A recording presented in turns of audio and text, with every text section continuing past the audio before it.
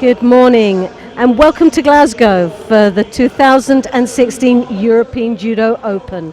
And I'm delighted to say this weekend, a one-day event here at the Emirates Arena in the city of Glasgow will host 28 nations, 217 competitors that will be competing over one day, both men and women.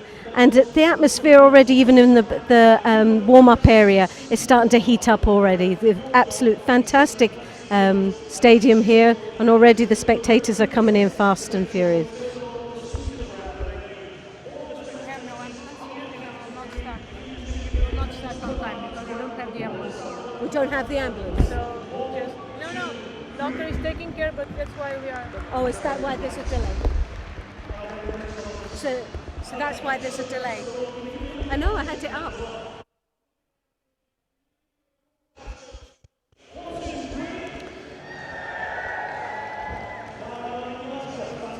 So on behalf of the European Judo Union, welcome. I'm Loretta Cusack-Doyle, and it will be a real day of exciting judo and some really outstanding performances. And we've got some wonderful competitors that will compete over the day, and all making that bid for the number one spot, and in some cases some of the major events that's coming up quite shortly. We've had just the Olympic Games, and I'm quite sure for a lot of these countries they will be trying to sort out the future, the next 4 years in a build-up to Tokyo. Now we're just a slight delay in the start, and apparently this is due to the ambulance service, and as part of our health and safety rules and regulations, an event like this cannot start knowing that we haven't got the medical commission in place here, the ambulance service that's from Glasgow, but I'm sure they're on their way. Hopefully they're not out on an emergency somewhere, but we're just holding up slightly due to that fact. So do stay with us, and I hope that you can bear with us and be patient enough.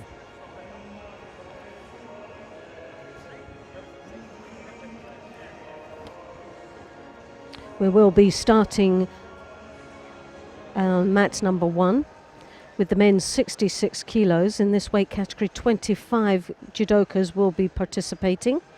And for Great Britain, one of the strongest competitors out there will be Samuel Hall. And but overall, I think most experienced competitor, and my thoughts would be the strongest competitor to win the category is David LaRose. Now, David LaRose is member of the Olympic team in 2012. Is an experienced athlete in his time, and just missed out in Rio. But here he's fighting here today, and most probably one of the strongest for a medal, or the gold medal.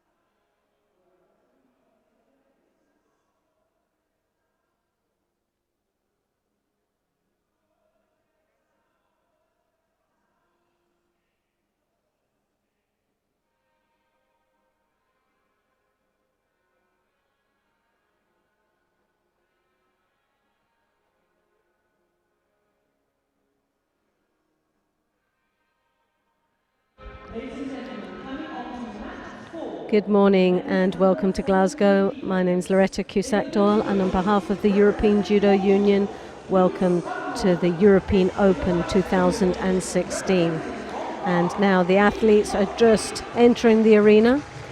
Emirates Arena here in the city of Glasgow. Fantastic facilities, wonderful atmosphere, and already the spectators are flooding in, creating that real flare of excitement out here. We're going to be going to mat number 1, which is the 66 kilo category for men. 25 athletes participating in this weight category, and overall we have 28 nations represented here, and we'll be delighted to say watching 217 judokas.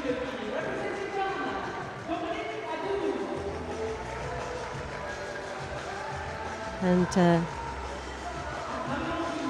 a lot of support out here for our spectators. And one thing that Great Britain over the years now have learned is how important the spectators are and the support for these athletes to create a wonderful performance out here.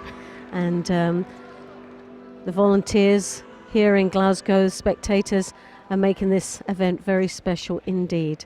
So as the athletes enter the mat area, we are watching mat number 1, Pena Artigas in the white from Spain, and Van Harten, the Netherlands, in blue.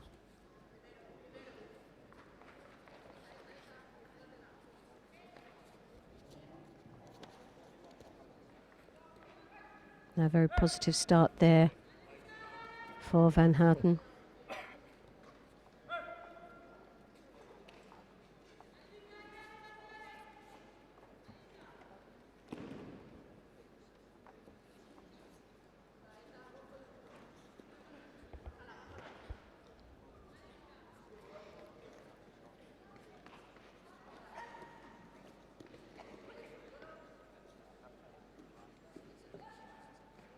Sangaku turnover there from the Spaniard.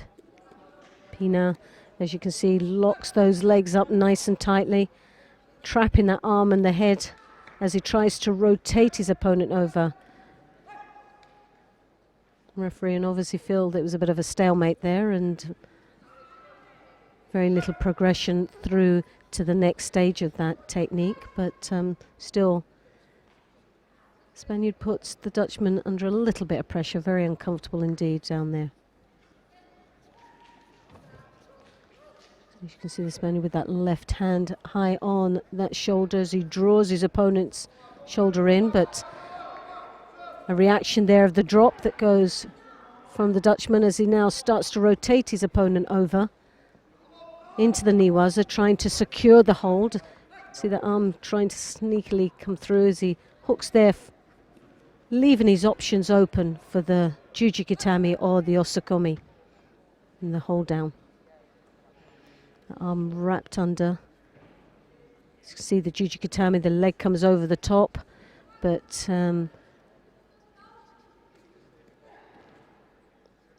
the execution of that Juji is going to be very difficult. He's got his leg trapped between his opponent's legs and wasn't able to get the leverage that he expected from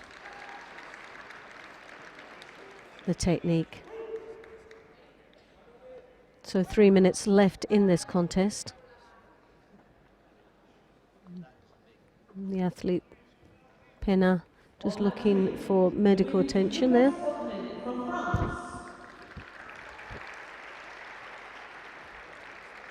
Possibly a nosebleed. Coming on to match 3 now, in the men's under 73 kilos. In the blue judo league, representing Germany, Julian Colai. In the white judo league, representing Brazil, Igor Pereira.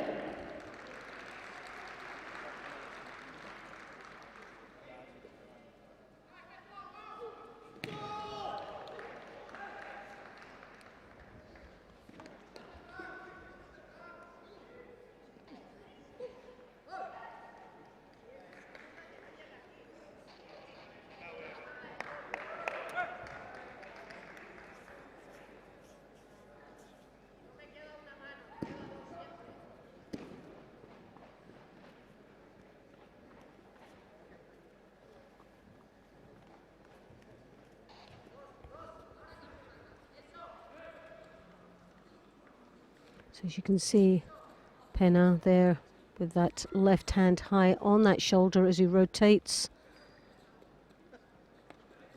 Van Harten's shoulder in. Once more Van Harten goes for the drop, Cianagi. More of a panic attack there as he tries to avoid that left hand that's on the shoulder from the Spaniard. Obviously feels a lot of pressure and a real threat. So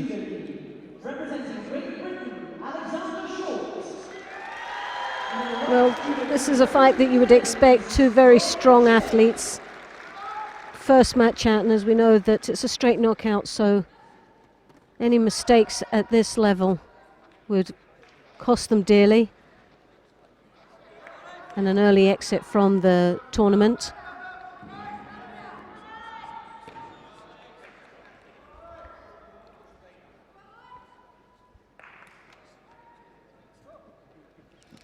First Shido now awarded to Van Harten.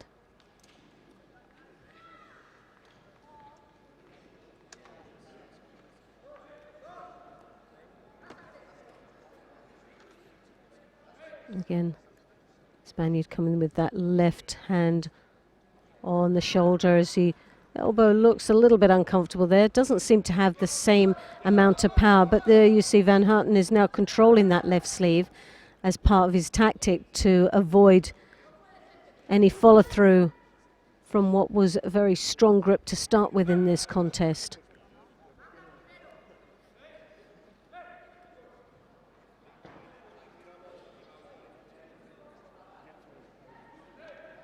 Well, Pena, Artigas again seeking medical attention. Not sure.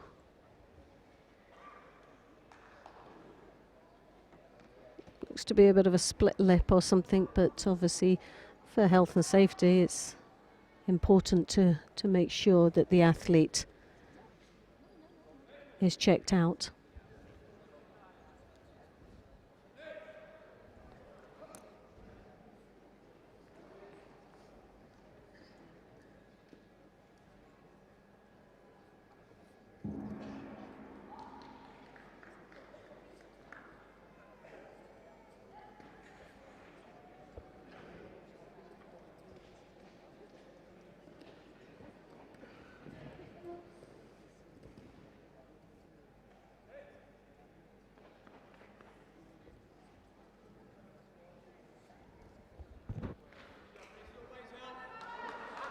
they've just joined us, I'm Loretta Cusack-Doyle, and on behalf of the European Judo Union, welcome to Glasgow for this 2016 European Judo Open. 217 athletes are participating today, representing 28 countries.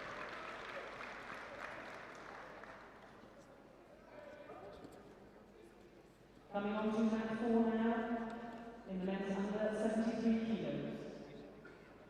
In the blue judo gi, representing Great Britain, Eric Ham. In the white judo gi, representing the United States of America.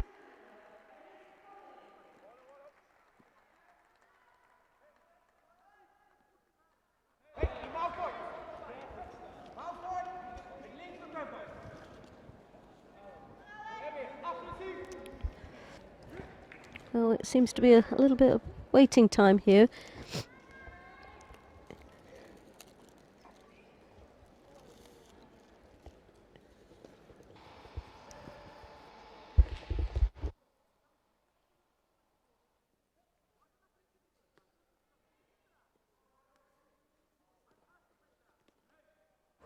We did see the fingers were strapped up heavily. Maybe they reinforced them, but no, it looks to be either a nose or a lip that's possibly been bleeding, and to avoid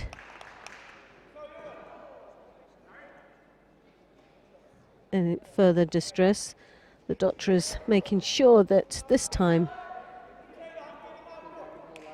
he's alleviated some of the problem.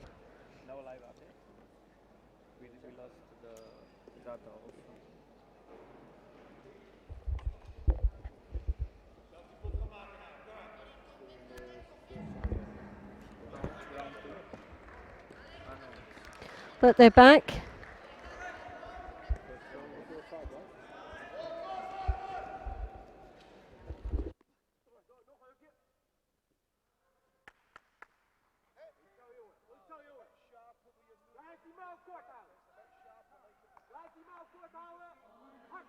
So we're now back in action again in this match, where we've got the last minute and 18 seconds left. Still only Shido on the board, but he's picked up his second one, which changes the dynamics of this contest completely, piling a lot of pressure on Van Harten.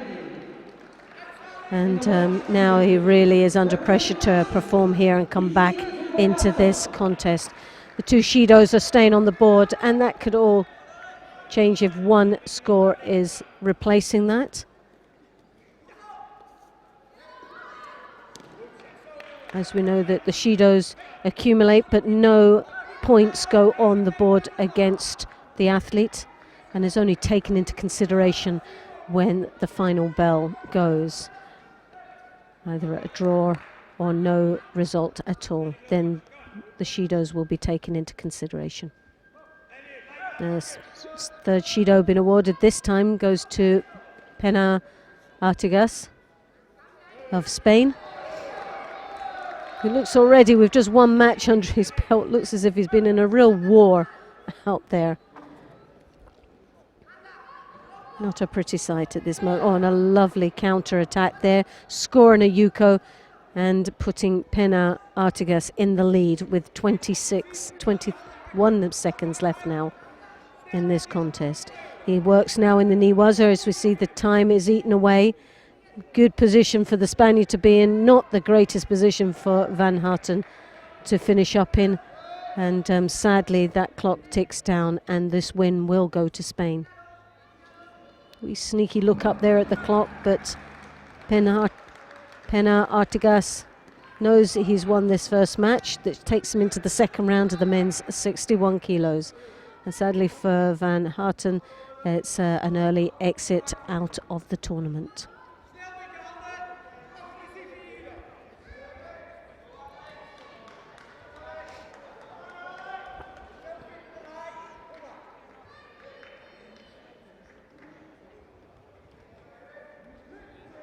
We'll go across to mat number 4, where we watch the men's under 73 kilos, just started. Eric Collin of the USA in white.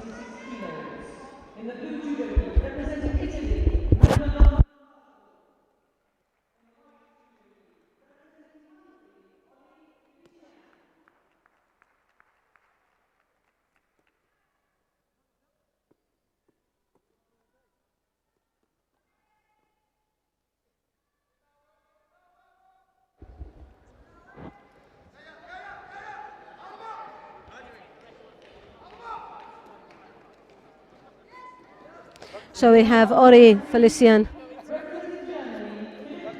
from Hungary in the white gi, Lombardo Manuel of Italy in the blue. And in the white judo gi, representing Canada, Lombardo, a right-handed grip there as he drops underneath his opponent. Score in a yuko, very generous, but I think it's going to be taken off. But yes, he's taken the yuko off scoreboard.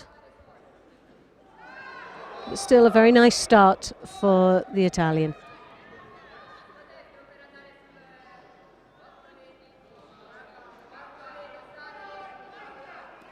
A lot of junior athletes here making their debut into the senior world of judo.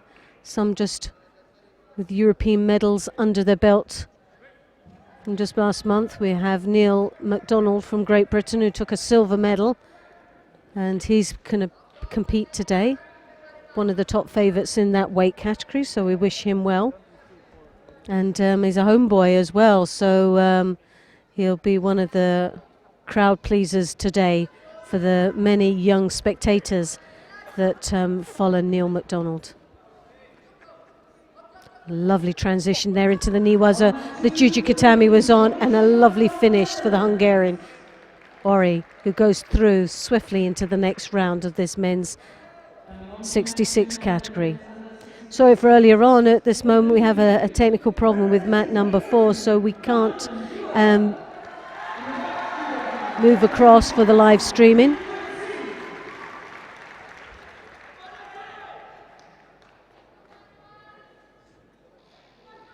But we have now coming for Great Britain in the white gi, Samuel Hall, representing Great Britain, and Jose Cition of Brazil in the blue.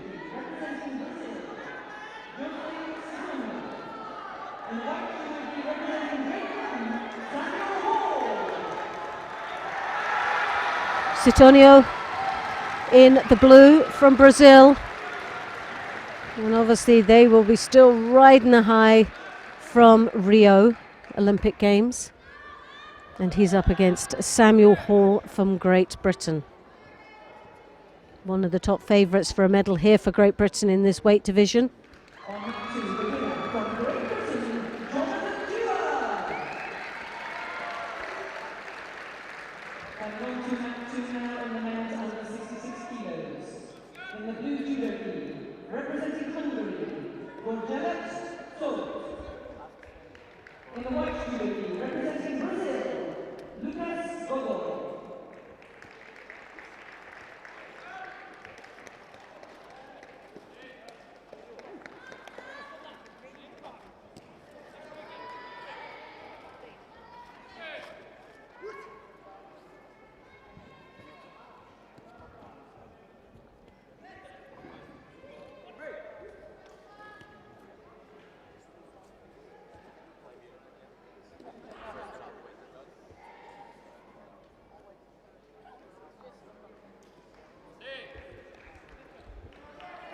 So 5 minutes these contests are. We're just in the first minute. No score on the boards at this moment.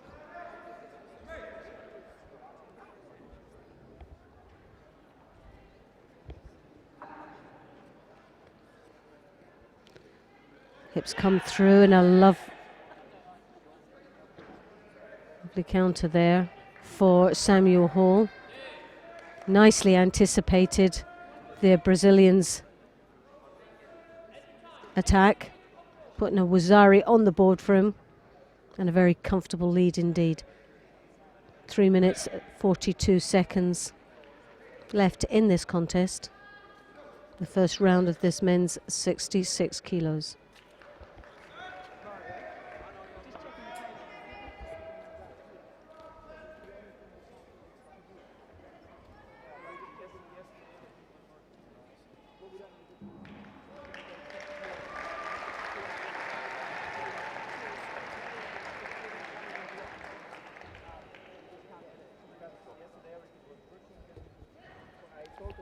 Now Samuel looking to get that leg out to secure the osakumi. He's tied up the head very nicely indeed, looking very strong, but that ankle still gives him a problem to get out.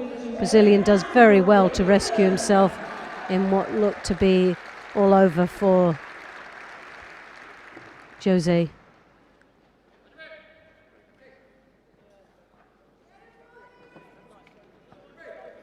Coming on to match 4 in the men's under 73 kilos. In the blue judo, An attempt of an attack there from Jose. Really struggling against Samuel. Very, very strong athlete. Great potential for future British judo here.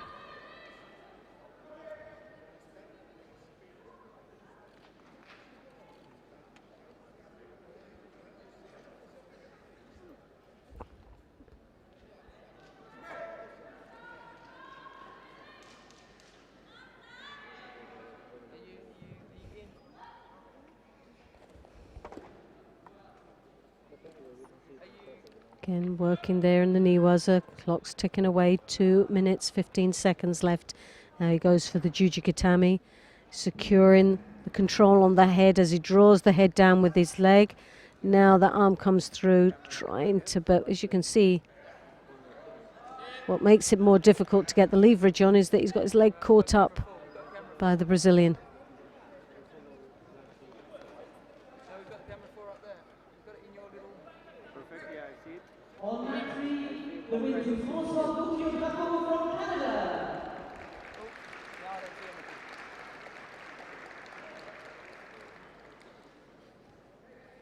So 1 minute 48 seconds left in this contest. Samuel Hall in a very comfortable position, but that looked a very uncomfortable position there, and Samuel's got to be very careful. That went right over the top of his head, which could have been anticipated as a head dive, but he rolled over, which is dangerous. He's got to be careful. That's for his own protection, that to protect not only the head but the neck. Any force in that position would have left him a little bit uncomfortable indeed, and maybe seriously. So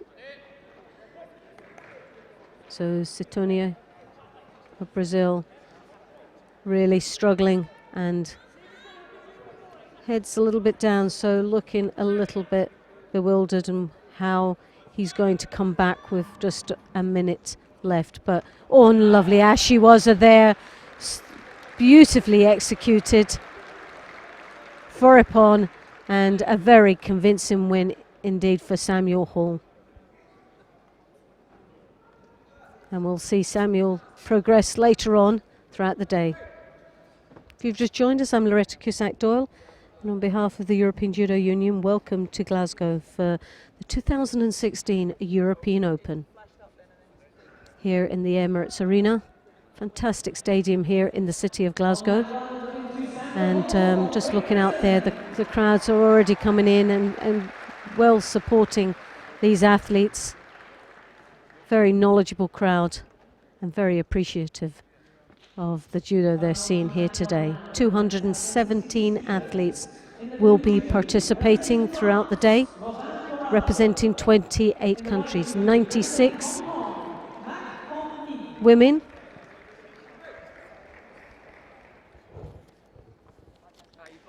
and 126 men.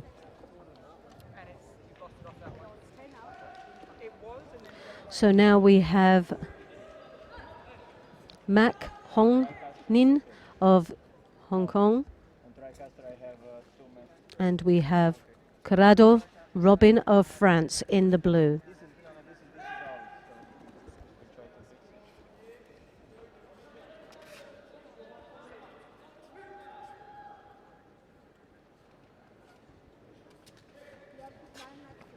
Yes, so we need to now nothing go up. And tell me when you're plugged in, please, Jack. Let's go directly to the TriCaster and that's it. No, I move now.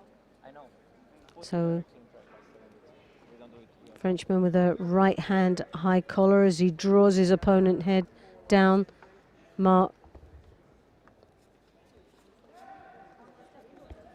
Mac here looking very uncomfortable, finding it very difficult to engage in this contest.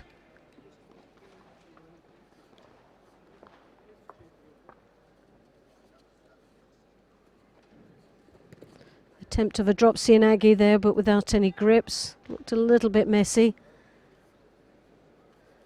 Obviously under a lot of pressure with the first Shido on the board for Mac. Really struggling with the Kumikata here. The Frenchman.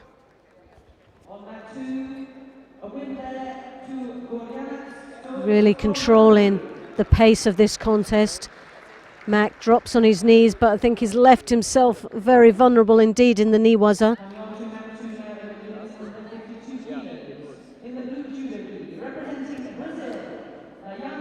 Well, maybe too quickly to respond there for a mate from the referee, I would have thought.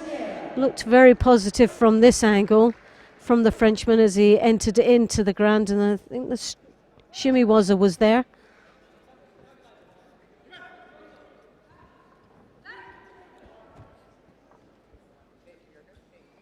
Well, the second Shido again goes to Mac. Really hasn't found any solution here from the strong grips and the engagement of the Frenchman. Corrado, who attempts a big Harai Makakomi. Mac does extremely well to get out of that. Well, halfway in this contest, the Frenchman has dominated up until now. 2 Shidos on the board for Mac, and really hasn't got a solution on how to counteract the Frenchman.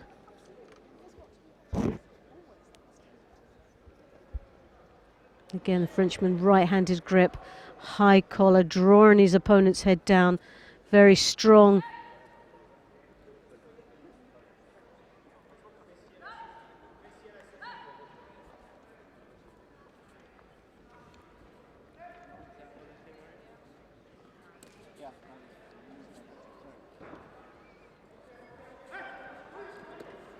Drops Sianagi there once more. We've been seeing Mac, he's done that several times. Some of them have not been very convincing, but that was a very good attack there.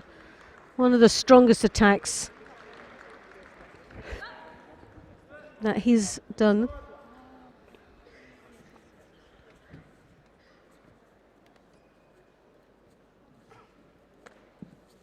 Well, those sweeps are starting to sound like more boots from this position here. The Frenchman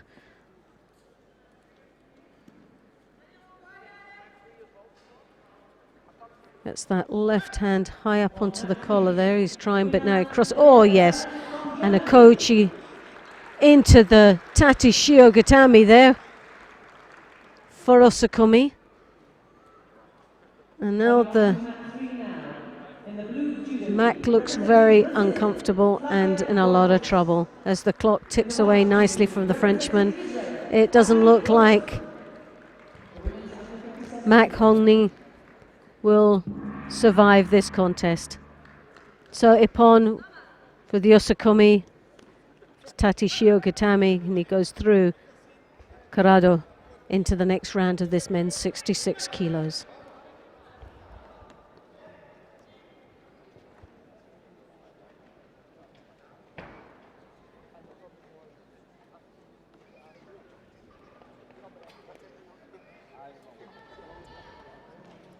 We'll go across to mat number 3.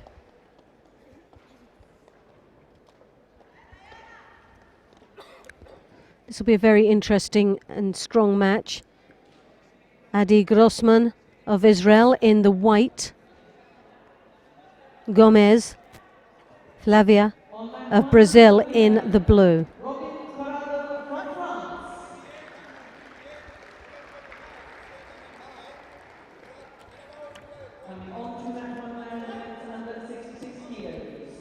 In the blue judo team, representing Mongolia, 57 kilos division, 16 athletes represented.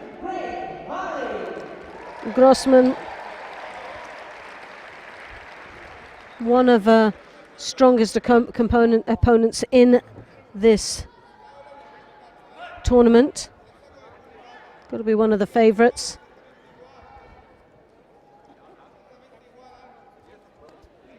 But Gomez there, not making it easy for Addy.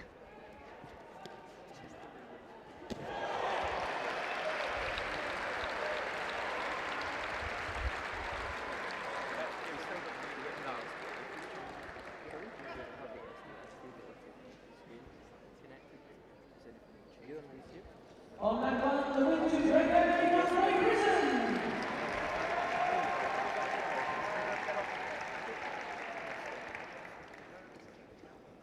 Coming on to match one now in the men's under 60 kilos.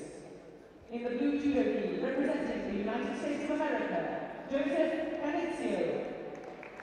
In the white judo gi, representing Great Britain, Neil MacDonald.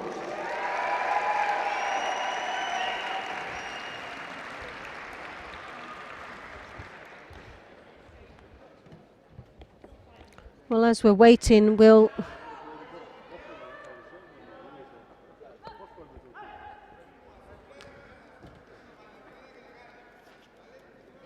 so one of the strongest. We'll go to map number 1 while the athlete on map 3 seeks medical attention. But we are here with Neil MacDonald, as we spoke earlier on.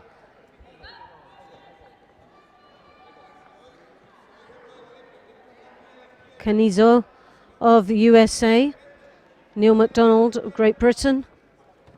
Great Britain in the white, USA in blue. Junior just recently won a silver medal in the Junior European Championships, Neil MacDonald. Fantastic performance.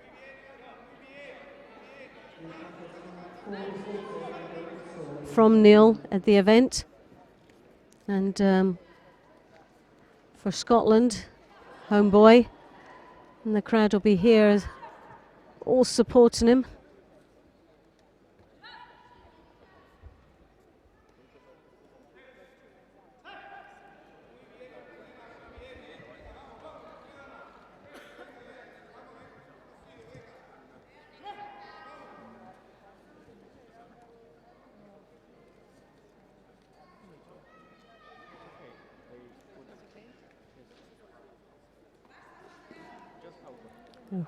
A wide variety of techniques. Neil MacDonald has a great repertoire.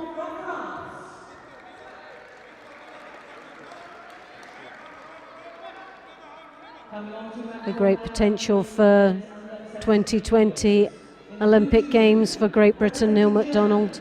I know it's still 4 years away, but this young man's been knocking on the door for a wee while now, and goes from strength to strength as the years go by.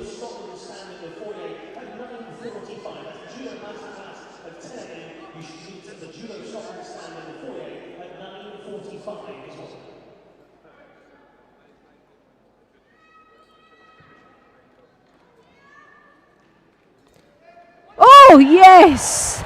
Oh, well, that was a fantastic wake up for this crowd.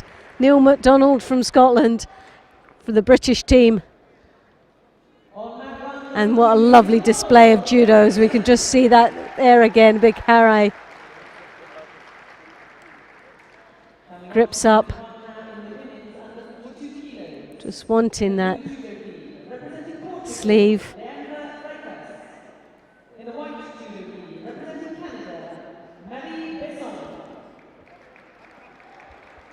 Well, that was a lovely start,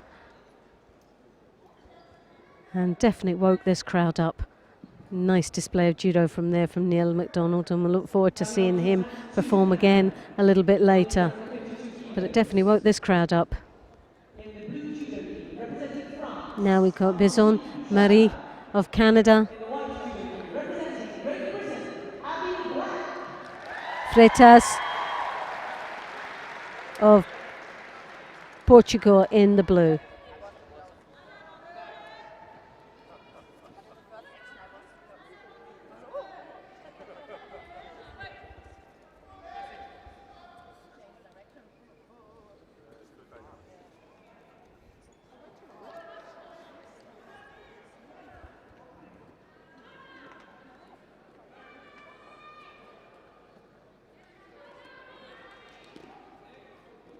An attempt there. Freitas looking for the wrap there, as you can see.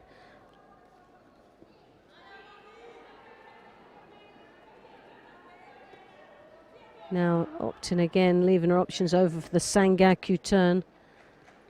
Legs tied up very nicely indeed, working herself away round her opponent. Doesn't just seem to have enough power to generate her opponent over, but she's working on it, and the referee's doing extremely well to keep this alive. She knows what she's doing. But the Osakomi she was attempting, but it wasn't far across enough to class it as Osakomi.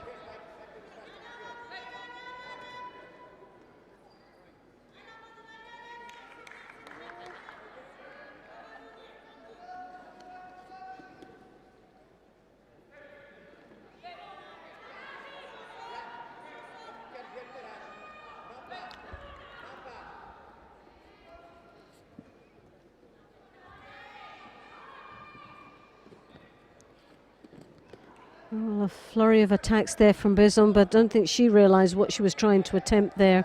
It went from a Makakomi and then lost control, and then trying to change direction, and finds her now herself in a very uncomfortable place in the ground. Once more, Freitas working her magic down there in the ground, trying to secure that Jujikatami, but as you can see, the leg is caught up, so she'll lose the effect of the Jujikatami just due to that leg being caught, and the referee knows that. Again,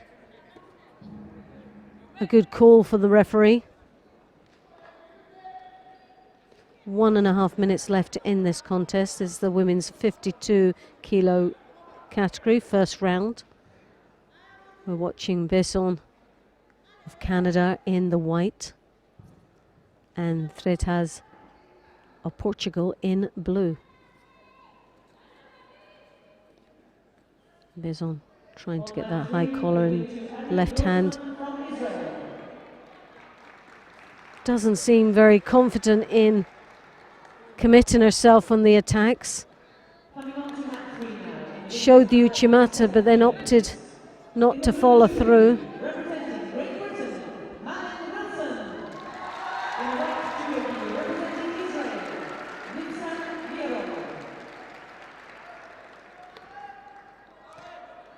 Again, Freitas, nice bit of niwaza there. Very technical down in the ground, very comfortable and confident with it. As she now again piles the pressure on Besson.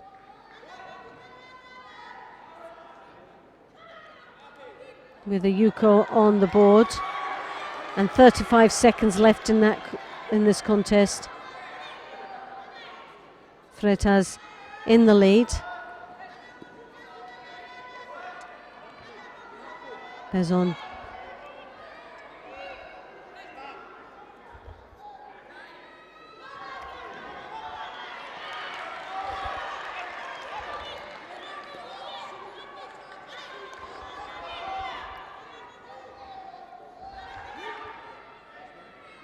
So 12 seconds left.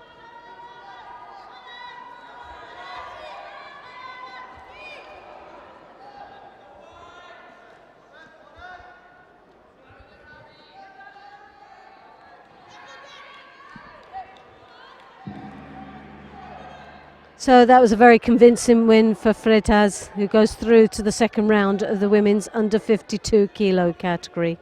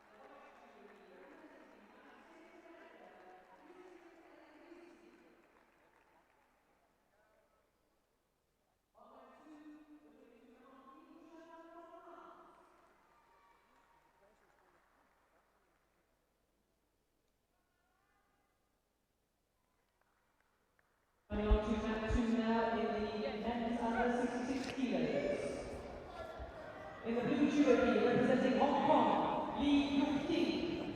In the white judo gi representing France, Alexander Mariette.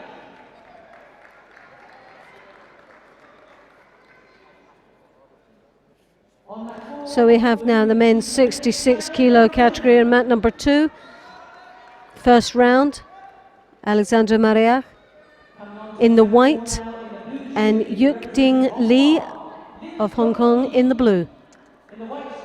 This is the first round of the men's 66 kilo category.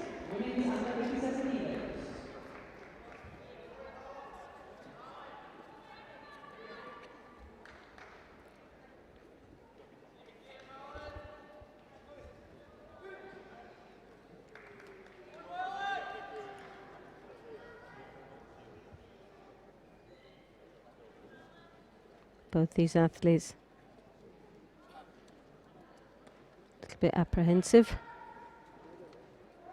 very cautious indeed in engaging in one another. Strong grip there, that right hand high over on the collar, coming in for the sumigeish. Scoring a wazari there for the Frenchman Mariac in a very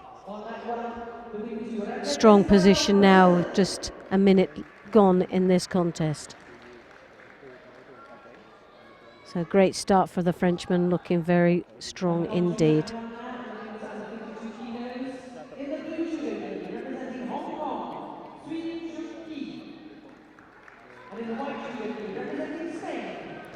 Mariac there looking for an opportunity in Niwaza and decides not to engage.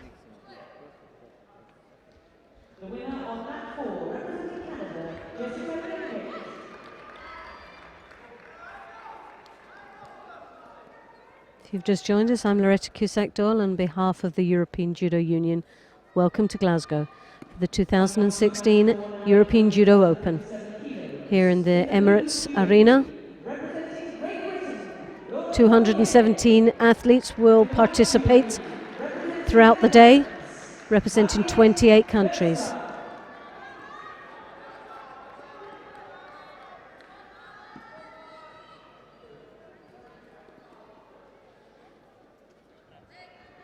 Alexander Mariac there, very strong indeed.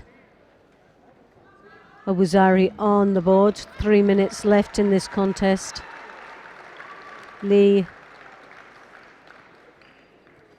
desperately trying to find an opening here in this contest, hasn't really had any opportunity to take control or to threaten the Frenchman in any way.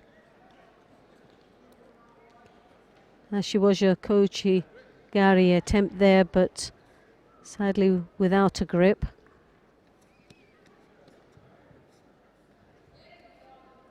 Frenchman obviously not particularly happy in going down into the Niwaza. Several opportunities there, but chooses not to engage in the ground. Drop Sianagi there, but lost a little positioning as he went to rotate.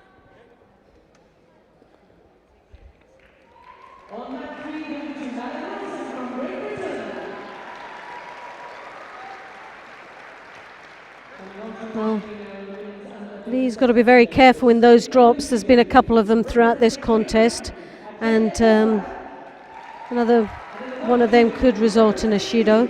He's already got one on the board. 1 minute and 55 left in this contest.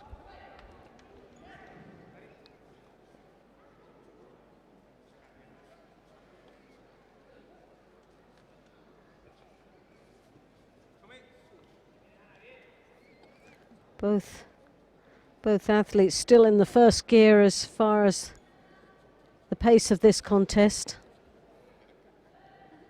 Strong grips from the Frenchman. Obviously in a very good position in this contest with a wazari on the board. And obviously feels that it would be foolish to sacrifice other than just maintaining the control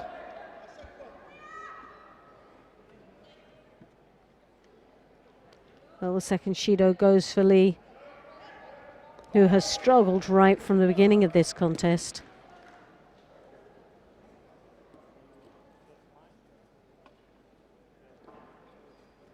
On mat 1, the win to Ana Perez from Spain.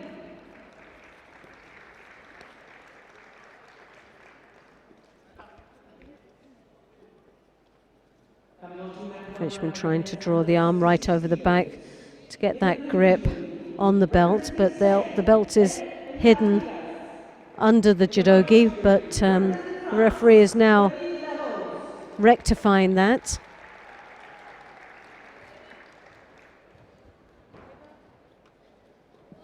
"46 seconds left."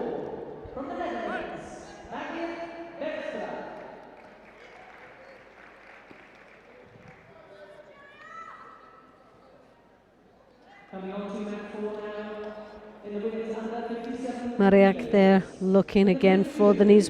So this is the first time he's really engaged down in the ground. Looking very busy indeed, but whether it's a ploy just for the clock to tick away, but he's looking to draw that arm out for the juji.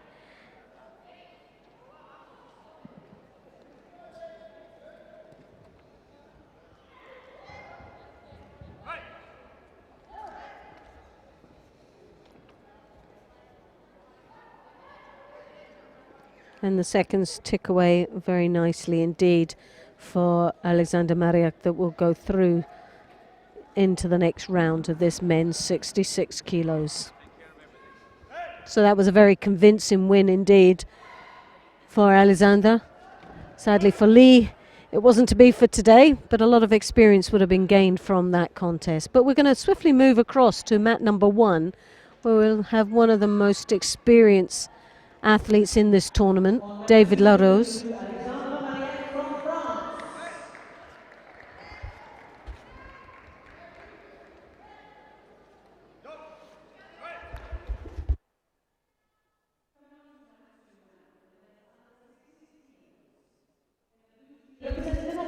As we saw earlier on, Pina Artigas defeating Van Harten. A very convincing win there. Has already got one match under his belt, which have blown away the cobwebs and obviously taken away the pre-match nerves that most athletes will experience. Never know how your day's going to go until you've actually had your first match away. And we have David Larose, had a bye in the first round.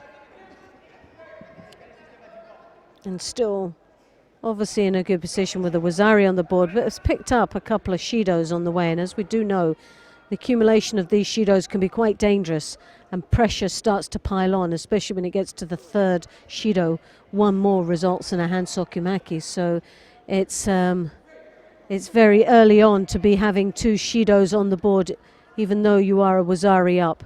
This could all horribly change for David Larose. But we do know he's a very experienced fighter, and I'm quite sure would not come all this way just to lose out through something that's really down to experience, a lack of experience of an athlete rather than a very experienced athlete.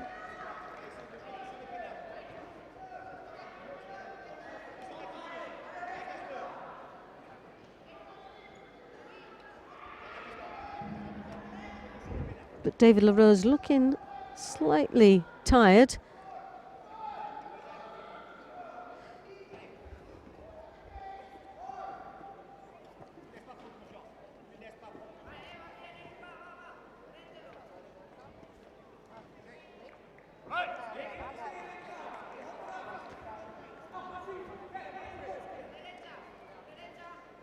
On mat 3, the win to Ana Rigetti from Italy.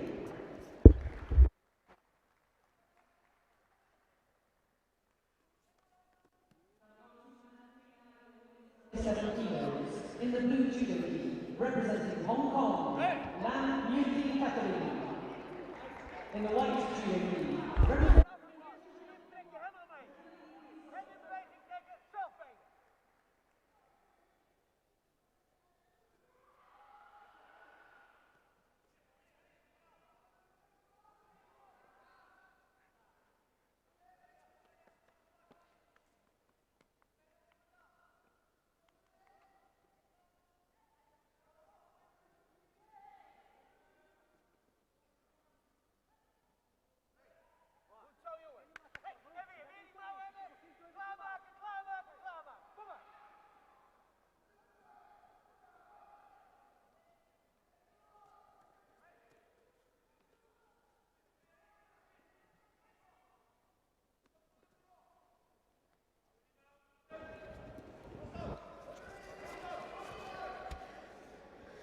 So still 2 Shidos on the board with a Wazari from David LaRose.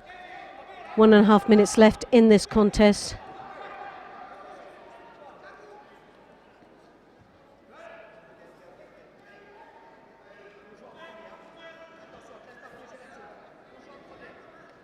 On mat 3, moving to Jacqueline Lisson from Germany.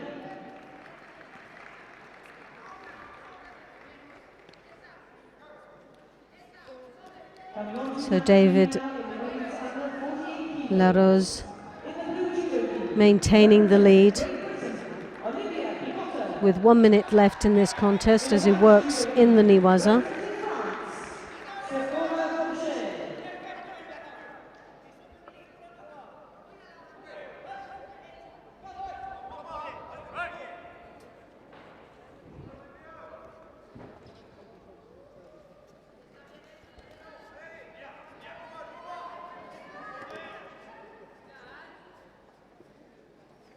On mat 4, moving to Judo from Great Britain.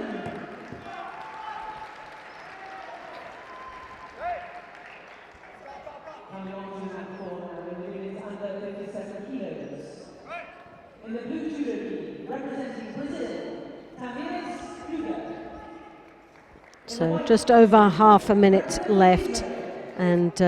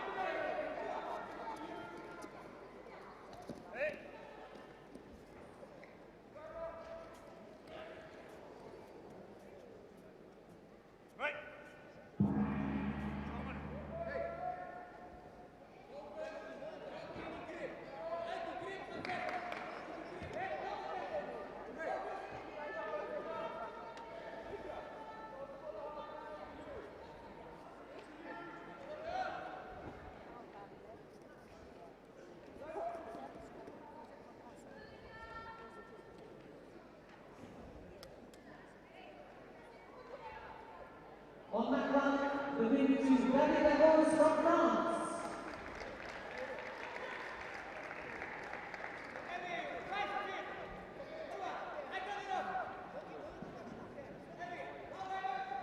Coming on to mat 1 now in the blue judo gi, representing Great Britain, Samuel Hall. In the white judo gi, representing Hungary, Omi Felicia.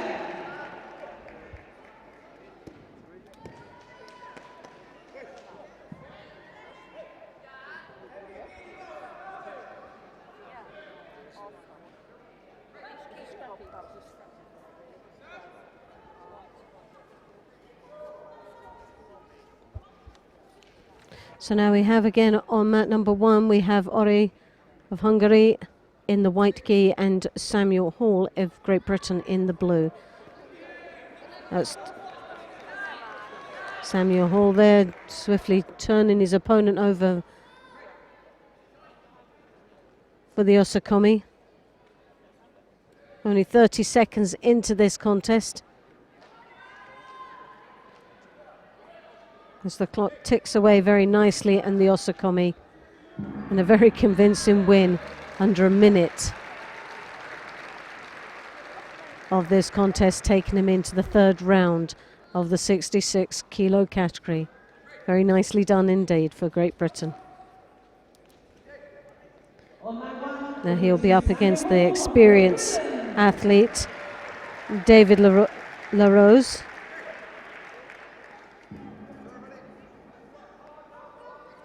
So that'll be a very interesting match indeed later on. In the blue judo gi, representing France, Romain Gallardo. In the white judo gi, Tifgraba representing Austria, Andreas of Austria in the white gi, now approaching on mat number 1. Carrado of France in the blue gi.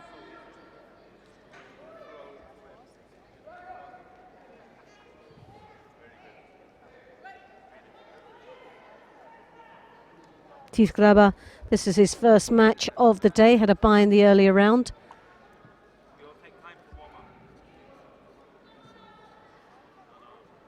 On mat 2, the winner to Gabriel from Brazil.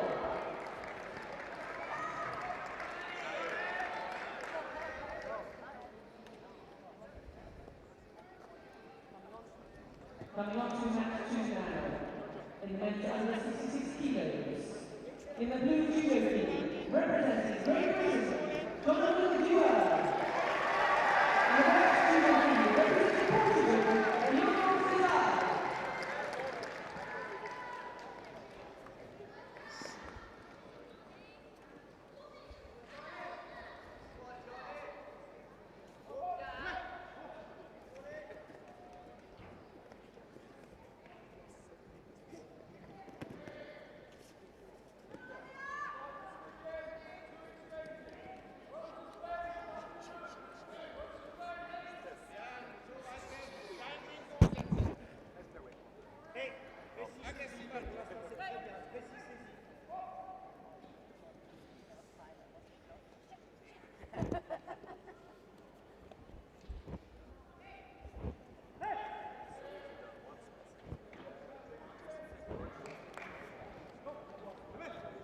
Robin Carrado, as we saw in the earlier rounds, very convincing win. 22 years of age.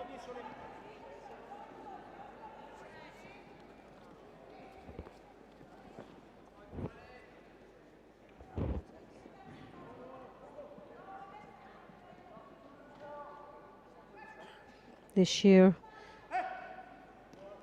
picking up a bronze medal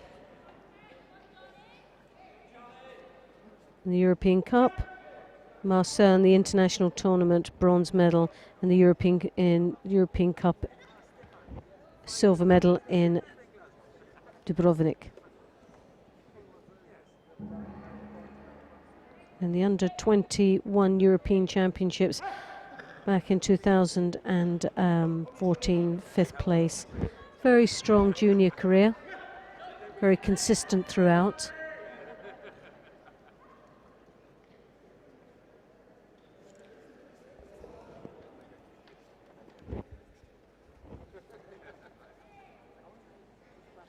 On that 3, the winner to Sephora Porsche from France.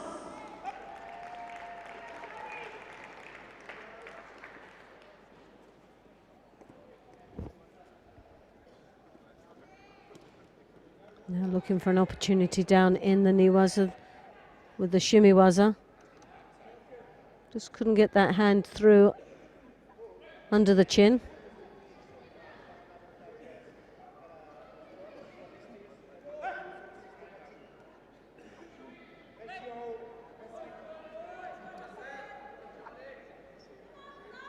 Tiefgraber looking a little bit uncomfortable there as he got back up onto his feet, struggling against the grips here of the Frenchman. Doesn't seem to have really had much of an impact in this contest. There's the slight height advantage, but as he reaches the arm over, gets caught from the Frenchman with the kochi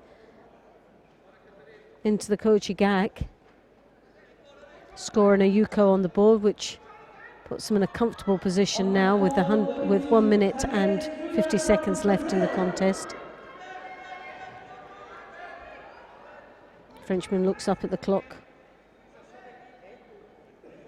Still a long way to go though to hang on with a yuko. But the Austrian looks very uncomfortable.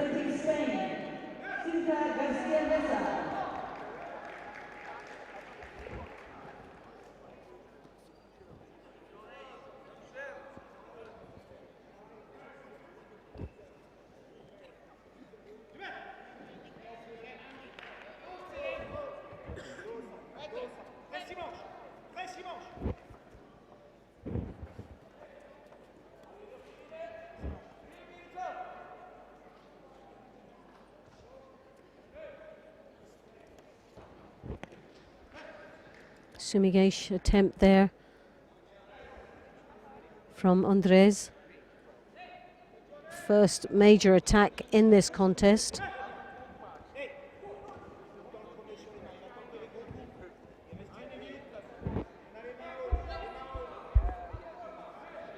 Andres, 1 year older than his opponent, 23 years of age.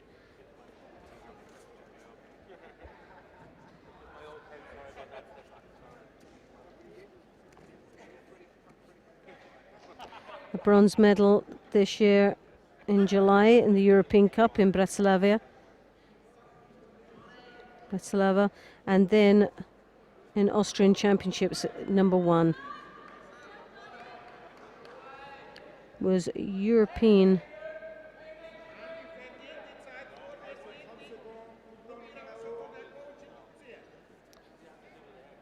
back in 2015. Took a 5th place in the under-21 European Championships. So like his opponent, Corrado, a good junior career. Very consistent.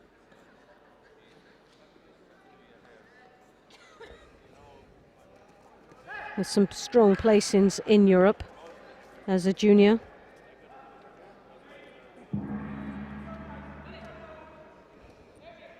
But the win goes to Corrado with the Yuko into the next round of this men's 66 kilos.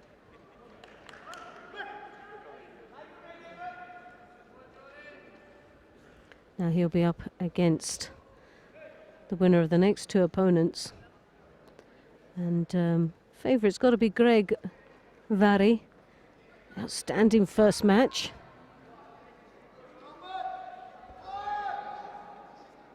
That brought him into the second round. He'll be up against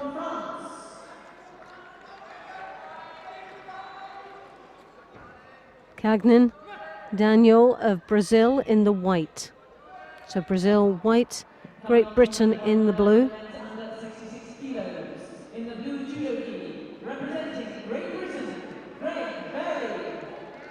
In the white judo gi, representing Brazil, Daniel Patti. Well, he looks very confident, Greg, as he comes onto the mat. And rightly so after his last performance. First fight of the day was a real crowd pleaser. Disposing of his opponent very swiftly indeed to take him into the next round.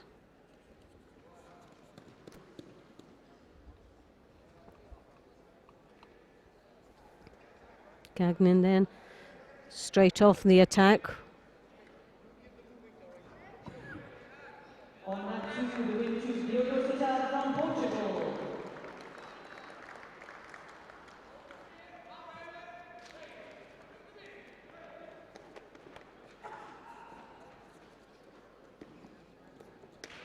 Coming on to mat 2 now in the men's under 66 kilos. In the blue judo gi, representing Hungary, Gorjanas Jod.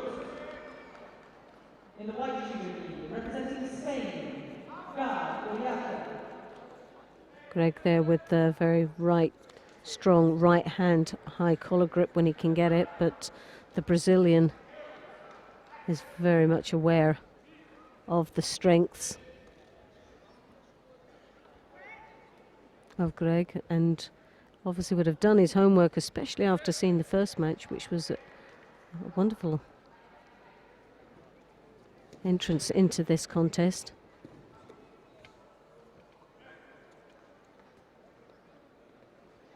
Greg now looking for an Iwaza opportunity.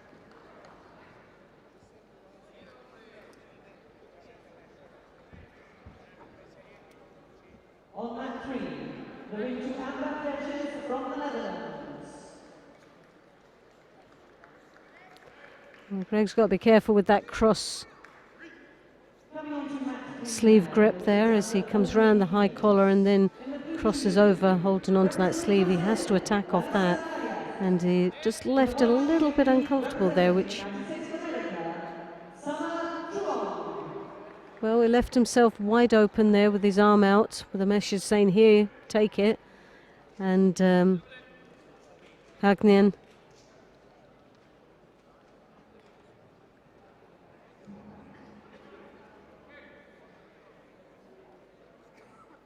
I thought it was a mate, but he left his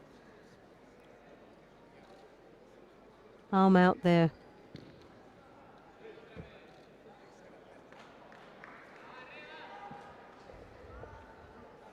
On my screen, I didn't see tapping. I'm not quite sure, but I thought at one stage it was a mate, and then the arm lock was executed, which gave him the ippon the referee called, but I wasn't sure whether he'd called the mate before, because it just seemed a little bit of a pause. But obviously not. No mate was called before the ippon, but he left his arm out there with a big message anyway, saying take me, and that's exactly what the Brazilian did. Took it with full force and took himself into the third round of this weight category, under 66 for the men. A very valuable lesson there to be learnt for Greg. Sadly, it was on home turf, but now we have Maric of France.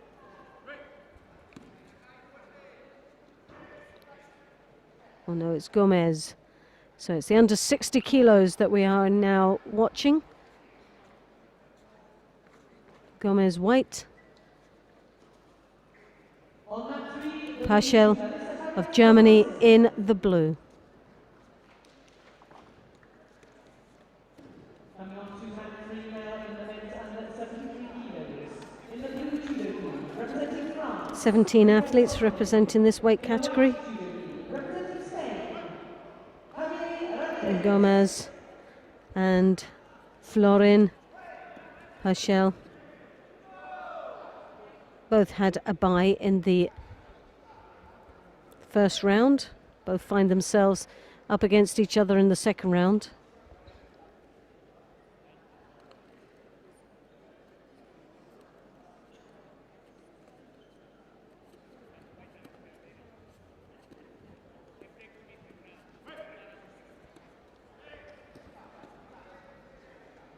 Gomez, very experienced fighter in this weight category.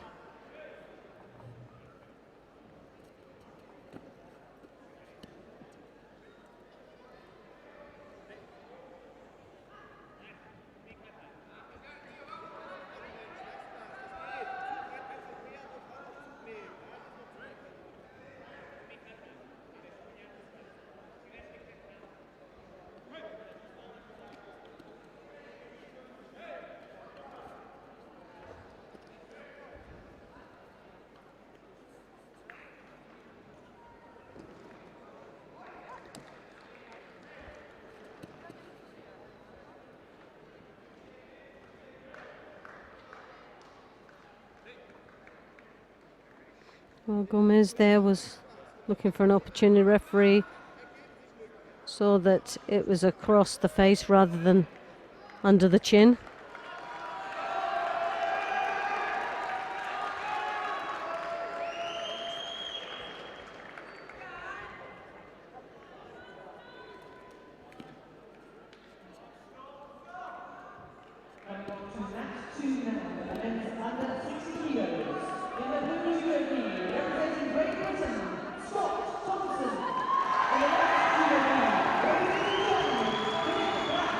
Well, it's nice to hear this crowd have woken up and supporting these athletes here today. Which makes such a difference for the feel of a stadium as big as this one is, 4 mat areas. The Emirates Arena hosting many very special events, sporting events such as the tennis. Not very long ago, Andy Murray was playing.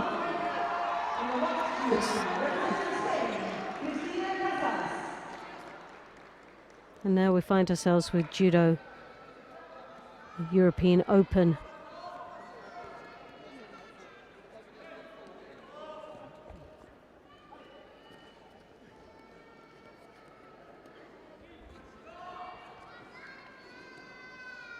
Well, Gomez here, very experienced, 25 years of age.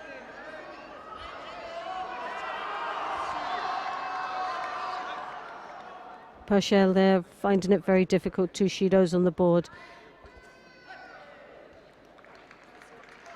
Trying to look for every opportunity he can to engage with the grips, but Gomez really having this contest under control, dominating throughout. Gomez this year in the Grand Prix in Zagreb took a bronze medal. The European Open gold in Tallinn.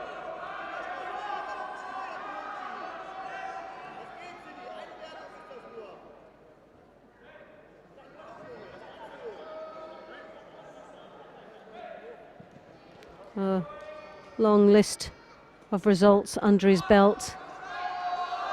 Again, a top favourite of a medal here on paper. Based on his performances throughout the year, definitely on form and looking very much the stronger of these 2 opponents.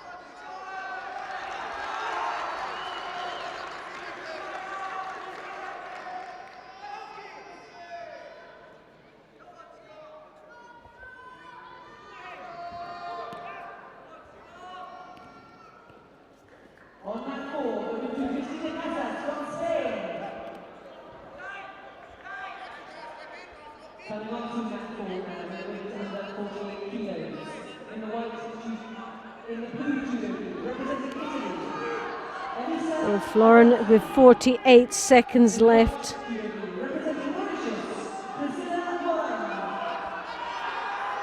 Really has to find something special now if he wants to stay in. He's got 2 Shidos on the board.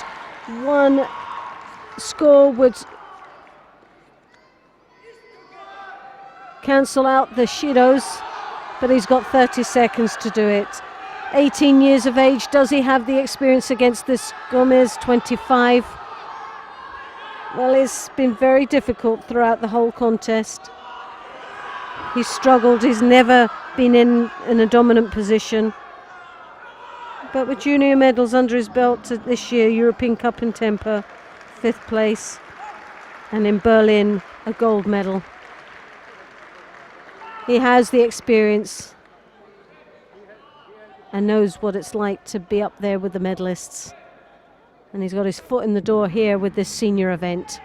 But he was up against a very strong, but much more experienced, 7 years his senior today.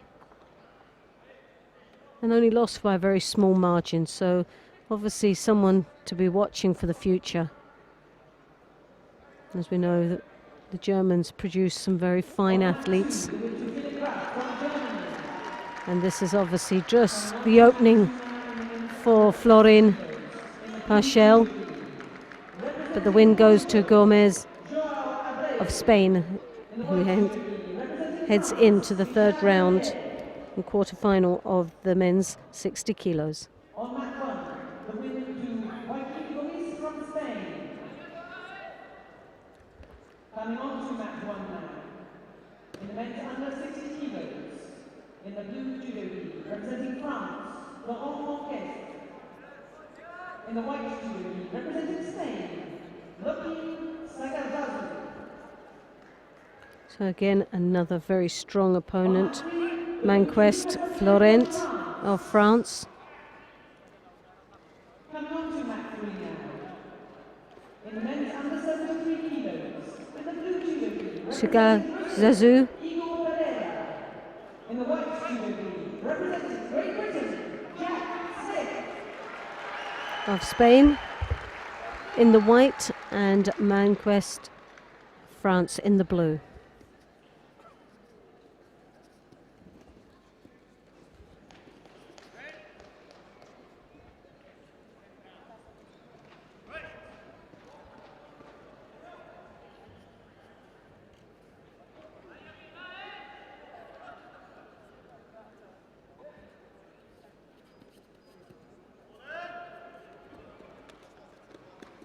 Lovely attack there.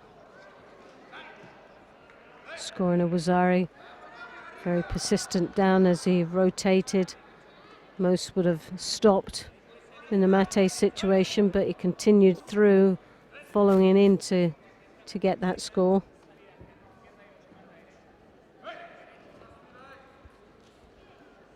"22 years of age, Florent Manquest." As he attempts the Tomonagi there, Yoko Tomai.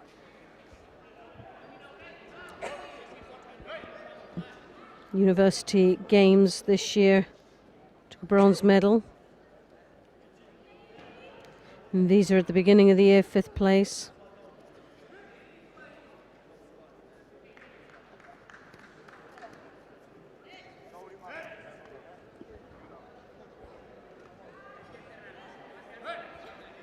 "22 years of age."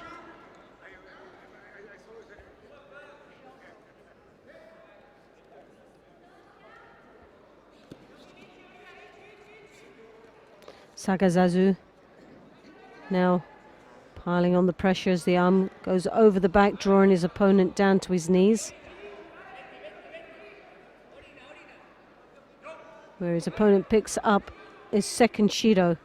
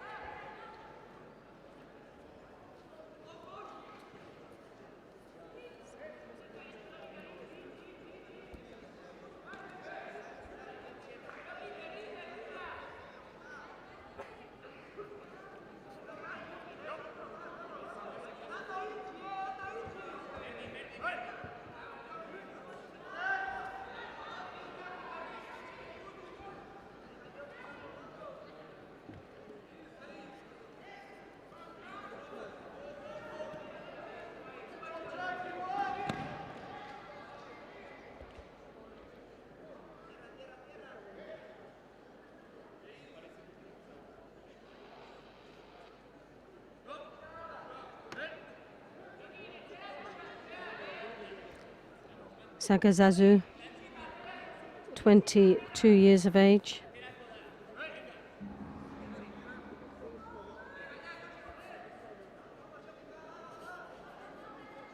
Spanish champion, 3rd place. European Cup in 2011, a gold medal. Strongest result that we have at this moment. The win on mat 4 to Elisa Adrasti from Italy. But the comfortable lead here has got to be with Manquest, with a Wazari and a Yuka on the board. In the blue judo gi, representing the Netherlands, Kim Akker. Very flexible White judo gi, representing athlete as he attempted the Uchimata there.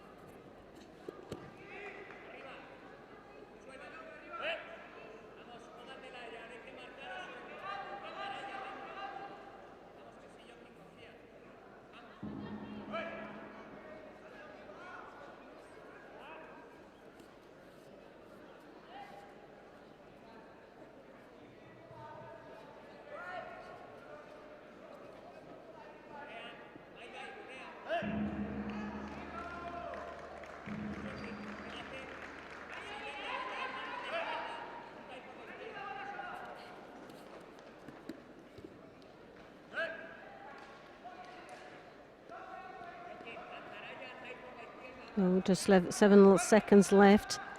A Wazari Yuko on the board for Manquest. A flurry of attack here from the Spaniard, but I think he's left it there a little bit too late, and that frustration has now just been displayed out there on the tatami. But no doubt that Florin Manquest goes through to the next round of this tournament, and with a very convincing win indeed. On mat 3, the winner from Brazil, Igor Pereira. Coming on to mat 3 now, in the men's under 73 kilos. In the blue judo gi, representing Germany, Philip McAdee. In the white judo gi, representing Brazil, Eduardo Barbosa.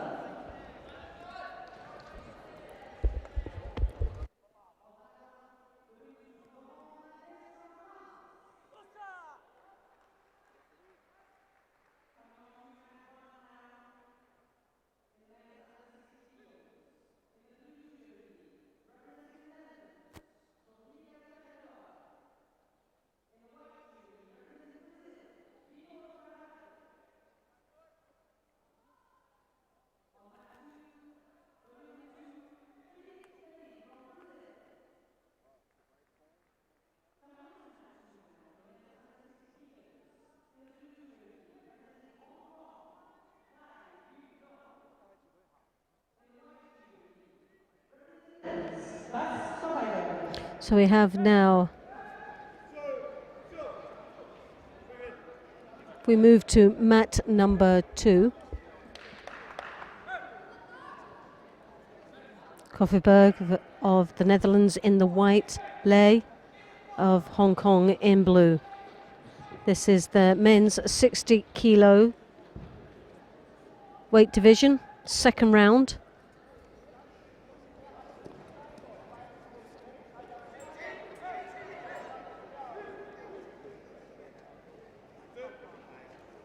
This is the bottom half of the draw. 17 athletes participating. Both these athletes had a bye into the second round, so this is their first debut onto the tatami here today.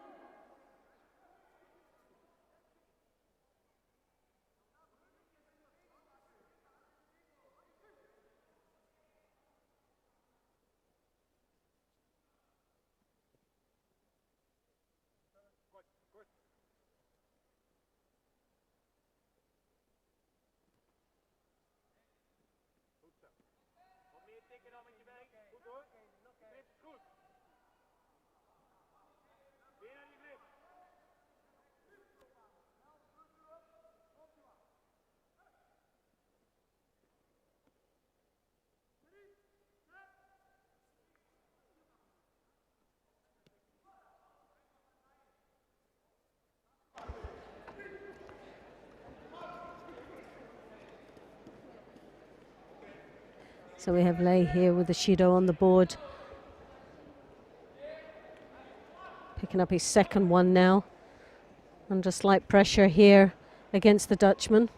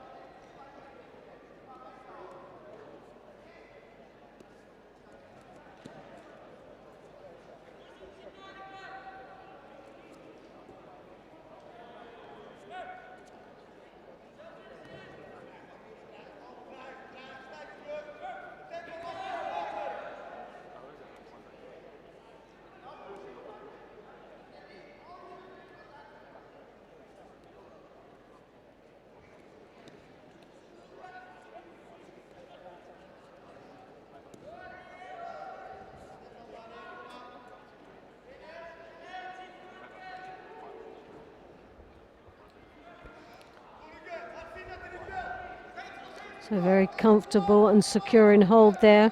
The Sangaku turn into a Sukomi, taking the Ippon win. Well, it was just a matter of time, though, that Lei were picking up the 3 Shudos. One more would have resulted in Hansokumaki, but with still a minute and a half left in this contest. Kofferberg goes through to the next round of the men's 60 kilos and the bottom half of the draw.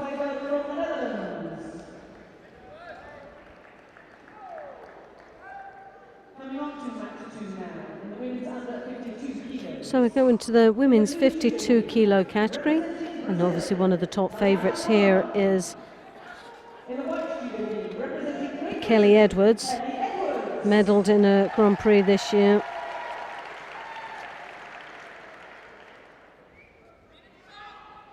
Up against the Brazilian Coleman, who defeated in the first round Gomez Serrera.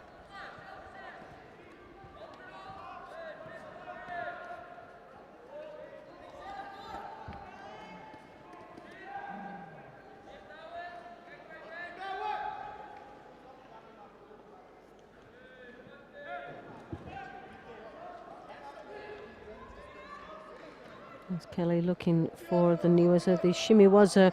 Not sure if it's on at this moment. It looks to be uncomfortable, but the referee is called Mate.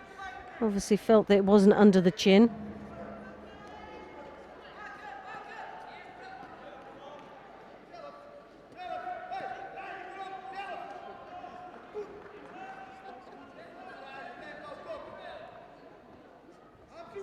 Kelly Edwards, 25 years of age, representing Great Britain.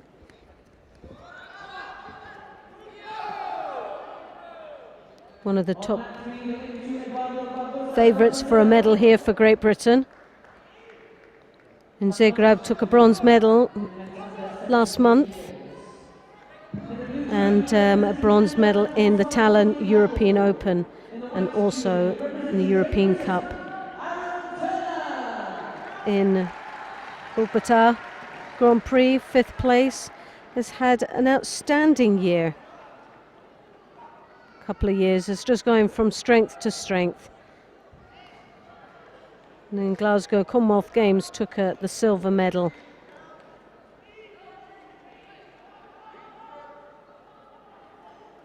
On that one, the win to Konika Chakadua from the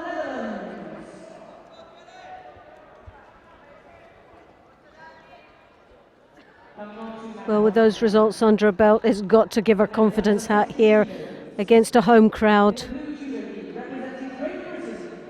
that have been a great support for this young lady throughout the years following her career. But I think she's been upstaged just in the mat number 1 by the approach of Neil MacDonald, current European silver medalist, junior European medalist, who woke the crowd up in the earlier round.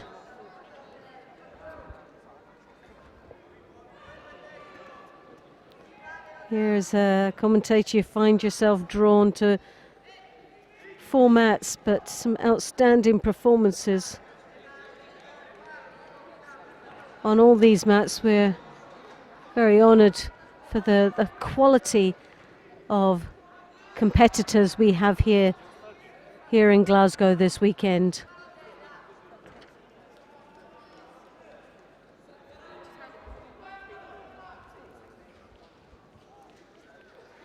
Kelly struggling a little bit with the lower sleeve grip, which the referee won't let go for too long because it's looking very negative.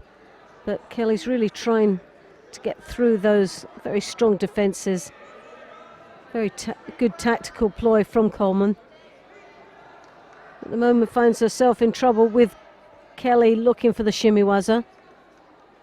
Again, the opportunity wasn't there to capitalise on it.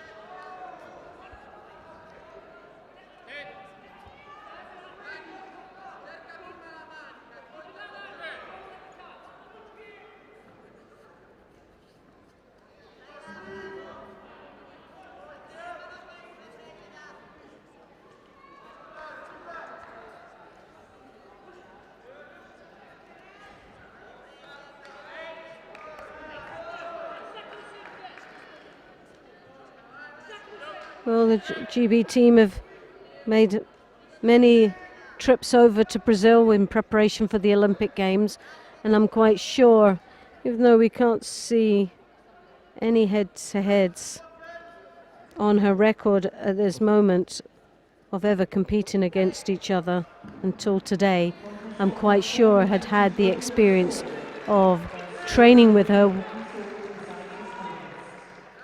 at some stage. But the win, based on the 2 Shidos that were awarded to Coleman earlier on, goes to Kelly Edwards, and we'll see her a little bit later on.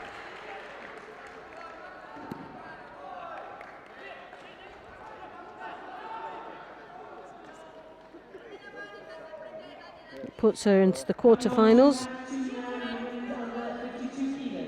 and she'll be up against the winner of the next match, which is Rubenstein of Norway and Blavia of Belgium in the blue. Norway white, Belgium blue.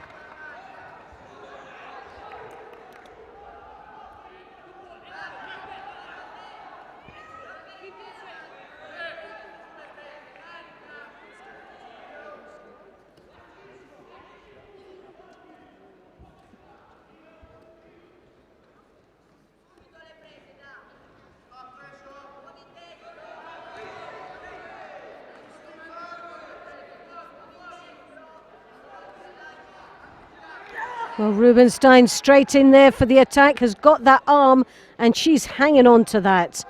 Lost it slightly, slipped from under, below the elbow.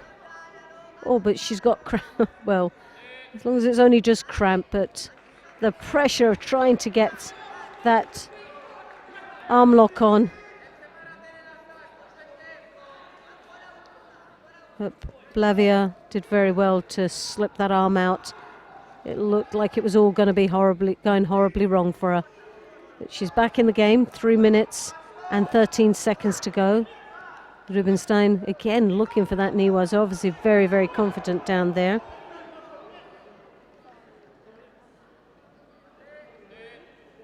And Norway has always produced very strong fighters indeed.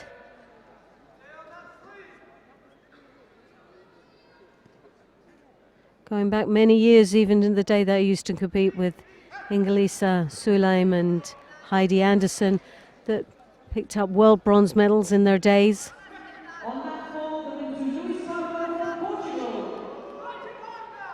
And contribute, I'm quite sure, still to the development of Norwegian judo, along with other people that we know very well, such as Neil Eckersley, Olympic bronze medalist, who's over in Norway. And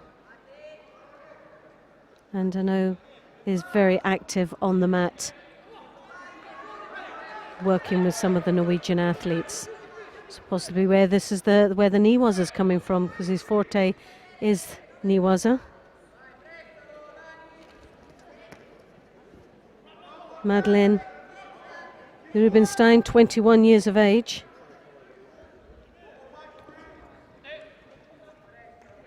She's trying a very strong performance out here today. Got 5th place in Tempe this year. European Open in Tallinn, 5th place. Nordic Championship, she's number 1. Swedish Open, a gold medal.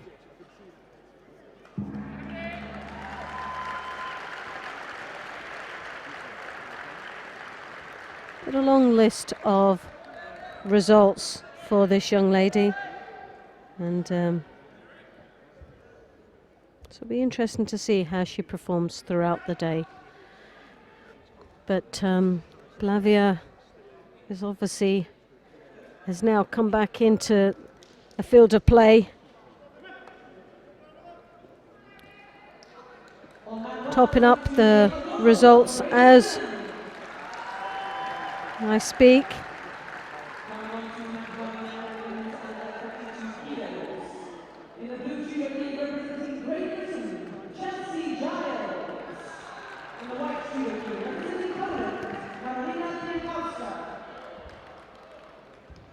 And again, looking in the Niwaza. Well, Blavia just needed to warm up, and that's what it looks like with a Wazari and a Yuko on the board.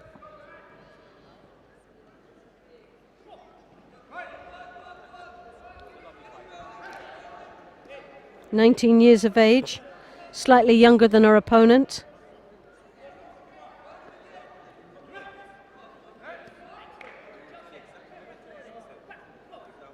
This year, under 21 Berlin, took a bronze medal in the European Cup. Also, so far it looks like she's got 3 European Cup medals.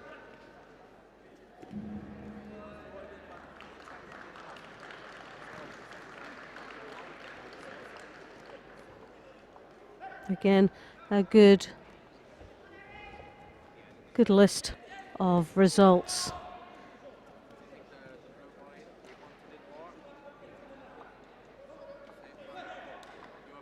Very experienced at this level. One of the debuts into senior judo. Still very much a junior at 19 years of age.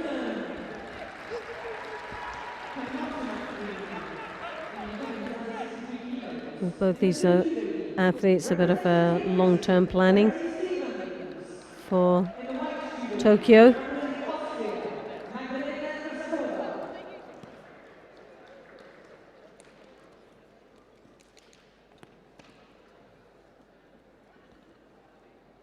Well, Blavia there, quite comfortable to stay in Niwaza as the clock ticks away and the win takes her into the next round.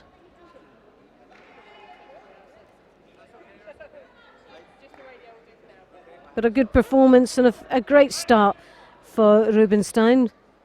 Niwaza very, very confident down there, and definitely there's areas of improvement, but great potential for Norway.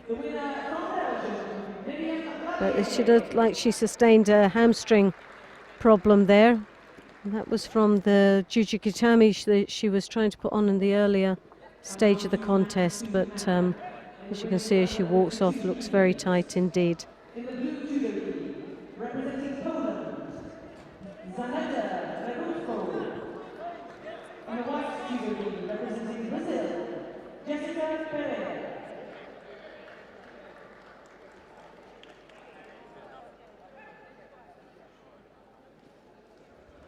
Now Jessica Pereira of Brazil, just approaching the mat now in the white gi.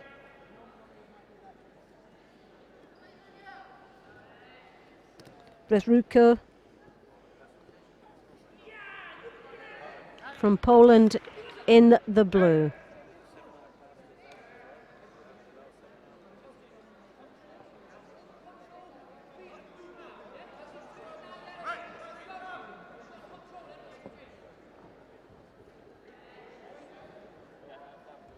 So Zanetta there as she's tying up her hair, glamming herself up.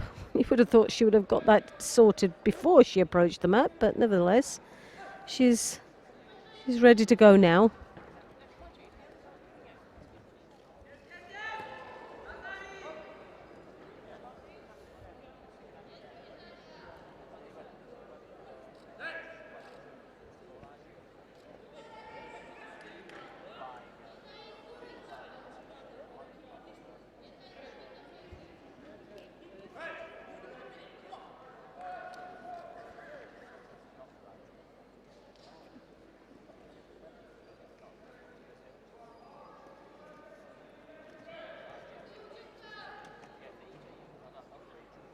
Well, Pereira looking for the Niwaza, the Sangaku turn over there.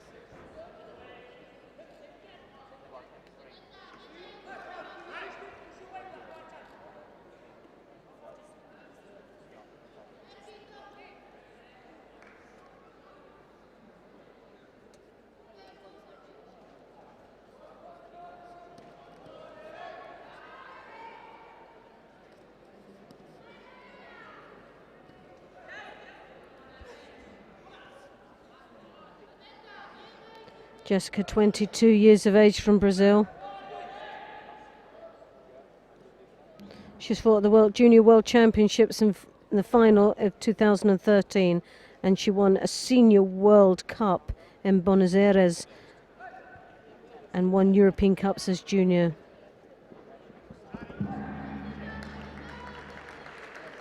And has won the Pan American Junior title.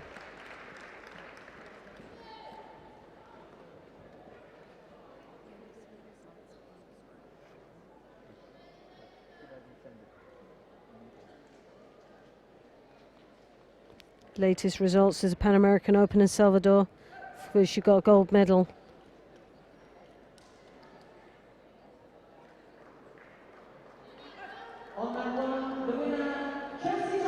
And the PJC World Cup in Buenos Aires, a gold medal.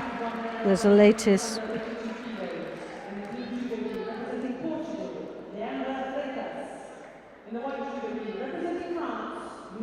And she's looked there again for the Sangaku turnover, trying to tie up that arm.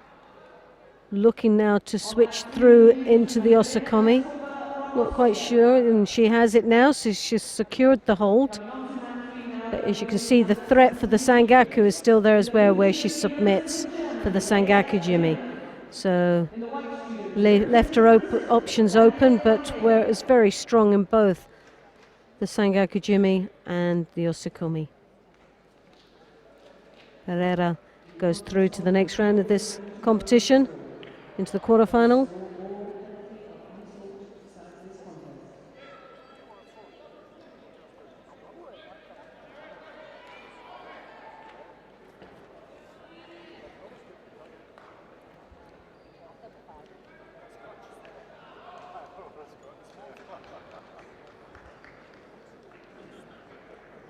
Bouchard now coming up into the arena. Well, she had a very rocky start in her first round, where she was up against Abby Blackie. And at one stage, Abby was leading, but sadly, the experienced Bouchard kicked in, and just in the last seconds, Abby lost that lead and sadly went out of the contest. But a very tough round for Abby Blackie. But now see Bouchard here in the blue gi. Cifuentes here of the USA. And the Americans will be riding on a real high after the Olympic Games there, where we had 2 Olympic medals there.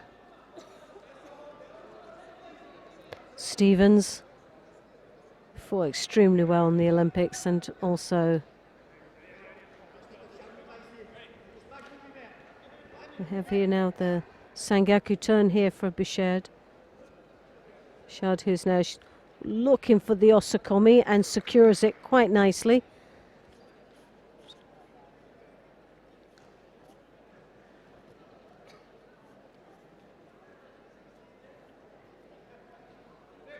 She looks up the clock. As the clock ticks away, the score travels along for Ippon, and Bouchard there goes through to meet Pereira later for a place in the semi-final.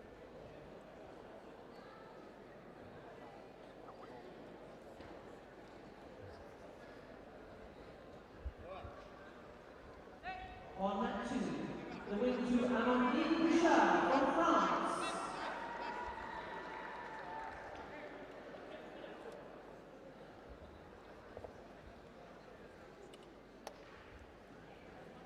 Coming on to match 2 now, our first quarterfinal of the day. In the men's under 66 kilos. In the blue judo gi, representing Brazil, Gabriel Pinheiro. In the white judo gi, representing France. So now we have the quarterfinals, the men's 66.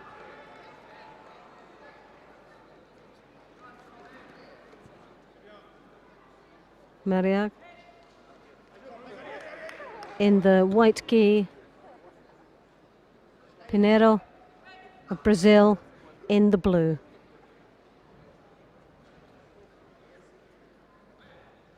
Mariak in the white, Pereiro in the blue.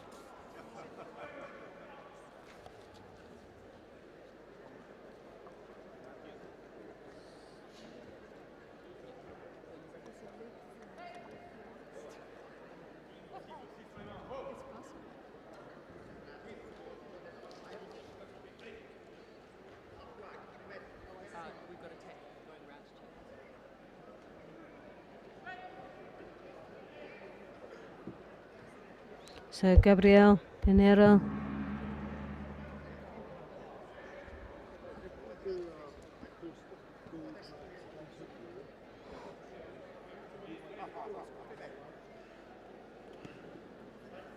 "21 years of age, this young man from Brazil, all the way from Brazil. Brazilian Championships, took a silver medal, 7th place last year in the Pan American Open Buenos Aires and in European Cup under-21s back in 2014, a bronze. Also been Pan American under-21 champion, Brazilian champion under-21.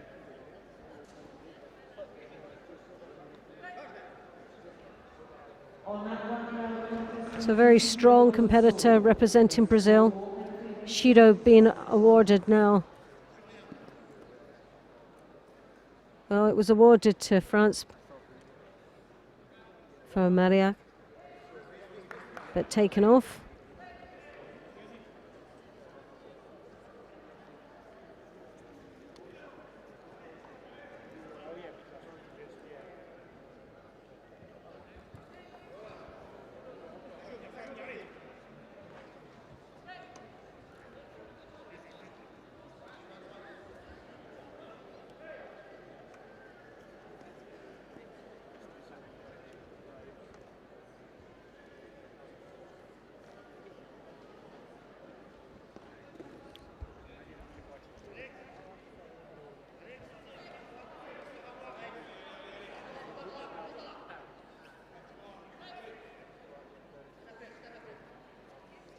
Well, a real battle here in the Kimikata.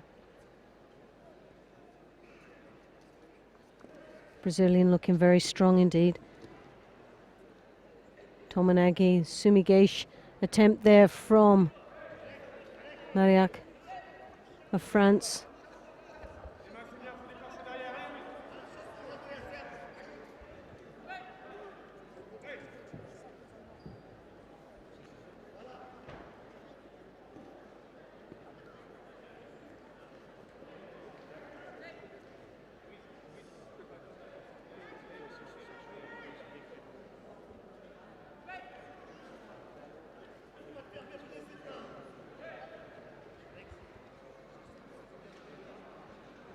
Well, Mariak there with the Yuko on the board, followed by that Shido, and also Brazil takes the Shido as well. Alexandra, 23 years of age.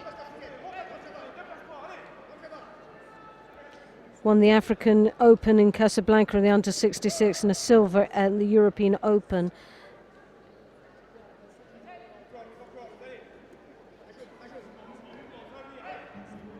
Born in Chile and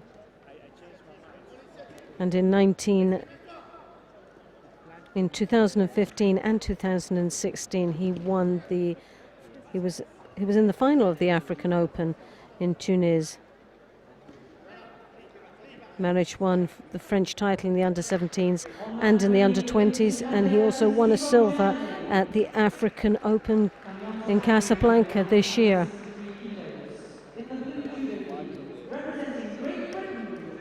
So with 1 minute and 28 seconds, he's got 2 Shidos but a Yuko on the board. He's not getting his own way. It's a very tough match. Brazilian very strong and still in and very much determined to win this match. So he's piling the pressure on Alexandra, that seems to be just hanging on to this result. And as we know, we've seen it all go horribly wrong because the accumulations of the Shidos ends up going against him. Very, very small margin. Shido, but the Niwaza there has kicked in as he looks for the Shimiwaza as well as having the arm as he's turned him over. And again, as we know, the clock ticks away. Well, Mariach there looking for the first aid. He's obviously broken a nail. But joking aside, obviously the last thing the athlete, his opponent, needs is blood all over the kit. So medical attention is requested, but nothing serious.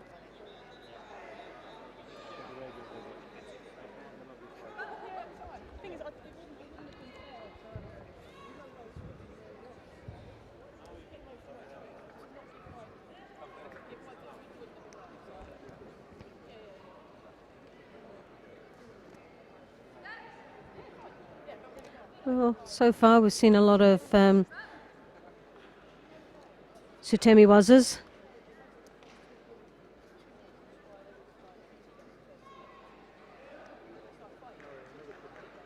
And a lot of Uchimatas here today seem to be the favourite.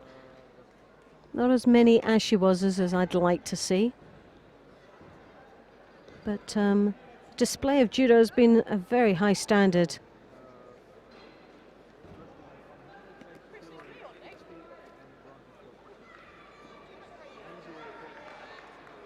If you've just joined us, I'm Loretta Cusack-Doyle, and on behalf of the European Judo Union, welcome to Glasgow for the European Judo Open 2016.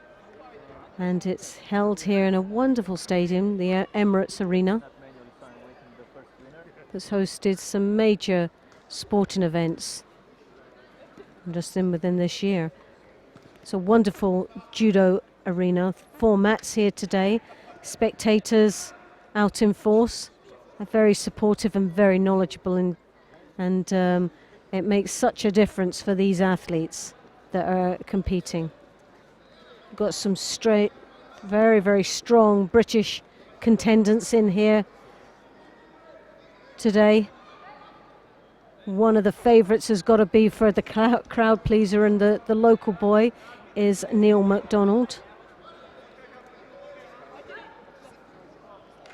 That is swiftly going through the day with some superb judo, and every much the European junior silver medalist that he is currently. Great potential for the future of some of the youngsters that are here, all trying to put their mark on a #1 seeding for Great Britain. And what better to do it than here in an international event on home soil. So that win goes to Alexander Mariach of France. Just by the skin of his teeth, as you can see, 3 Shidos on the board. 1 more would have resulted in a hand sokimaki. So he left it very fine indeed, but Pinero there obviously very disappointed in the result. He's travelled a long, long way to come here, and on a very small margin has to accept defeat.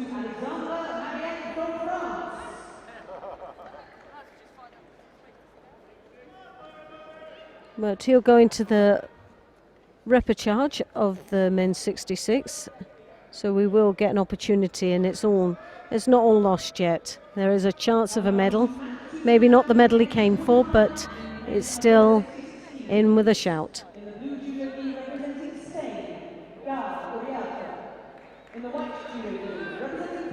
Now we have Cesar of Portugal.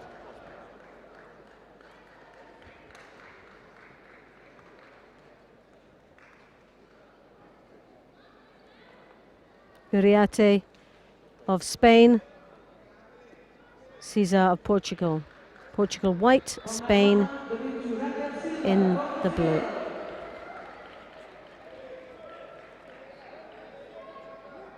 Coming on to mat 1 now, in the women's under 52 kilos.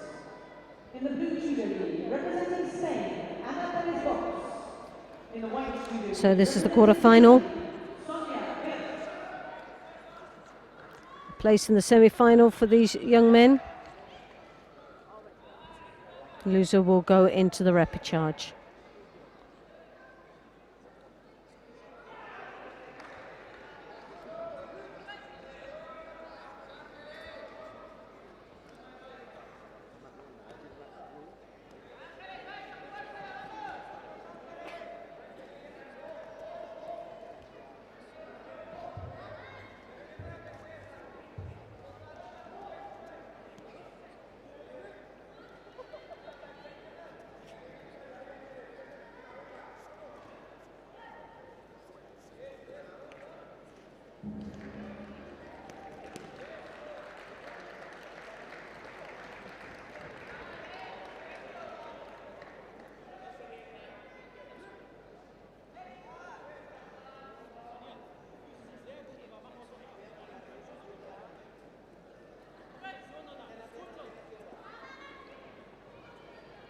On mat 3, looking to Juliana from Great Britain.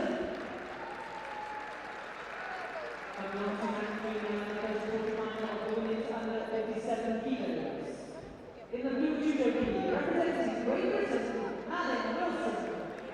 In the white judo league, representing Israel, Adi Grossman.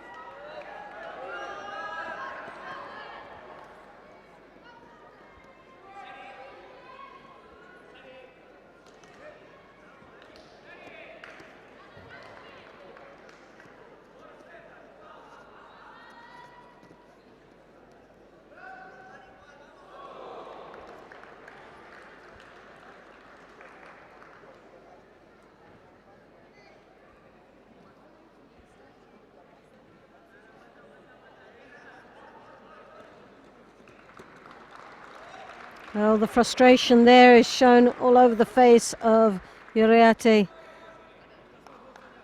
Not getting that opportunity to, as soon as he gets the grip, the opportunity goes. With Cesar just hitting him before he has that chance to engage.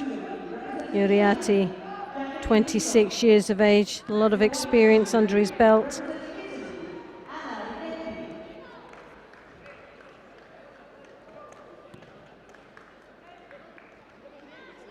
Spanish champion this year.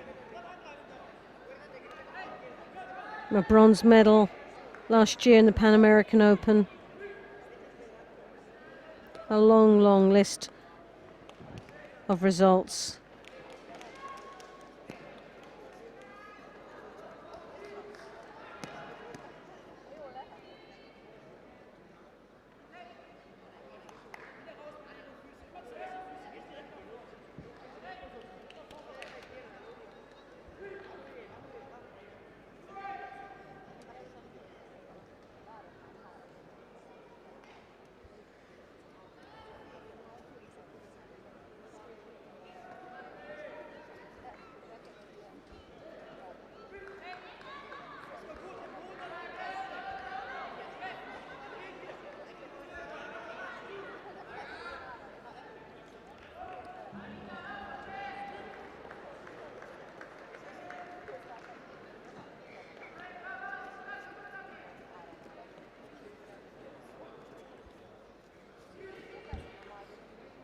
Diego Caesar accumulating the shidos. One more would result in a Hansokumaki. Uriati there with a Wazari, and it's looking more and more like that Diego will pick up his second. He's still got 1 minute 17, and there's a desperate attack there, trying to bring his opponent into Niwaza, but not very convincing in the words of a judo display. Diego Caesar, 30 years of age. Again, a lot of experience. He's probably one of the oldest competitors here this weekend. Diego winning a bronze medal in the African Open Port Louis.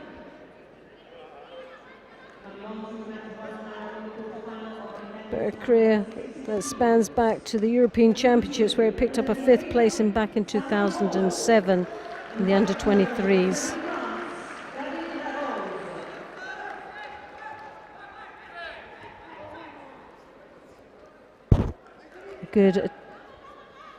A good attempt of Sutemi Waza from Caesar, but landed him in a lot of trouble there into the Osakomi, where Uriati capitalizes on and is holding on just, well, it doesn't matter. He just did it on time to get the Wazari Aseti upon, but with seconds left on the clock, he'd already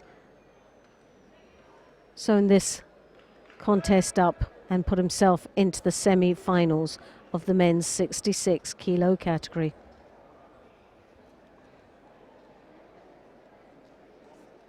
Where he'll be up against the Frenchman Mariac Alexander. That'll be a very interesting but difficult match for both these athletes. They're very similar.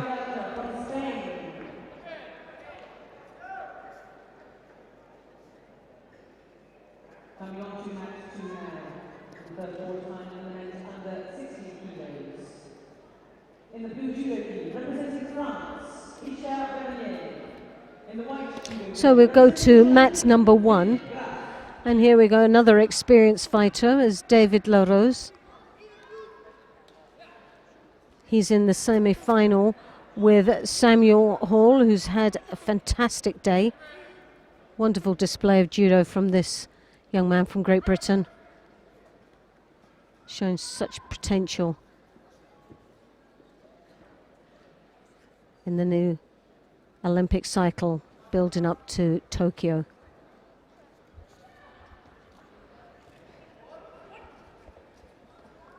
But as we know, David LaRose has had a string of very impressive results throughout his career.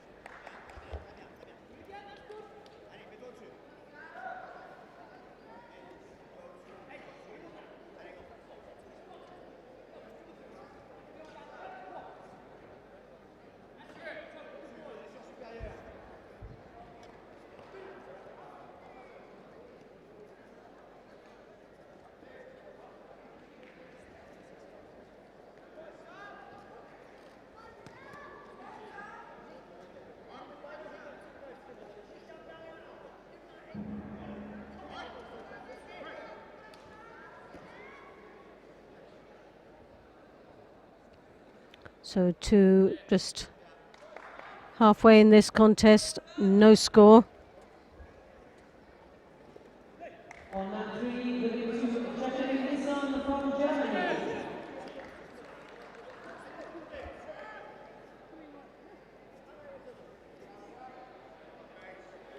Coming on to mat 3 now, in the quarterfinal of the women's under 48 kilos.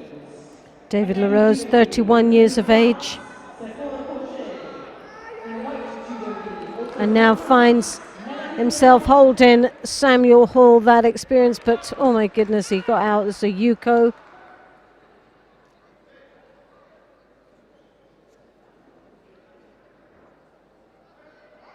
So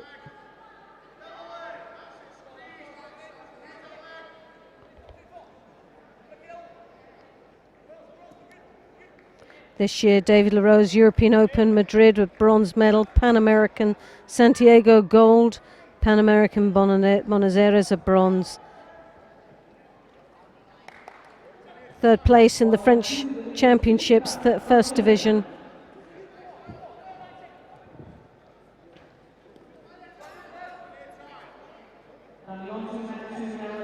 Back in 2013, European champion.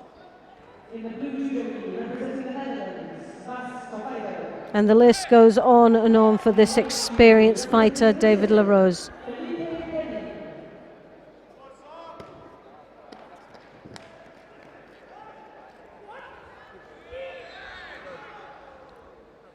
One minute, 46 seconds. Well, this is going to be the challenge for Samuel Hall, who's come across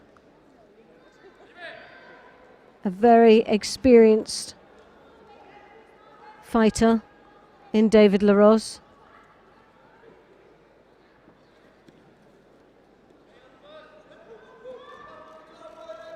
Nicely controlled there. Oh, but oh my goodness. Hey, what a return. Well, if that isn't power, I'll never know. Well, we saw that with Sally Conway at the Olympic Games. Well, why couldn't somebody else do it? And that's exactly what we've seen. Samuel rolled him in. David LaRose went down into the Niwaza. Looked like it was all over for David LaRose. Samuel capitalized on it and then got turned over like a baby. The power of David LaRose brings him into the final, semi-final of the men's 66 kilos. And you couldn't ask for a better way to do it.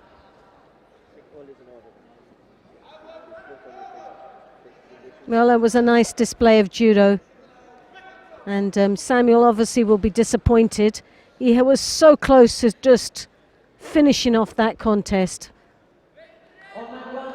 But the experience, as we can see, the Sutemi Waza put David LaRose in an awkward situation into Osakomi, but that bridge and turn, rotation and the hold was enough to win him the tournament.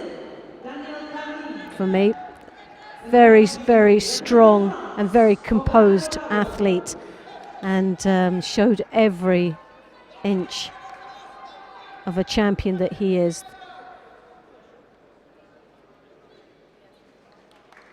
Corrado there, his teammate coming in the white gi from France. Cagnin of Brazil in the blue. Again, a quarter-final position of 66 kilos. The winner of this will meet David LaRose in the final, in the semi-final of the men's category of 66 kilos.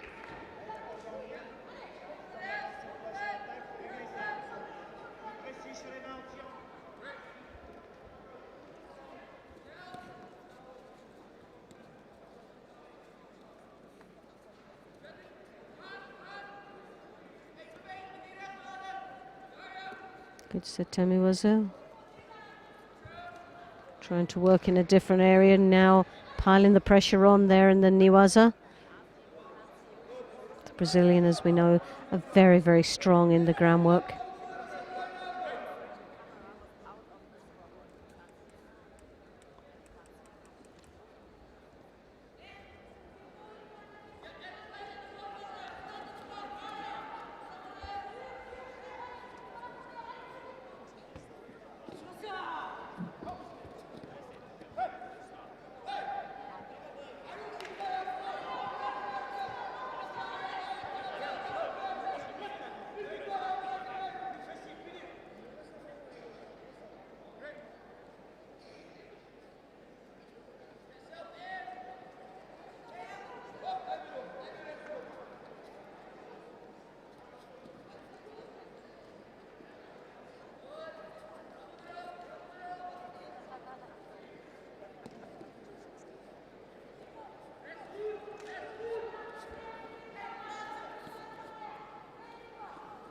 Drop Sienagi there.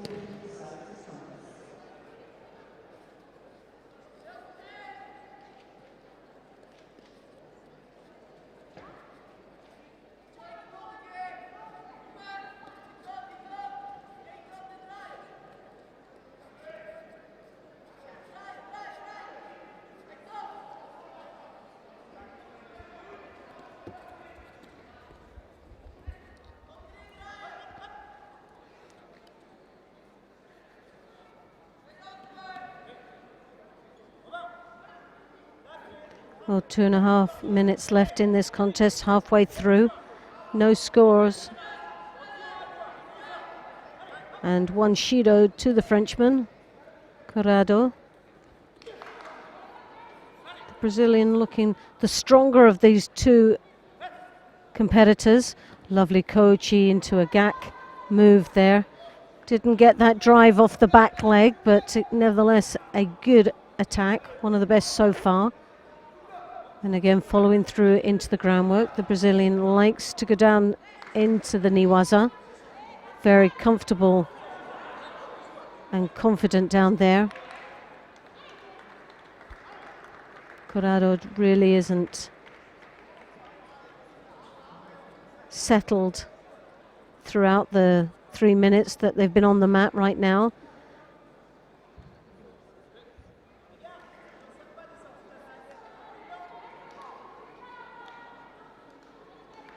Kagnin has put a lot of work in. There's been a lot of effort into this contest. His work rate is superb, fitness level very high. Finishing in the attacks needs a lot of work on. A lot of effort, but in some cases wasted energy.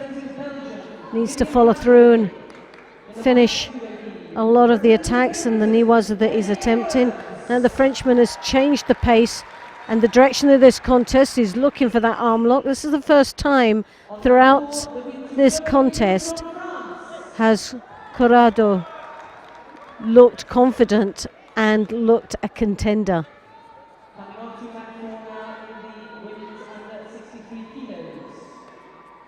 Again, another flurry of attacks and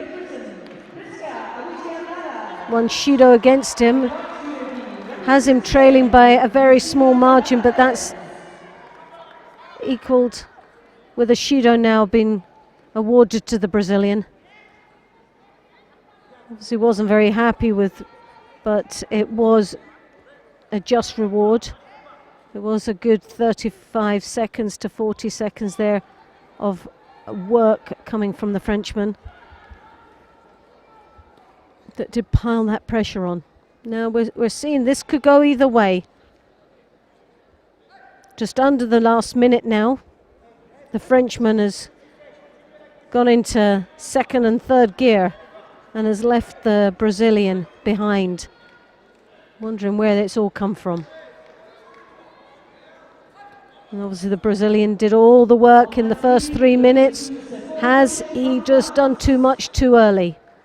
And has left himself with very little reserves in the last seconds of this contest. Again, the Frenchman comes in, but the Brazilian takes the high collar, draws his opponent down again, looking for a Niwaza opportunity.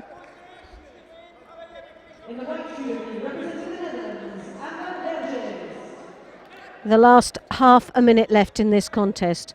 Could very easily now go to golden score, but the Frenchman looks like he's determined to have this finish within this 5 minutes. But there's another Judo. Well, like I said, the Brazilian did so much in the first 3 minutes, and now the attacks are starting to look very frail and negative, which has resulted in the second Judo being awarded and put in the lead for the Frenchman, who takes the win and a place in the semi-final. Well, there was a real change around there in dominance in this contest. The Brazilian did it all. It looked so comfortable for him. He had it all under control. third minute in, and it just went downhill for him. The Frenchman went up into second, then third gear, and then finished it off. So, well, that's the excitement of judo, and Corrado then goes into the semi-finals.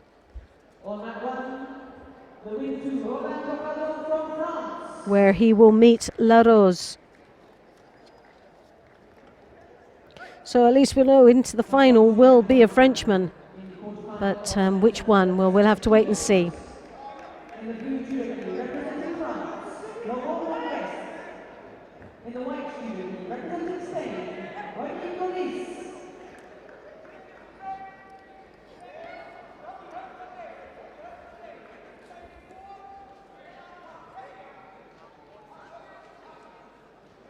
Now we have the quarterfinals for the men's 60 kilos.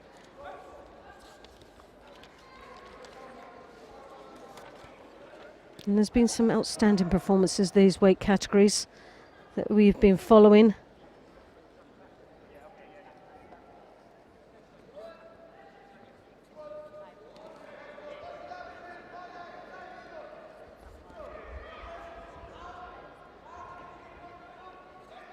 So we have Gomez of Spain in white, Manquest representing France in blue.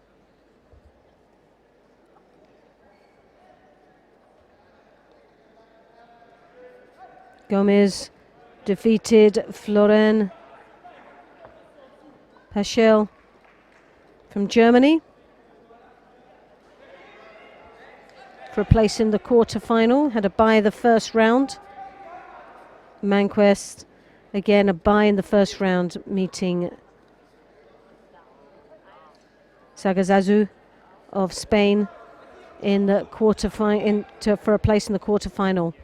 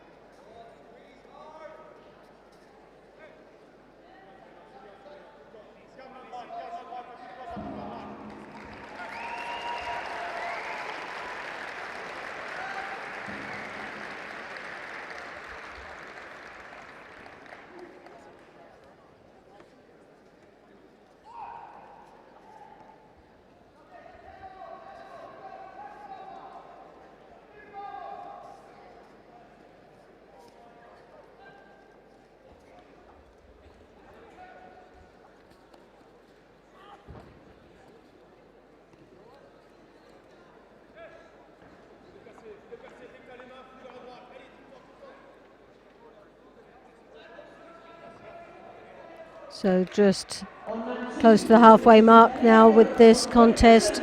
Very, very close fight indeed between these two. Gomez just taken a slight lead, only by the Shido that Manquest has just received.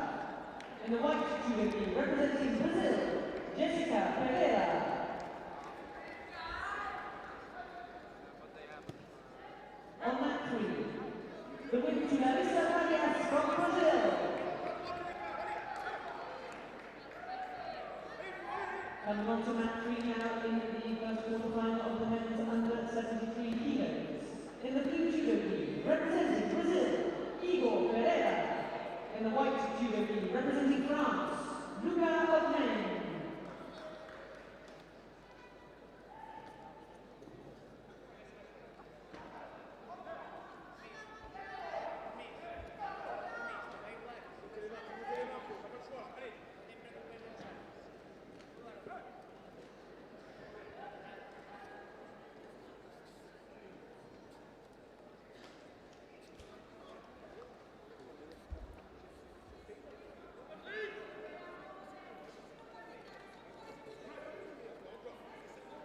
Well, a real battle here. Gomez with that high left hand collar, hand on the collar, trying to draw his opponent's head down.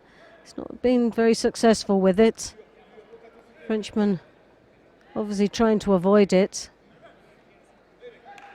Neither one of them having any opportunities to engage and to follow through with the attacks.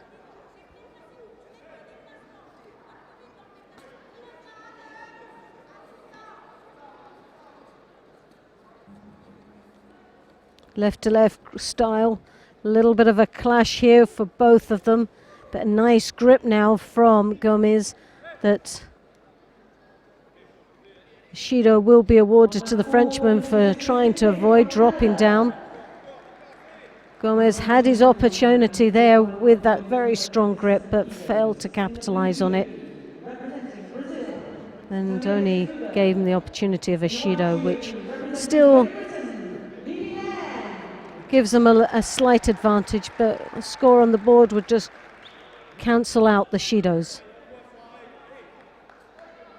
So it's not that strong of a lead. So 40 seconds left in this contest. Gomez in the stronger position right now by a very small margin. Frenchman coming in for the drop, Cianagi.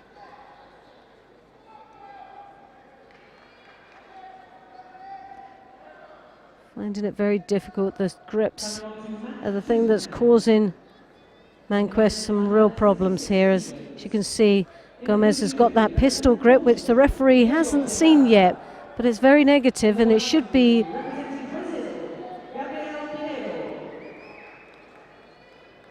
well, that was a mate, so there was no score on that, but definitely Judo now been awarded to Gomez, but a little bit too late.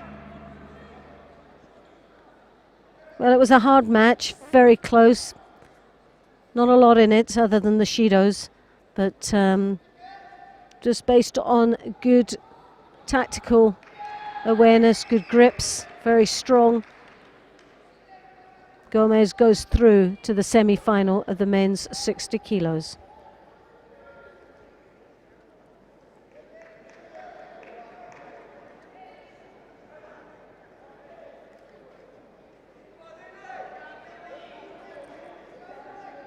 On that line, we're going to Joaquin Gomez from Spain.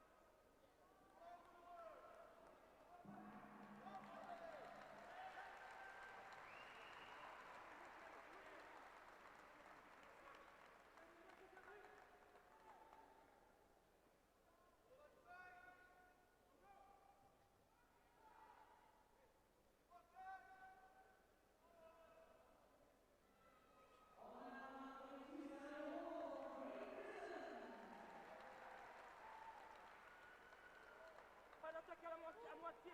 Va sur ta gauche, pour la manche d'abord. Allez.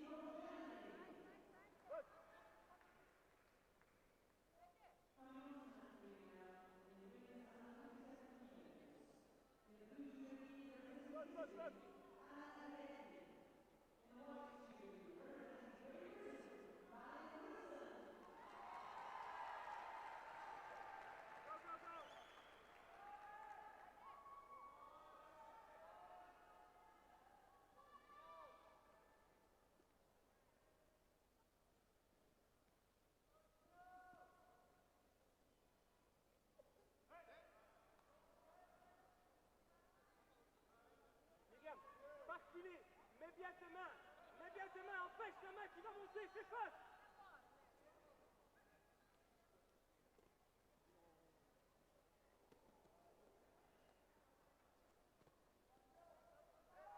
Pas à moitié, les mains, force sur les mains, fais face.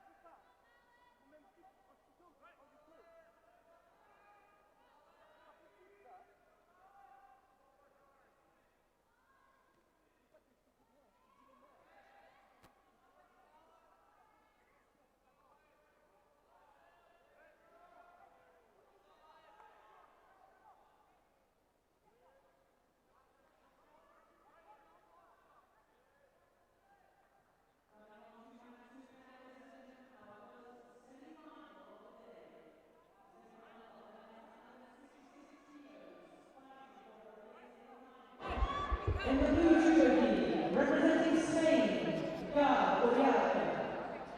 In the white judo gi, representing France, Alexandre.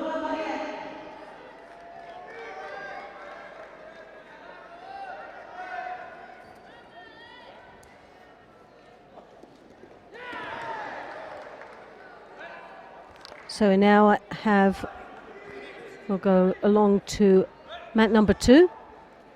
And we watched the semi-final of the men's 66 kilo category. Now this is a weight category we've been following very closely indeed, and this is going to be a very tough match for both these athletes. Alexander Mariac of France in the white gi. Uriarte of Spain in the blue.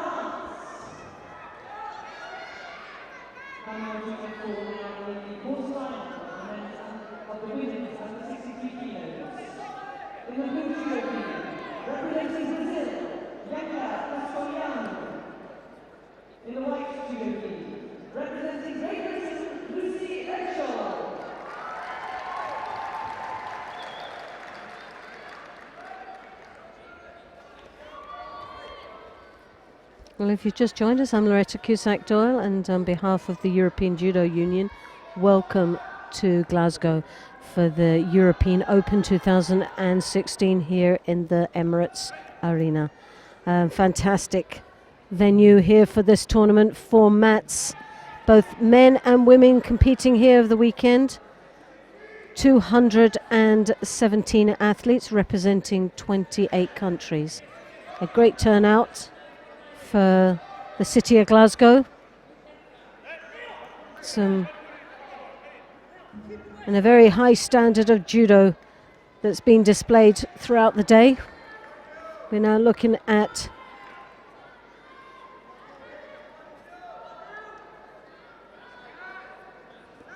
the weight category of the men 66, and this is the semi-final between Maria Alexandra of France in the white gi, and we have Ga Uriarte of Spain in the blue. As I said earlier on, it's going to be a very, very close match. Both these athletes have fought extremely hard. Outstanding performances throughout.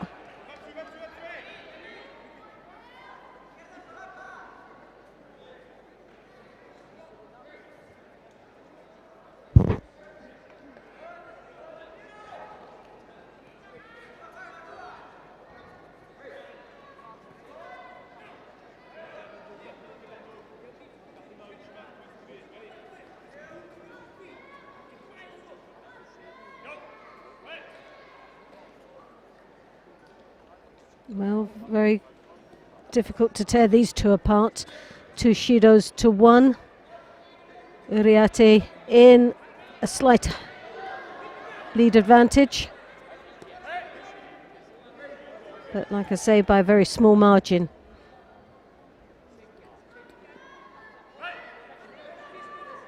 With desperately trying to take control. Stefan Nubri, the referee, controlling this match from Great Britain.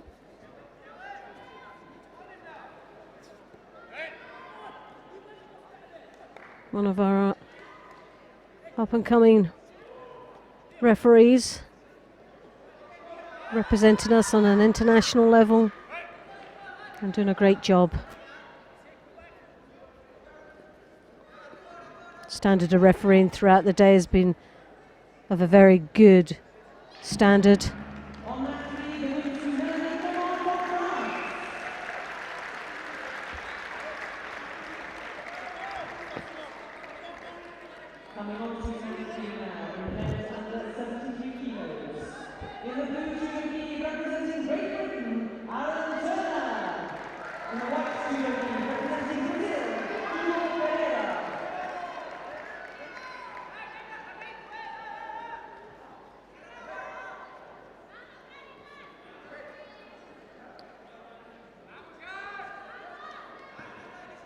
So 3 Shidos there have been awarded to Maria.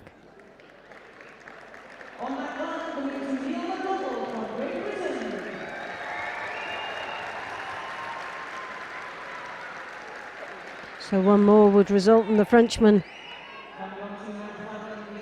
receiving the Hansokimaki. Still a minute left in this contest. A lovely drop Aggie there from the Frenchman. One of the strongest attacks throughout this contest.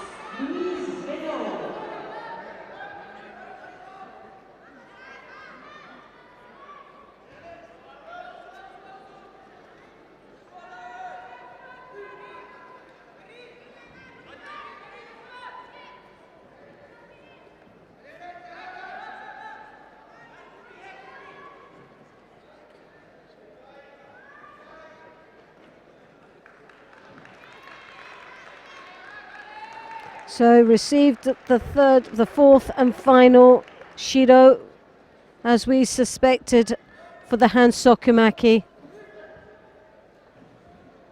And the Frenchman seemed quite shocked about it, but when you're actually picking up three, why would you be surprised with the fourth one?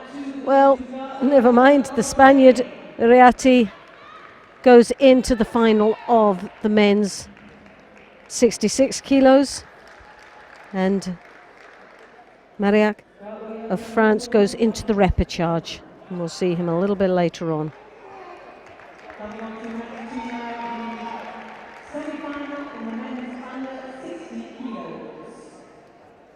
In the blue judo gi, representing Brazil, Felipe Peña.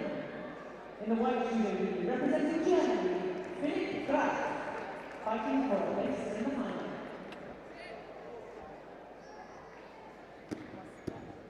On mat 4, the win to Lucy Rachel from Great Britain.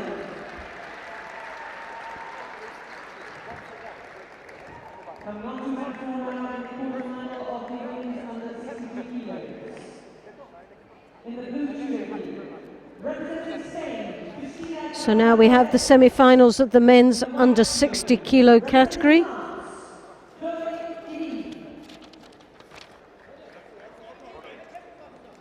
Graf Philipp of Germany in the white, Pelim of Brazil, Philippe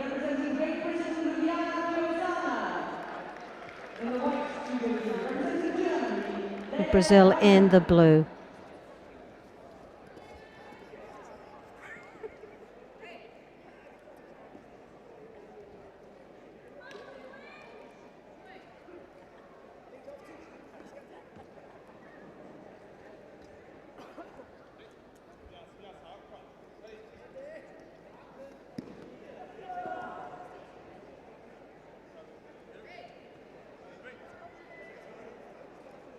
Well, Graf in the semi-final now, looking for a place in the final. Defeated along the way Scott Thompson of Great Britain and Wegnes Richard of France to find himself in this position. His opponent Pelim Philippe of Brazil had a bye in the first round, and Martinez of the USA he defeated in the second round, with Koffenberg in the quarterfinals.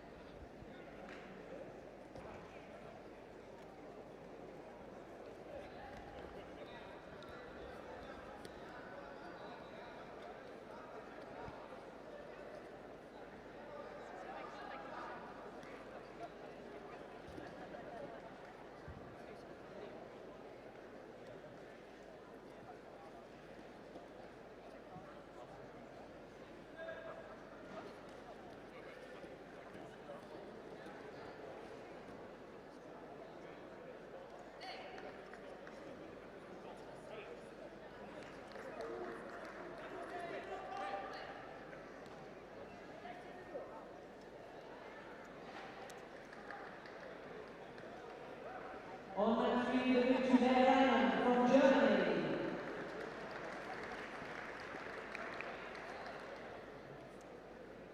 Coming on to mat 3 now. In the semi-final of the women's under 48 kilos, fighting for a place in the final. In the blue judo gi, representing Brazil, Larissa Cañas. In the white judo gi, representing France, Sephora Cochet.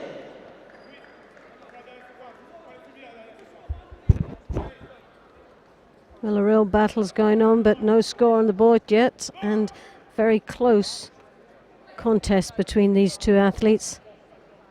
Just under halfway left now in this contest. Very difficult to tear both these athletes apart.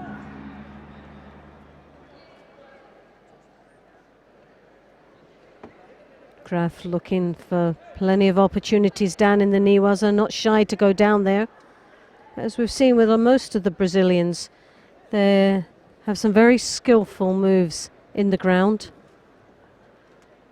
Seem to be very comfortable and confident there. Sumigeish attempt.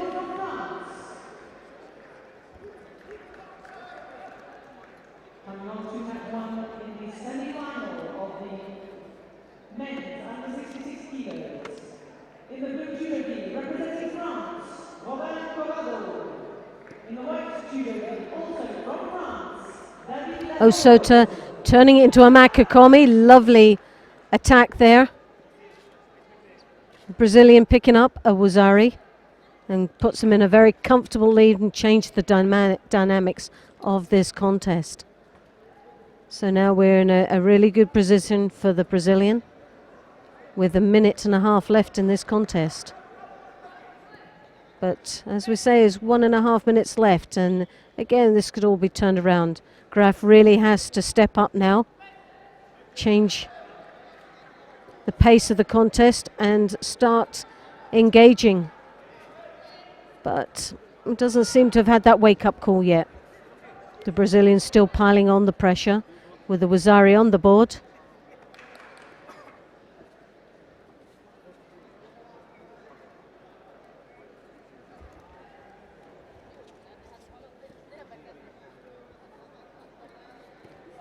Lovely counter-attack there from the Brazilian again.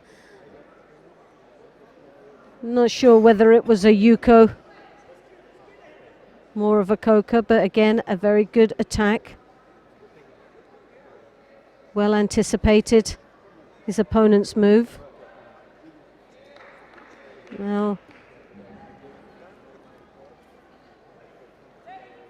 where it was so very close in the earlier half of this contest, is now starting to run away from the German Graf, who doesn't seem to have any answers now to come back on to stay in with a chance of this final. 17 seconds left in the contest.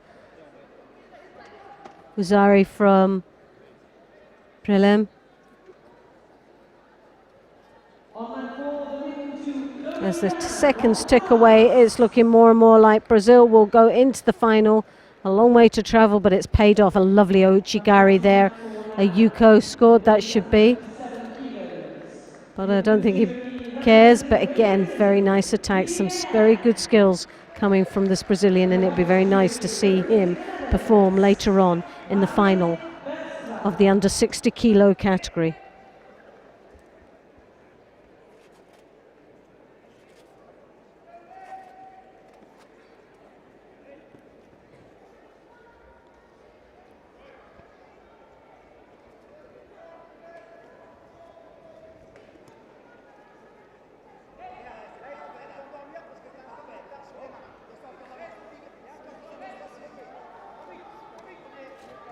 On mat 2, moving to Felipe Kevin from Brazil, who goes forward to fight in the final.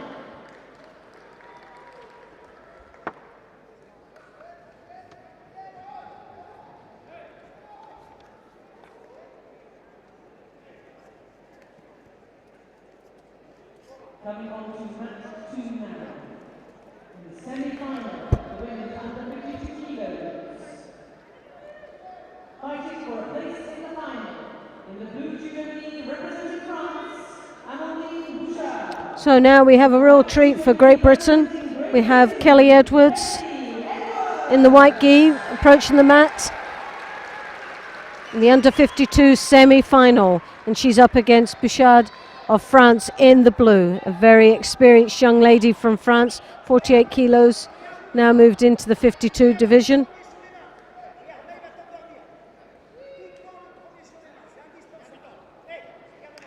A very exciting athlete to watch from France.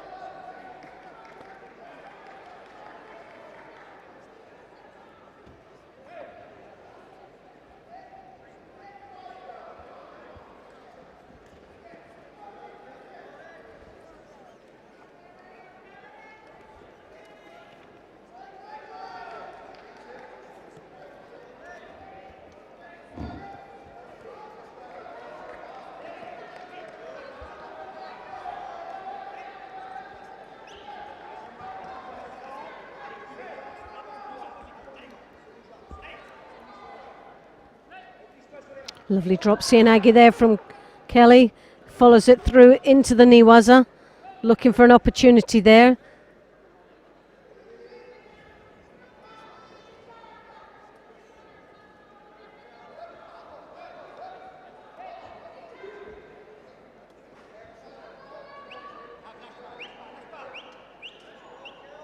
Bouchard, 21 years of age.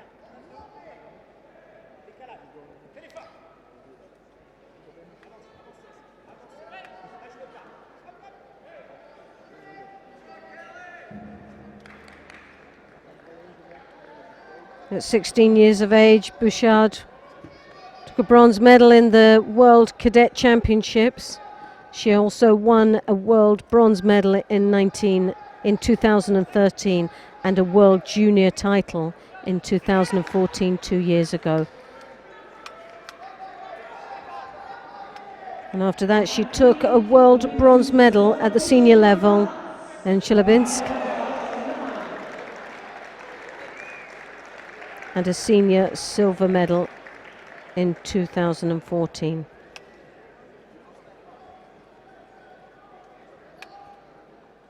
Very strong athlete.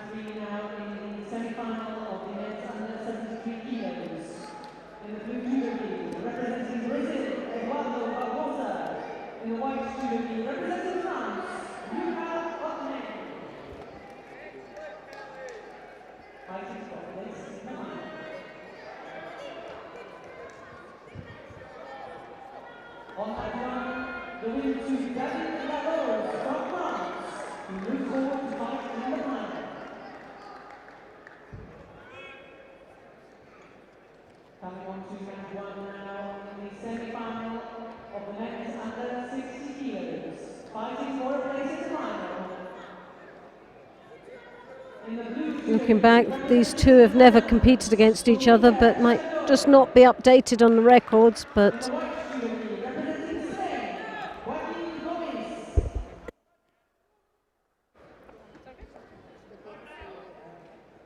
Kelly doing extremely well against a very tough opponent.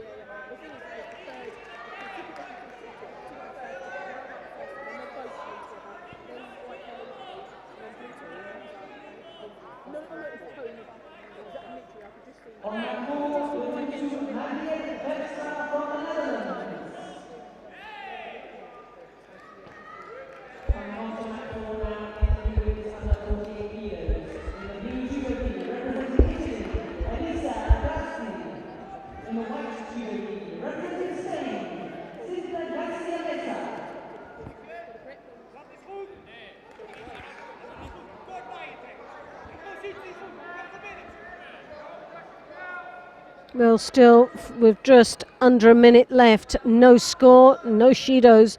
Very, very tough, strong match, very evenly matched. Both, oh, a lovely attack there from Kelly, a counter attack from the Osota. A good position there for Kelly, but just couldn't finish it. Her elbow was stuck up in the air. She lost the power to rotate and finish. Great opportunity there lost for Kelly, but still piles the pressure on with a drop Tayatoshi there.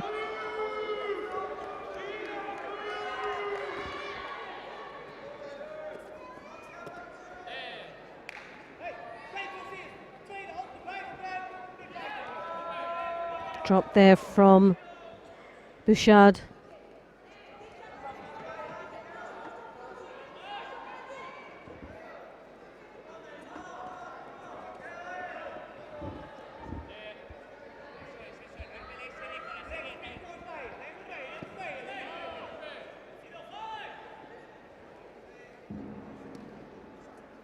Well, it goes on to golden score. And better for that. Would have been a shame to see this go on a Shido. Both very much deserving to be in that place of the final.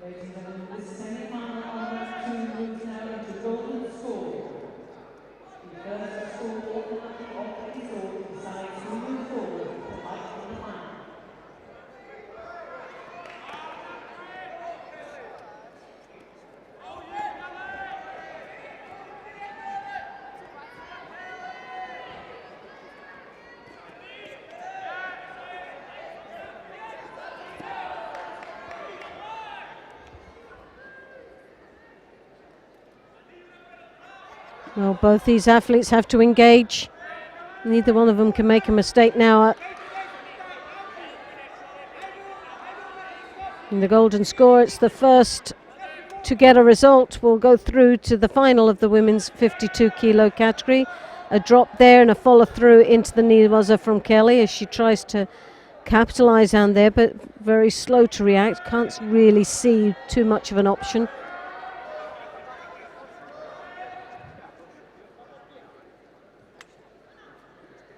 Again, and a lovely attack there, but just could not finish it. Well, it's a great atmosphere here in this stadium right now. The crowd all behind Kelly Edwards as she makes a bid for the final of the 52 kilo category. Pressure on.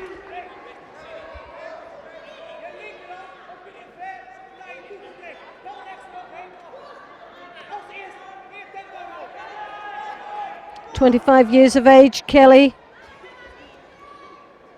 has won various World Cup medals since 2013.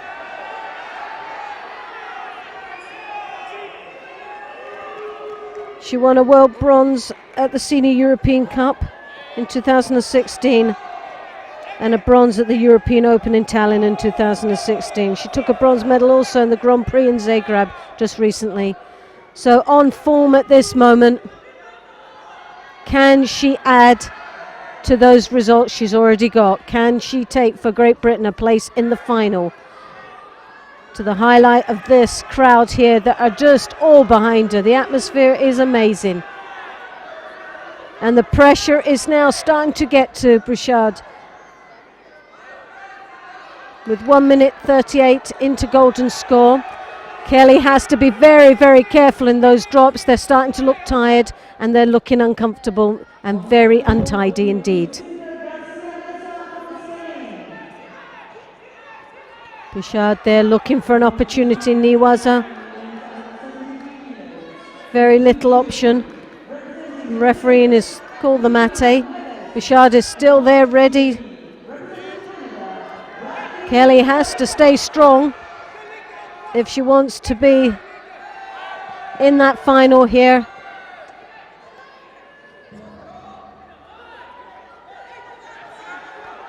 Two minutes 10. These young ladies, 6 minutes have been on the mat. Just over 6 minutes here. And still battling away as if it was their first. Bouchard there with round the back. Getting, as you can see, the pressure but the frustration on her face. Kelly has to compose herself. She cannot afford to make any unnecessary drops. And Makakomi there attempted from Bouchard, who's in the blue gi. But will it be the frustration that loses this match for France? Kelly is still staying very composed, but she needs to start putting in one or two of attacks.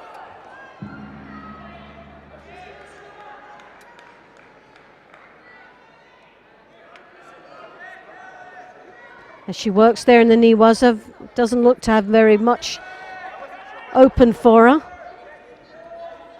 Maybe an opportunity to just compose herself. Something that Bouchard isn't doing at this moment. She's really a very emotional young athlete that her head could overtake and possibly lose her this match.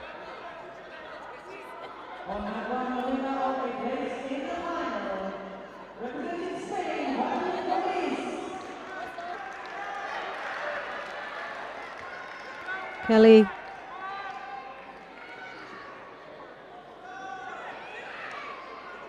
Well, Kelly is just still composing herself. She's doing extremely well out there under very difficult circumstances. Bouchard is very frustrated. And pressure is starting to pile, and Kelly looks like she's got the shimmy wazzer on. Not sure how deep it is, but it looks like it's there. Kelly's piling the pressure, the referee's letting it go. She's got the turn. Is she going to have the upon from it? Oh no. Well, it was a little bit of excitement and it got her hopes all up high. She's pulling out there for the arm lock. She's still keeping the pressure on.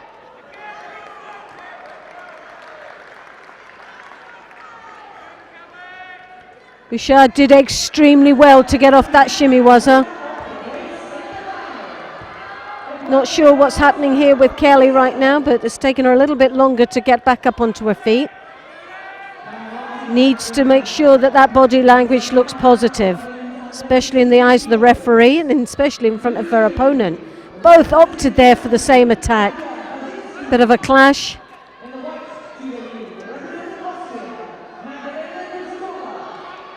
Well, this is a long battle. Very exciting. And it will be well rewarded for a place in the final for either one of these athletes. Who it will be, well, it's very difficult to say.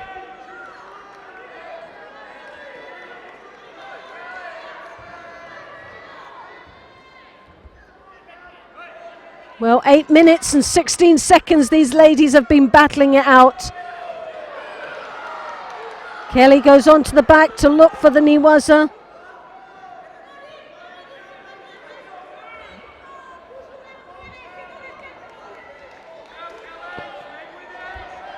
Well, it's about focusing, it's keeping the concentration. This could be just down to an error, possibly through tiredness. 8.5 minutes out there, and both these young ladies are still battling away.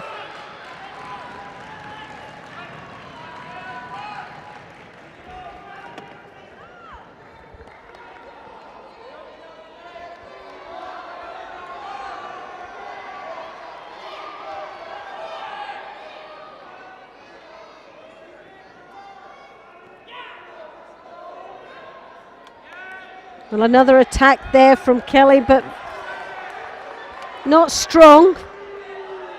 But it was an attack and it moved her opponent, but she's putting in the attacks which are showing that she's been first. Will this be enough to award Bouchard the Judo? It was a very, very small margin to tear these two apart in for a place in that final.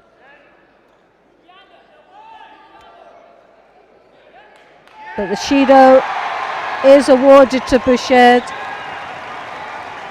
and Bouchard is really obviously bewildered by it, disappointed, but the crowd here, the home crowd, are delighted for Kelly Edwards, who goes through to the final of the women's under 52 kilo category. And she shows her appreciation as she walks off the mat.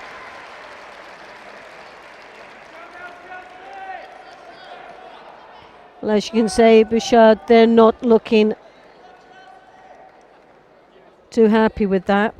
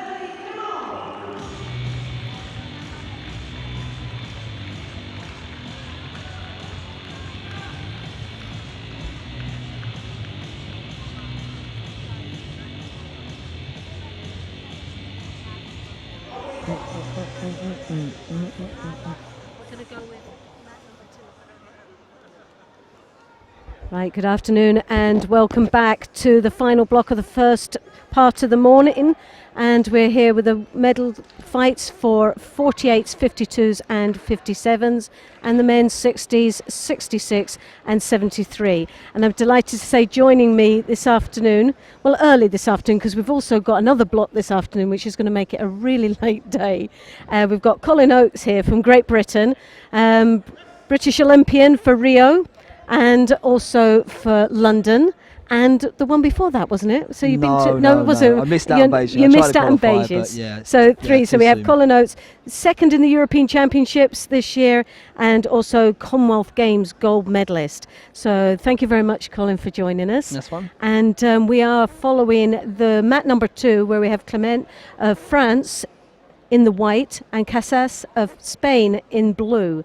Now, what's your knowledge of these young ladies, if anything? I'm not too sure. I know the 48 kilo girl's been around a long time. I know a coach in the chair actually quite well. Jane Bridge obviously was the British women's coach during the build up to London. So, but my knowledge on the two fighters isn't quite up to speed here. This one's.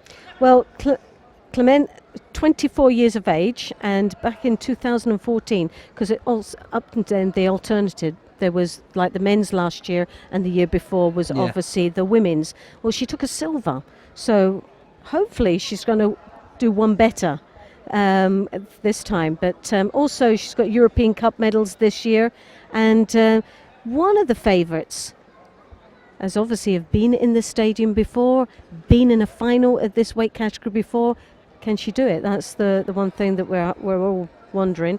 She's also against her opponent who's also 24, but she's World Junior bronze medalist back in 2011, and also a junior European silver medalist in the same year in 2011, and has got currently 4 European Cups. So on paper, the strongest athlete is from Spain, but Only thing I can think about the Spanish girl is I know if her brother's if I fought her brother before. Maybe I fought a boy called Cases before, actually here in Glasgow when I fought the European Open a couple of years ago. I'm not sure if they're related or not, but that's the only thing I could tell you about. I know that it is haunting when you see one or two. It's a bit scary when you see some that you think they're coaches now, and you remember them as athletes, and then there's other players that looks identical, or what you can remember them when you used to compete against them. And that's when you realise how old you're getting. Yeah, that's a nice switch up there. So obviously now the French girl is looking for the niwaza as she tries to draw out that arm. Not quite sure how secure she has the arm. It seems to have hooked right through, but Spaniard did really well to keep that in. Yeah, it looks like it's going to be a close fight between these two. Well, we've had some really close matches throughout the day, some excellent performances. Kelly Edwards, I believe she was on the mat for nearly 10 minutes. Yeah, the golden score, I saw that one. That was a bit of a grueling one. That was. Yeah, right. But just shows you how condition is so important nowadays. Yeah, definitely, definitely.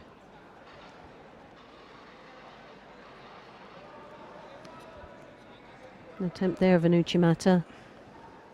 She drives off, but just didn't have that sleeve, did she, to rotate and no, pull I think she's quite keen to keep on the lapel to try and keep space. So it's kind of it's a bit of a little bit of a going in between, really, trying to be a bit secure, but also trying to look for the score. So it's just playing it safe a little bit rather than going all out. Yeah, which you sort of obviously for a. Well, talking about saying as if it was a final, but she's actually Clement. This isn't a final. She's a bronze, so she's less of what she did 2 years ago.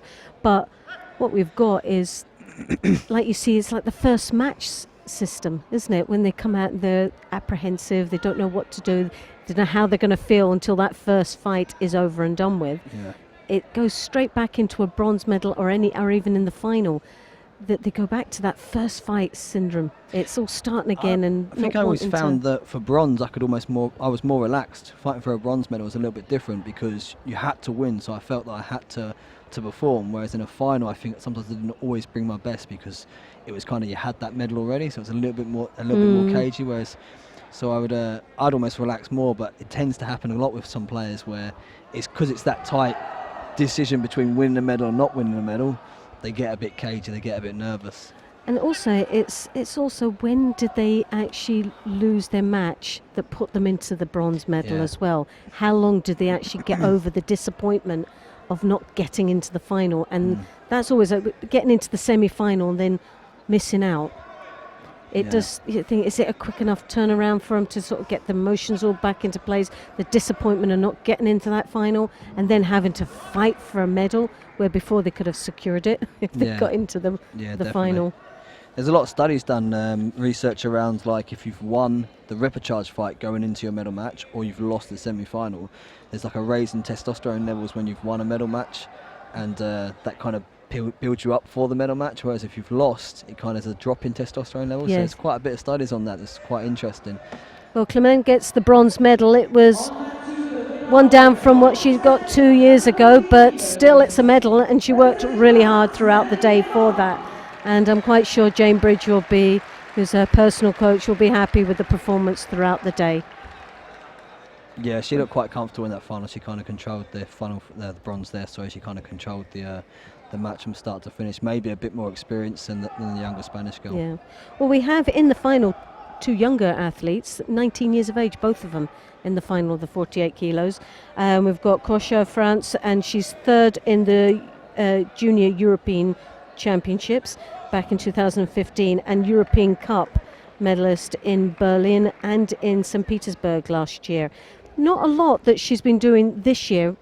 Not quite sure whether it's been an injury or whatever, but you've also Aka, 19 years of age, bronze medal, and in the Senior European Cup this year. So there's a bit of senior current form, Yeah. but still they're 19 and they're at a senior event. So obviously their countries are now starting to look for the next 4-year Yeah, Olympic the cycle, towards, isn't yeah. it? So it'd be interesting to see how these two get on. But a massive age group from 24, there's 5 years of a difference in the bronze medal and now 19-year-olds in the final. So they'll be approaching quite soon. And then the next match after that is going to be very exciting indeed. Neil MacDonald, Yeah. current European silver medalist for juniors. And he's had an absolute blinder, hasn't he? Yeah, he's a fantastic judo player. So anyone who watches him will understand that he's got some of the best judo coming out of our country for a long time. Yeah. If he keeps training behaviours and keep that kind of drive behind him, then he could be a fantastic player. He is So, definitely an entertainer, though, isn't Yeah, he? yeah. He loves this sort of atmosphere where he knows that he's got. And what's really nice is that you've got this crowd very supportive, and they're Yeah, very they're knowledgeable, and they're right behind the athletes when they come out. Yeah. And that's been seen throughout the day. But Neil, as soon as he comes through those curtains, he must get that lift because he loves it, doesn't he? Yeah, and he doesn't seem to get the nervous energy that some of us kind of get. He kind of relaxes into a fight, and he can still deliver similar fights in a competition that he does in Randori, which is sometimes quite hard to do. But he actually got such a nice natural feel, and he's so relaxed when he fights that he actually can deliver a great style of fight all the time. It looks like he's doing Randori out there. Yeah, It yeah. flows and it's comfortable, isn't it? Yeah. So here we have the final, the 48 kilo category. Kosher of France in the white, Aka from the Netherlands in blue. Both 19 years of age. She's on. Well, she's straight onto the straight neck onto the there. I think she's okay. Very difficult to see from this angle whether it is across the chin or under it. Yeah, so And referees- the referee is really Yeah. struggling. It's really important. I think the referee makes sure he gets a good view of that, because sometimes if it's on the jaw, it's quite dangerous almost. So Yes. it's quite good that he was making sure a good check. The refereeing, the standard of refereeing has been very good. Yeah, This yeah, morning. it's been good this morning. Yeah. I mean, I know a few of the referee here actually used to compete against the referee here that's in the middle here one time for the Belgium League, and he's really developing as a referee. He's been really good actually the last few years, and we've got the British referee Stefan's doing really well as well. So Yes, that's been quite good today actually. It's not been many bad decisions, and it really helps with the video technology as well to make sure we get the And right how decisions. important for you to see British referees out there? Yeah, it is, because we you know we had a few good referees in the past, and it was nice because it helped them bring the information back to our countries and helped us develop as athletes a little bit because we were understanding the rules a little bit better. And it's nice to see a few coming through and starting to be on the circuit a bit more. Stefan's really useful. They have him at the Walsall Centre. He also works in the admin department, so it's actually really handy at the moment for us. That's So good. it's really good. Yeah, that's good. And he's a very good referee. Yeah, But he's very yeah. sociable as well. He's a real team He's player. a good character. He's yeah, a really good. Yeah, definitely. I think it's been really good for the juniors, especially because he's done a lot of the junior circuit as well, and I think it's kind of helped them as well to just kind of develop as well. Well, this again is going to be a very close match between these two.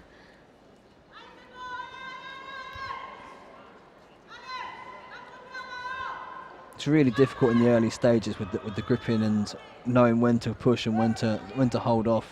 It's kind of the cagey first couple of minutes. Yes, and it's some of the contests I've seen today have been very similar. This is kind of the same like style. a pitter-patter sort Yeah. of thing. No It's one just really feeling- wants to grip, they just want to slap hands. Yeah, it's feeling your opponent out. It's really important, especially early on. And I think the girls are doing. You know, it might open up a little bit more now as we progress through, especially with the Judo given out already.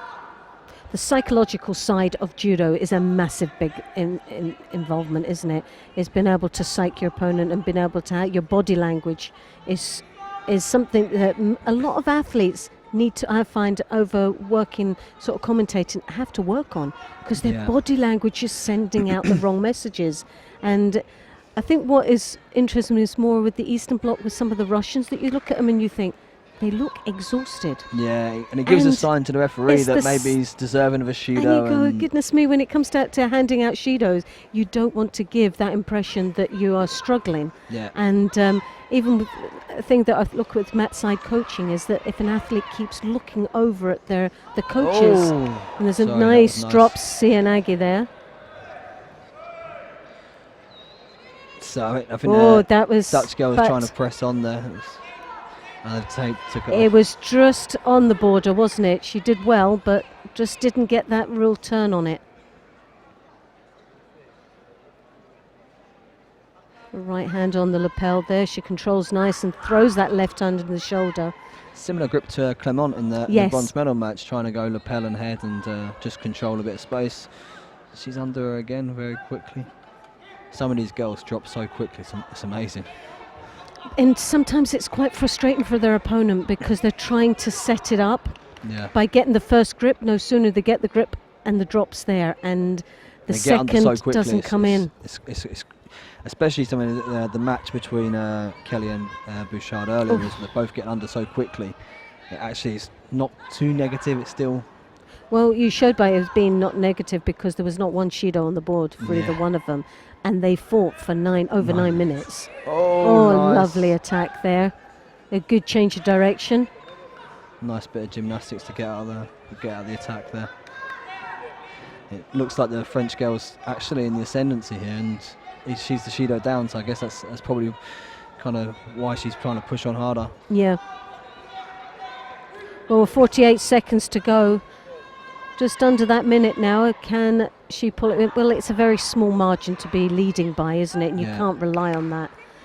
So the Here Dutch comes the penalty. Yep. So it's back in line now.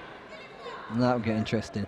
It's quite difficult in the female weights with the 4 minutes now. That you can. It's a small margin, the Shido, but when you go down, it can sometimes be really difficult to get that back. Exactly. It's And not sometimes enough you wish time. you had that extra minute. Yeah, yeah.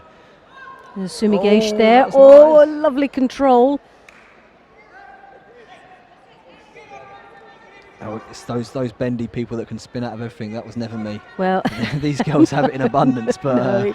no, I had to just block the attack. If I tried to spin out of anything, I was going to break something. your I think. aerial So, awareness just wasn't there. Yeah, no, that's not my style at all. Not quite like Zantarara in that respect. Oh, again another drop. But working there in the Niwaza. But is it again? We were seeing this in the earlier minute. It was good refereeing again. He spotted it early. So it looks like it could be going into golden score with seconds to go. What's the record we've got to beat? Was it 9 minutes or something? No, I hope we don't have the 9 minute one. Oh goodness.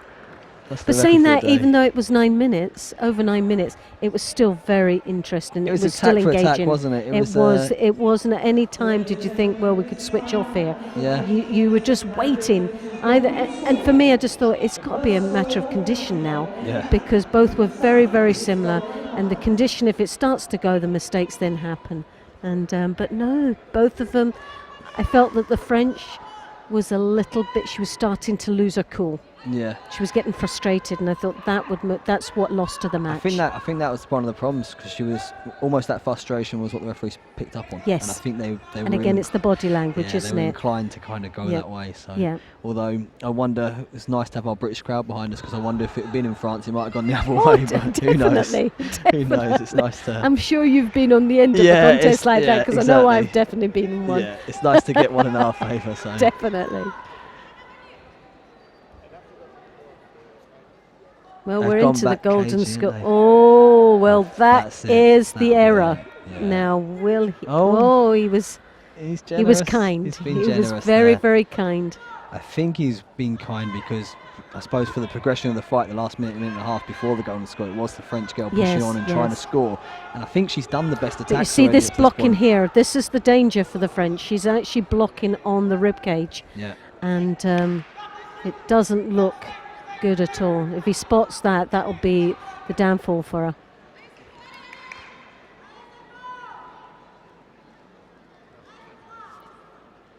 So as you can see, that arm, it's Yeah. very straight. It's pushing into the ribs. She's not using it. It's a defence.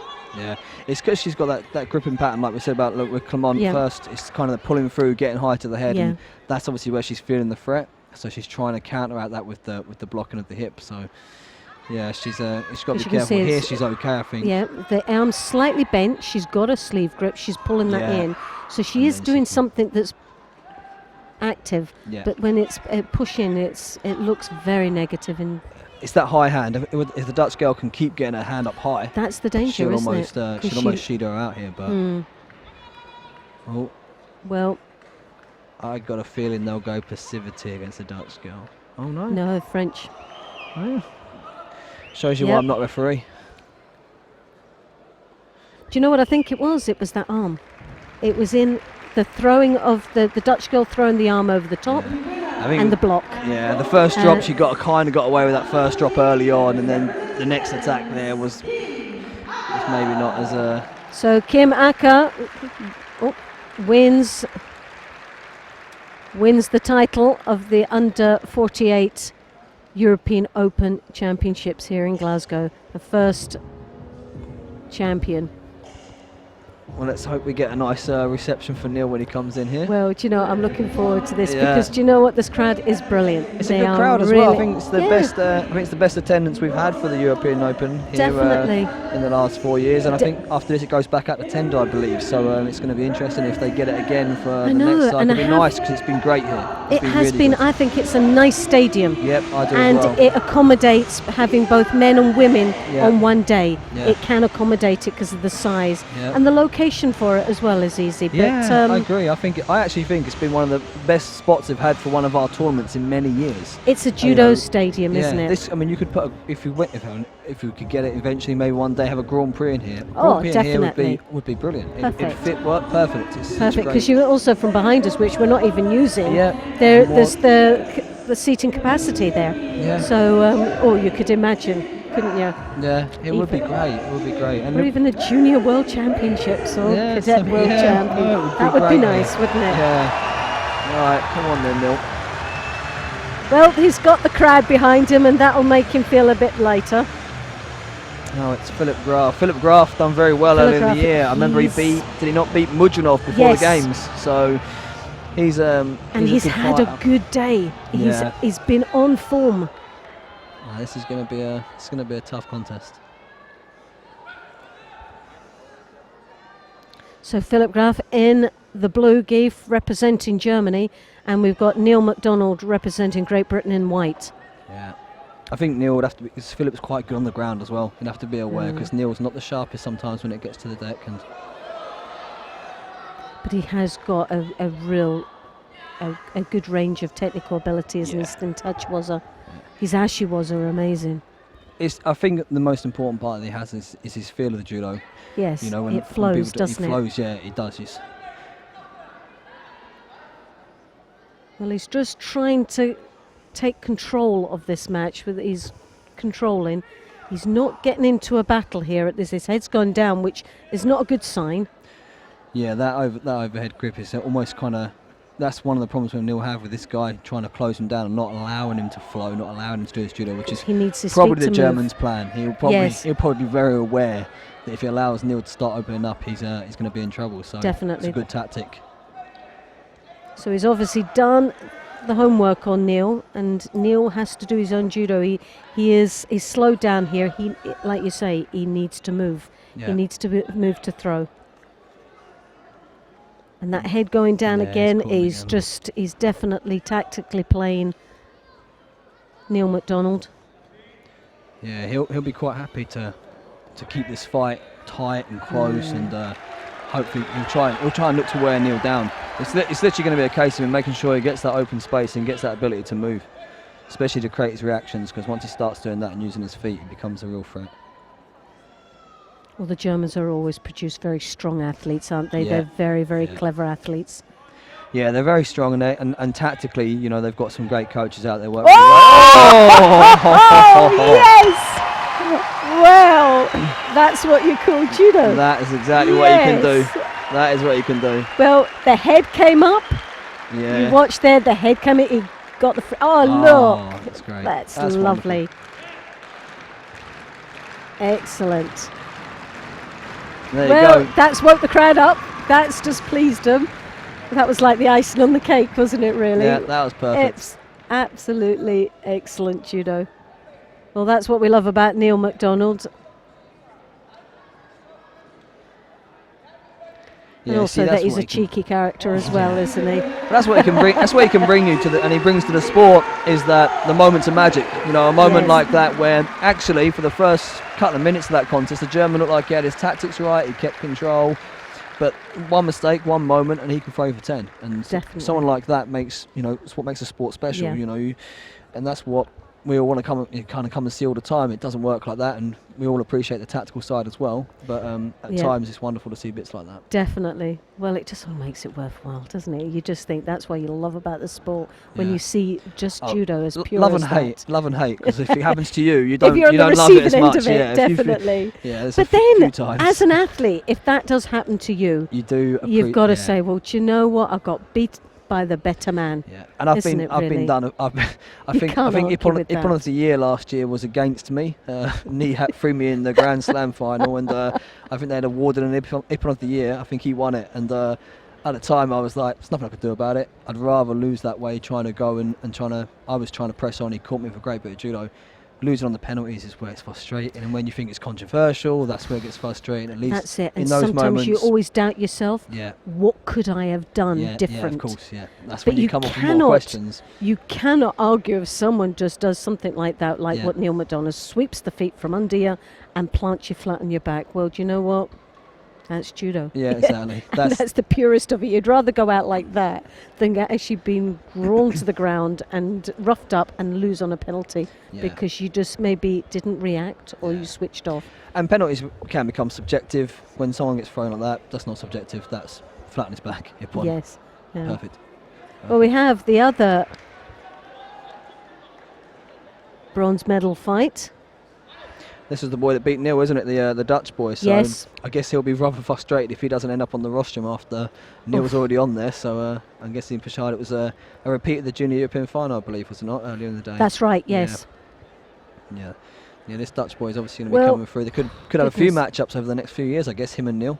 So be interesting. Wegner's there. He looks like he's been in the absolute wars today. Oh, that was nice. That was a superb bit of judo. Good exchange there.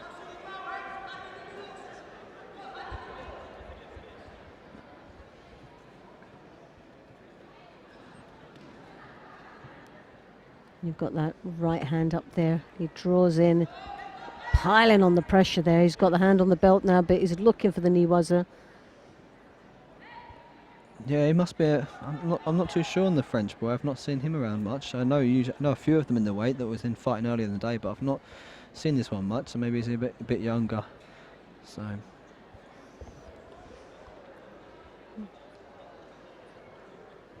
Just looks a little bit. Dutchman looks a little bit in trouble there. Yeah, I figured that might be coming. Sometimes you think it's a ploy when they make a mistake, like flop on the ground, they stay there a little bit longer and rub the tactics behind it is rub the knee and pretend that I fell over because I twisted my knee, not because I was just dropping to get out of trouble. Yeah. Sometimes just to get a breather. I used to have a friend who used to lose her contact lenses, but he never wore contacts. But he used to lose it, get a breather. He had a referee looking for one with him once, actually. The referee was looking on the floor as well. He had no contacts. He just needed a breather. He just needed it's a good tactic. It's a good tactic. But oh, that's something that you actually educate the referees on, don't you? You just say, just make sure you work out who the chances are. Yeah. This boy, he was clever. I've never even heard of that one before. That's an absolute cracker. Oh, do you remember Brett Caswell? It was Brett Caswell. That's who used to do it. Yeah, it was brilliant. A genius. He had about 4 or 5 of them. That is a genius, isn't it? A good bit of breather. I wonder if they think up these when they're in the training mats and saying, well, do you know, one way to get a breather, well, just pretend you've got contact lenses. Right, we'll do that one. Have a bandage that just unravels. You need to take time. This boy's having to get his face taped up again by the looks. It looks... It's in an awkward spot, isn't it, It's a really awkward one. Yeah. And it's frustrating because this Dutchman's out there and he's on his own and everything's going through his head and the frustration of wanting to get in there. Yeah, and the new approach of taking off the mat to sort out the medical, and I think when you're the one in the mat fighting them, it is a little bit unsettling almost. You have to kind of refocus when they walk back on. You have to be, sometimes it's almost like restarting a contest. Yeah. So you have to kind of have that same mindset. I'm not sure the Dutch will be complaining too much because he's breathing quite hard out there, so maybe he's enjoying a little bit of a rest. Well, he's got the Yuka on the board. He's obviously got a Shido as well, but it's just over the halfway now. He's got 2 minutes and 13, which is still a long way to go in judo terms in a contest. But he's quite clever though tactically. The fight with Neil earlier in the day was quite clever. He's quite astute at making sure he can eat into the clock and take his time before he allows people to build up any speed on him. So well, he's decided to take the tape off the face and he's come back fighting. He's got the second wind. Yeah, see, the Dutch is going to try and make sure he keeps him down as long as possible each time. So, and I think the Frenchman likes to drop, so it kind of it works into the Dutchman's favour. Well, the Frenchman's trying to pile on the pressure there. Picking up the second Shido. Oh, right. Interesting. Well, I've never seen it for engagement, but I suppose it is just a shove rather than actually engaging in grips. Sometimes it's a hard one to call, that one, isn't it? Sort of Shido for coming forward, but your opponent getting pushed away. Yeah, it is sometimes difficult for the referees when they're out in the middle there.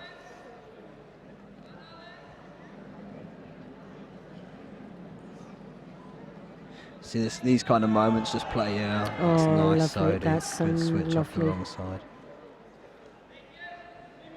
Yeah, he's definitely got a good range of judo as well, this Dutch guy. It's not quite as fluent as Neil, but I think he's still got a good feel as well out there. It looks like he loves he loves to engage, doesn't he? He comes right deep around the waist, really hovering on the hips. Yeah. Has no fear of closing up that contact, and a lot of people don't like that because of obviously the dangers of the lifting. Yeah.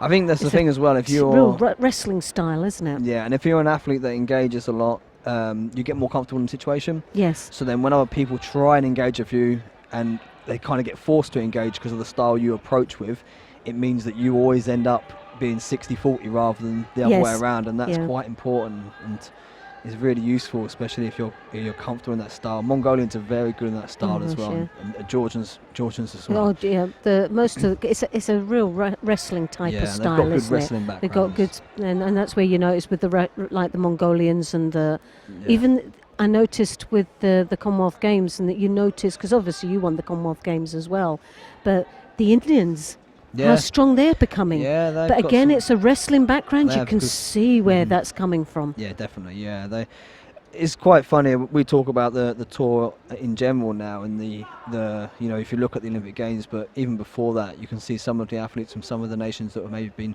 more attributed being some of the weaker nations. They're definitely improving. They're getting better each time, and there's contests that are coming closer and closer. And now it's not so much a shock when someone from somewhere like India beats someone from maybe one of the more reigning countries like Russia. No. I remember seeing the Bengalese boy win a fight at the games. I think he beat the Portuguese guy.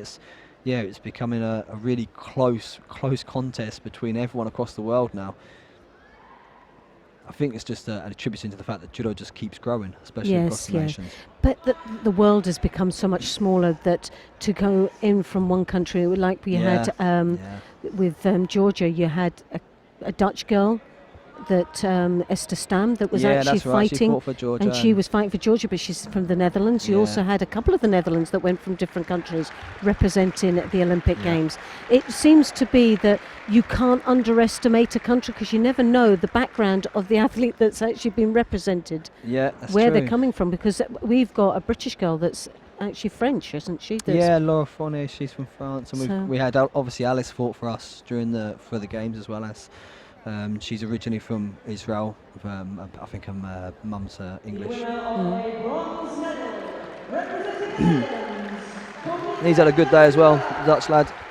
Well, Tonic, yeah. Yeah, he could be one to look out for in the coming years, especially. There's a few there. Well, this is where you can see what's happening, a bit of a trend that it's now they're focusing on the next 4 years. Yeah, of course, yeah. And some of these are young athletes, but when you're looking back on their past results, they've actually got a good list going right back from cadet level.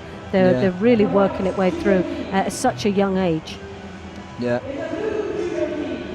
But the transition for women into the senior category is a lot easier for the men, isn't it? Yeah, I found that when the women transition across, I think the strength difference is not as big, and I think that makes a real difficult challenge for the men converting from junior to senior. And some players do it very well. You can look at Kaia, the French guy who seemed to seamlessly walk into seniors like he'd been there all his life and win the European Championships. But for a lot of the younger guys, it takes that little bit of time just to get up to the level, get up to the experience level as well. But yeah, the girls, I mean, we've got a bunch of British girls that are transitioning really, really well and really smoothly. 63 kilos is we've we've got some real talent, some depth there, which is nice to see.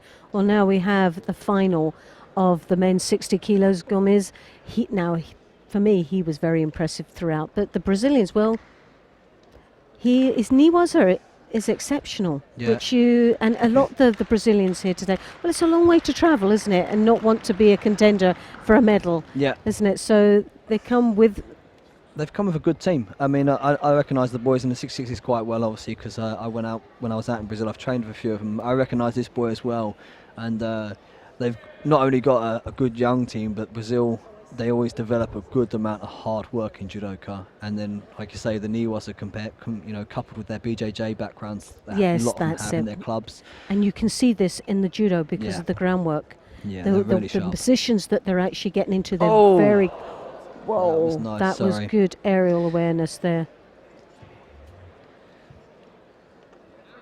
Well, the battle is on between these two. They've got a few Brazilians, haven't they, at the 60 kilo weight category that love a Sodi.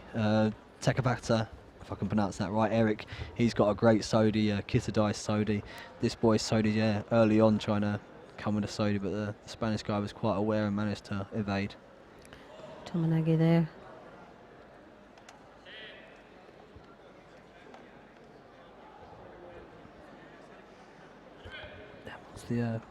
That was the Brazilian boy. Is he young or is he? He is. Well, I'll tell you right now. I think he's actually about 21. I see he's young as well because Eric's not that old. The boy below Kitadai that just missed out on the games. He's not too young, too old either. So there's quite a lot of youngsters in here. There's the oldest, I believe, is David LaRose. Oh, okay. He's what, 33. 33, yeah, same age as me. That's right, I say he's the oldest. And yours. Yeah, same age as me. I've fought him many times as well. 4 or 5 contests. Fantastic athlete. Yeah. is a gentleman as well. I've watched him.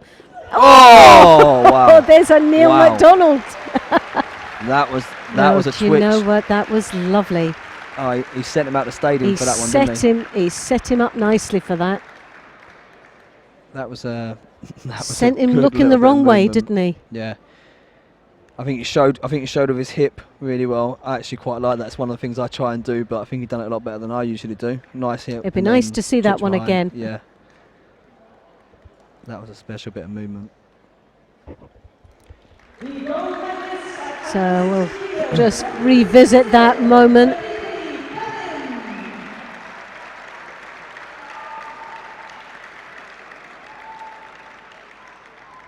For me, you've got a talented athlete if they can use their feet, Yeah. especially like that.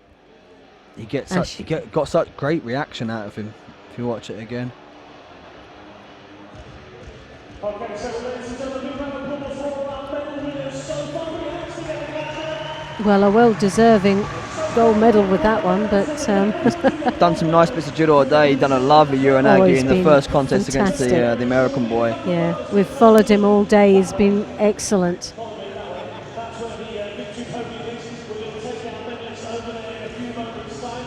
We've got Kelly Edwards coming up in a little while as well. Who's in for Kelly Edwards? Just a few of you that is neat to see. Yeah, I've been to Glasgow the last couple of years for lots of wonderful events, the Commonwealth Games, the World Gymnastics Championships. Oh, here it goes. Here it is again. So here he goes, setting it up. Real battle for the grip. He shows. Oh, it showed it with the shoulder and the head, yeah. and then the legs just went right behind. That was sweet. So it just sold him brilliantly with the first reaction. You can see it again there. Look at the head movement. Yeah. It was the twitch in the head. His Yeah. head moved. He went forward. He switched to go back. Brilliant. That's some Nice, great, nice. great little bits of judo in these 60-kilo contests there, wasn't it? Definitely. Yeah, that was really Well, impressive. he definitely sent him looking the wrong way, didn't he? There.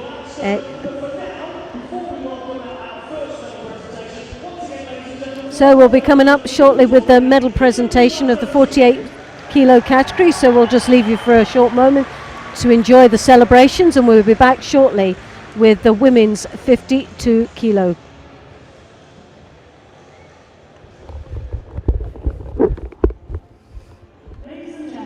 That was nice, eh? That was really nice.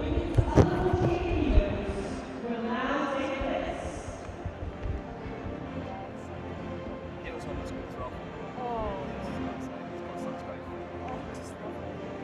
For me, a good judo player, good needs to have that time. Because having that fear of your opponent, it sets everything else on. You can have the big huge mountains, but if you've got those people who work with it, it just opens everything up. Japanese everything. And it makes you fearful for moving, because as soon as you do that once, They use it to create their pace as well. yes. They use it to build the pace. It's like that. It's very, the timing is, there's fantastic coordination. The hands doing the movement of the upper body and the feet creating that rhythm and that bounce. And it's been able to hit hand and hit foot exactly the same time. It's just like a banana skin you off. I was teaching, I teach my kids, all the little ones, I teach them how to use their feet all the time, because I'm just a great believer of ash crosses. So I get them to try and work on the timing, because one time a little lad came down, look at me, sweat and everything. It was one of those that were, ooh, he couldn't really dive, he was just floating in seconds, and he landed with it, but he didn't remember, but he just didn't see it. Like the kid didn't even really, and it was before you knew it, it was over.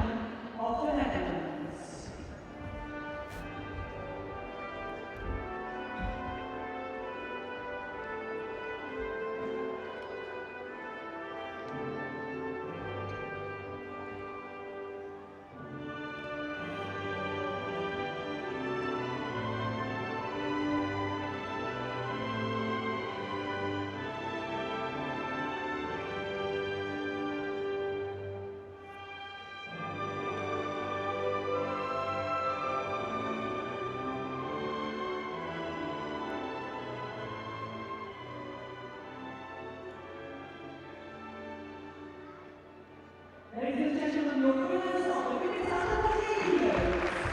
And we now invite our VIPs to have a photo with the judo family.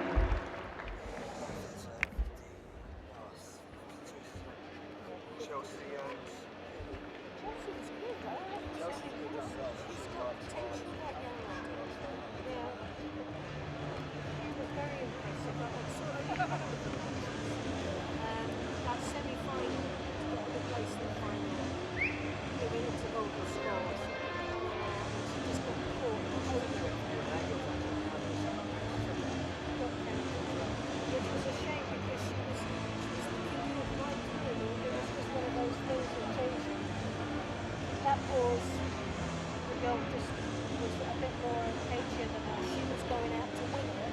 The other one went out and waited and just counted it. It was a bit of a half-hearted thing. That's just experience there. Ladies and gentlemen, moving directly into our next bronze medal contest. The women's under 52 kilos coming on to match 3. In the blue judo gi, representing Great Britain, Chelsea Giles. And in the white judo gi, representing Belgium, Lily Blake.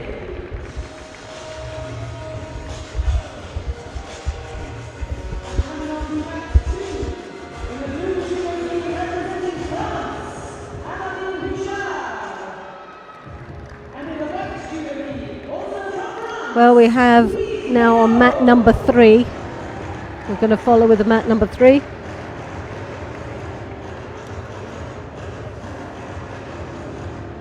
Plavia of Belgium in the white gi. And Chelsea Giles of Great Britain in the blue gi. This is the bronze medal final, the under 52 kilo category. If you've just joined us, I've got the pleasure of having with me Colin Oakes, Olympian of Rio and also current European silver medalist. Yes? That's right, yeah.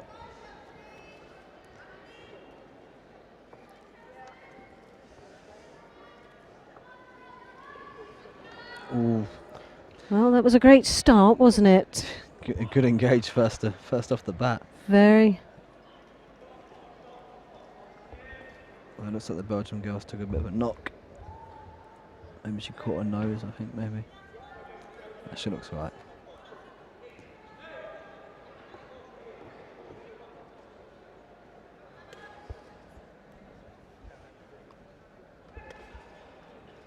Very tall in this weight category, isn't she, Chelsea? Yeah, I was actually discussing this with someone earlier. We're talking about whether she'll stay 52s because she's still relatively young and Yes. she'll start to do a bit more lifting and be in the gym a little bit more. It'd be interesting whether she stays the same weight. I guess the staff will have a better idea about that. But Yeah, and how she? It's only time. Well, she's leaving herself a little, but Blavia there, she throughout the day she has actually been very impressive, very very strong athlete indeed, and there's no surprise of her being in the medals. In fact, I was surprised she didn't actually even get into the final. She was superb. yeah, she started really strongly here as well. She seems Yeah, to also dominate the Tagari. opening exchanges. Chelsea, Well, she's really on the attack, isn't she? Yeah. Chelsea really isn't having much of an opportunity to express herself out there, really. she'll stay in the fight. That's one of her good qualities, though. She, I've seen a couple of the contests today, and I've seen it in the past where she's struggling and she's losing, but she's actually quite clever about working out situations within the contest about how to develop the contest in her favour. So early on, she looks a bit like she's struggling, but she might come back into it further down the line. Well, this is the advantage she's got to take, those long limbs, that arm right over the back.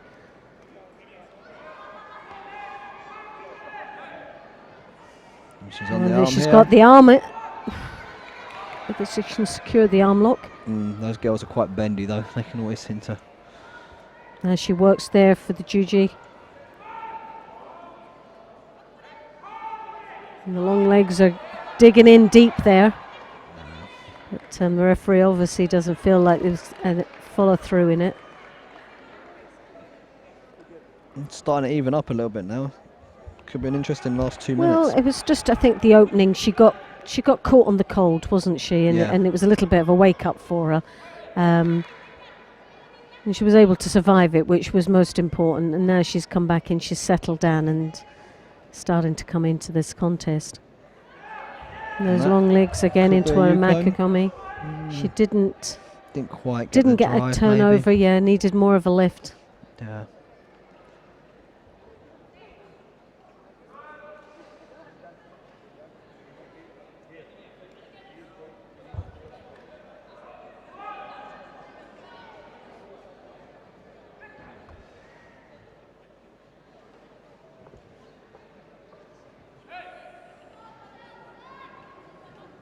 She always seems to be on the back foot, backpedaling rather than engaging onto her opponent. There's the Makakami again.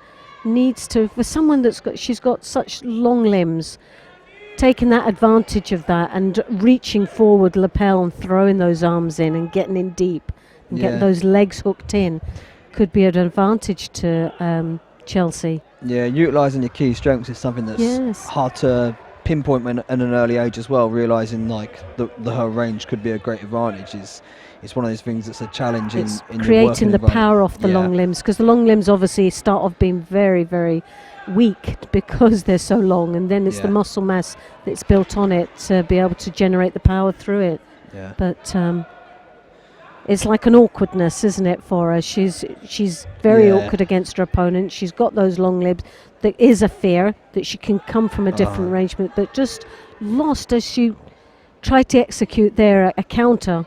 I suppose she lost control. Went for the Uranagi and kind of half came in, and it's always a bad decision to half come in and then change your mind. And when you come out, it's usually when you get caught. You know, it's very difficult to readjust when you've come out of a technique, and if someone looks to hook and drive on you. I don't know if they're having a check on it or whether just waiting for the type of the trousers, but it looked like a good score to me. Yeah, they've stayed with it. So Wazari now for Blavier there. Really challenging in the so female this weights is going to be get back difficult for Chelsea, but it opens it up. She's got nothing to lose now, and she can just start going forward. It might actually help her to loosen up a little bit and get those legs and arms in. Yeah, it's when you can take your risks. It's when you can take your risks. So later on in the contest, if you're losing, got nothing to lose, you just go for it. Yeah, lose by Ippon, lose by the Wazari, it doesn't make a difference now. And she's going for it. She's yes. Oh, that was a nice little combination going around the back and coming forwards. And I know as a commentator have said before, oh my goodness, the way they fought in the last 30 seconds, I wish they'd done it right at the beginning, they would have won it. Yeah. No problem, it would have frightened the life out of them. But they leave it to the last seconds and run out of time. Yeah, I think when you get to the last minute of a contest as well, like the mentality of your opponent can change, especially if they're leading, and with that they back off, and it gives you opportunities to attack and score. Drop Sianagi there again. Another good attack from the Belgium. Well, she isn't stepping back off that result. She's still working hard and giving Chelsea a real run for money there. Yeah, she works well with that drop Sianagi as well, because she can absorb a bit of pressure as Chelsea presses on. We're only about 6 seconds. I think she's just going to eat the clock away here. Yeah. Yeah. Well, it was a great fight anyway from both of them. Both athletes fought extremely well, but definitely Blavier there had the edge. Yeah. And she obviously had the real hunger for that bronze medal. Yeah, I think she just had a slightly better range of judo in that contest, because she had the options to drop, she had the option to step and engage there as well. There was a lot of power in her techniques. Yeah. There was a better range for Chelsea, but the power definitely was there with it's a good day for her, though. Good day for Chelsea. It was first European Open, I believe, maybe. Well, definitely good promising for the future of British judo with this young lady. I'm sure we'll see many more final medals with this young lady soon. I think, yeah. Kelly Edwards now. Well, Kelly's been very consistent throughout the day. She's had some hard matches throughout, but she's kept her composure and that's what won her a place in the final. Yeah, She kept her cool. it's been interesting as well. We've got about 10 or 15 coaches here, and Kelly's not had a coach all day. I'm wondering whether it's part of the way she's trying to develop her judo, or trying to be a bit more, take more responsibility on the mat.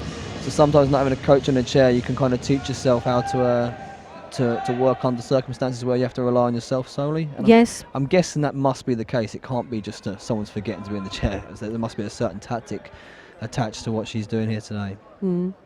It seems to have worked so far. I know. She's a very confident lady anyway, Yeah. in general. Yeah. She knows what she wants and how she's going to go around and do it. So at the end of the day, whether you've got a coach there or not, there's only one person that can fight. Yeah. That's you. Yeah, definitely. I think she's been in great form last few tournaments as well. Her first Grand Prix medal the other week in Croatia, and lovely throw in the final to get it. So you know, she's definitely developing. She's had a very difficult few years of injuries, and she's changed centres a couple of times. Yes. It's been kind of a bit disjointed, I should imagine. So this is kind of the longest kind of stint. She had the concussion earlier in the year, which meant she missed out on trying to push for the last qualifying. She had some work to do for that, but she still didn't get the chance to even do that. So that must have been frustrating. And but now she's come back, and she seems to be a lot happier. I think she's going to get a shooter there for gripping inside. She gripped inside, and that's the mate. Sleeve, Obviously, the crowd didn't see it that angle, but so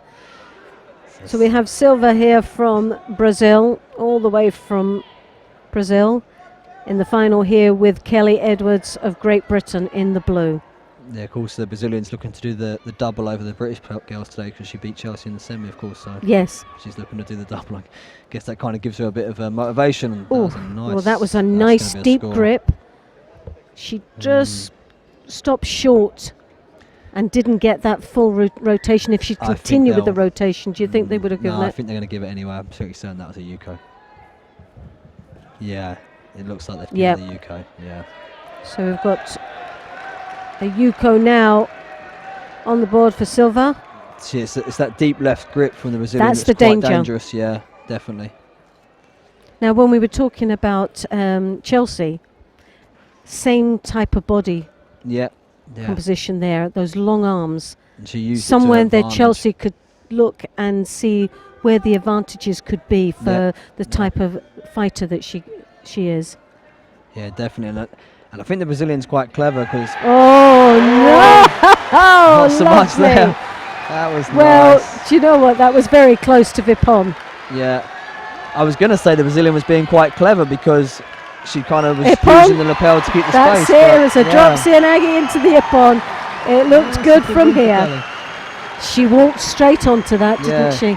She kind of, in the exchange before, she went deep with the left hand and tried to close the space, whereas in that exchange, I think because she had the score, she changed her tactic a little bit and tried to keep space with the lapel grip. Actually worked in Kelly's favour, because it meant she can drop and get under. So it was kind of... Well, that was a fantastic win there for Kelly Edwards, who takes the gold medal in the under 52 kilo category of this European Open here in Glasgow. Well, that was a little bit of excitement. Here we go again. It's the drop. Yeah, that was nice. Nicely done. Yeah, you can see she was just trying to stay on the inside there. I think the Brazilian was far better, being more aggressive and attacking, and not that I'm complaining, it worked to our advantage. Well, I think we'll be going to the medal ceremony for the under 60 kilos for men.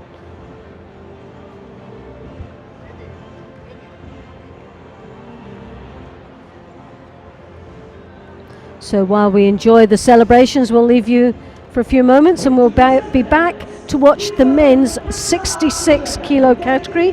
And coming up very shortly will be Samuel Hall for Great Britain.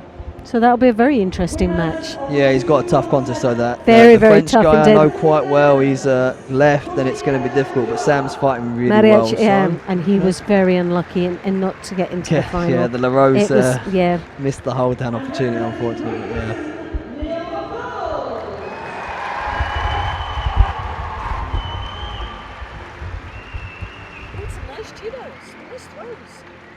In here? Yeah, the final block. That's good, isn't it?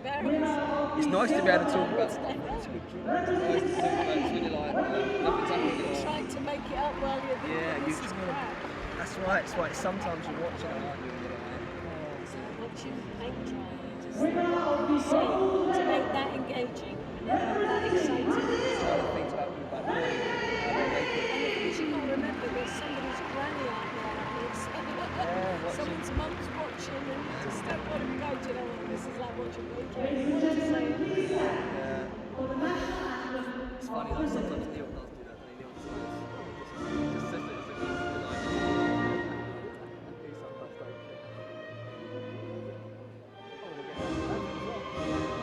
He sometimes don't care. It's not a good thing about doing these tours at home because you do get national Yeah, anthem we do there win a again. few there.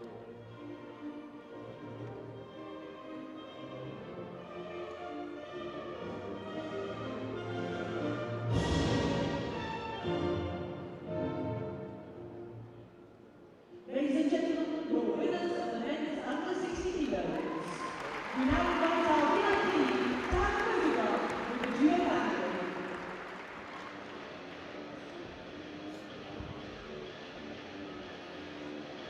This is going to be quite unusual, isn't it? It's going to feel like the end of the day, and then it's going to start all over again. I know, that's what it's weird. It's going to be mental.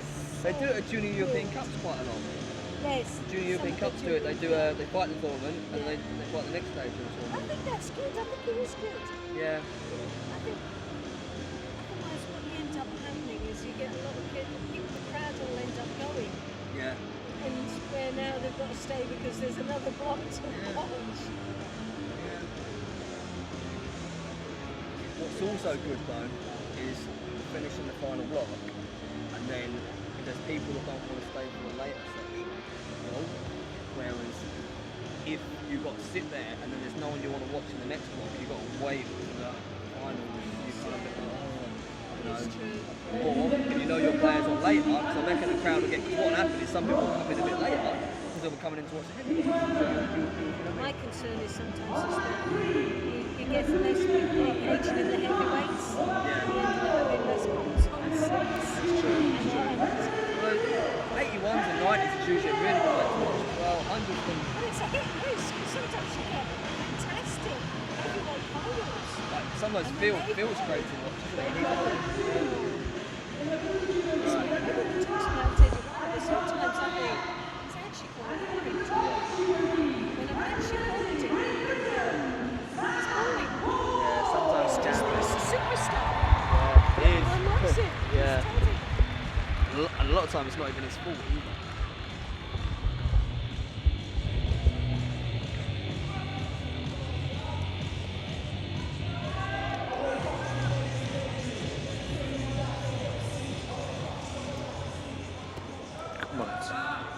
So we're on mat number 2 where we're watching the bronze medal final, the under 66 kilo category.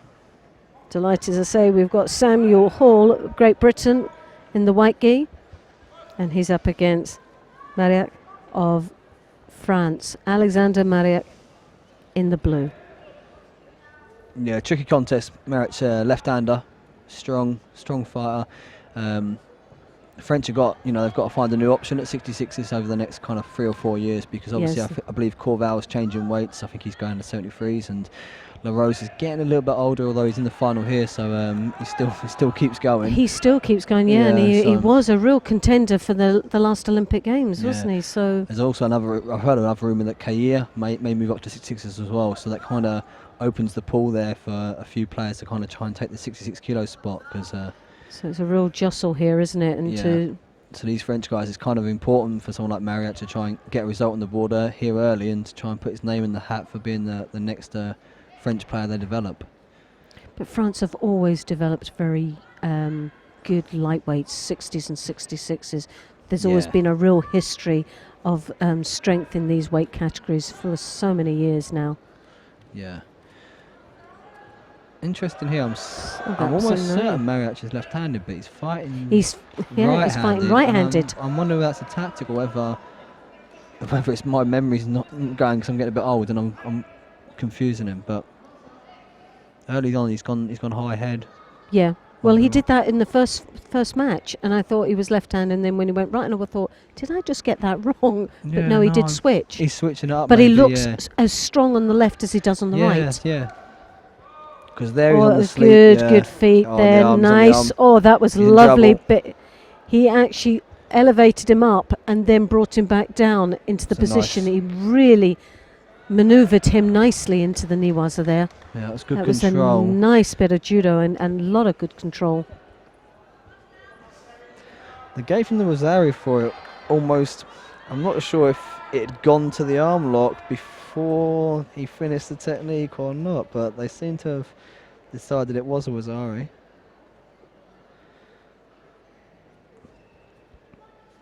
And I think they're having a re-look at it by the looks of it. You can always tell when the referee's glancing over a little bit at the table. Mm. No, No, yes, they are. They There's making- something. He kind of went for Tominagi, and then he switched almost to the arm and landed him down, looking to apply the arm lock. So whether they're making the decision that it wasn't It a was- score because the throw was dead and was converting to Newaza, I don't know. Well, let's see if we can see it here again. So you've got the Toma. He's So lifted. he's gone for it. He's It's an interesting one, isn't it? Oh, Because he's on the arm as he's well. on the arm. He's Yeah. on the arm, which means that he wasn't going for the. It's almost like he wasn't going for the throw anymore. Well, But they've let it stand. let it stand, but let it yeah, stand. very interesting there, because he was up in the air, but he was still manoeuvring in the air. The arm was just, it just seemed to be the bonus most probably for Yeah. him. Tricky one to call, I think that. Yeah. It was a good bit of judo, if Yeah. anything. Exactly. Either way, either it was a good bit to take him down or a good Tominagi to finish. It was very positive, yeah. Yeah.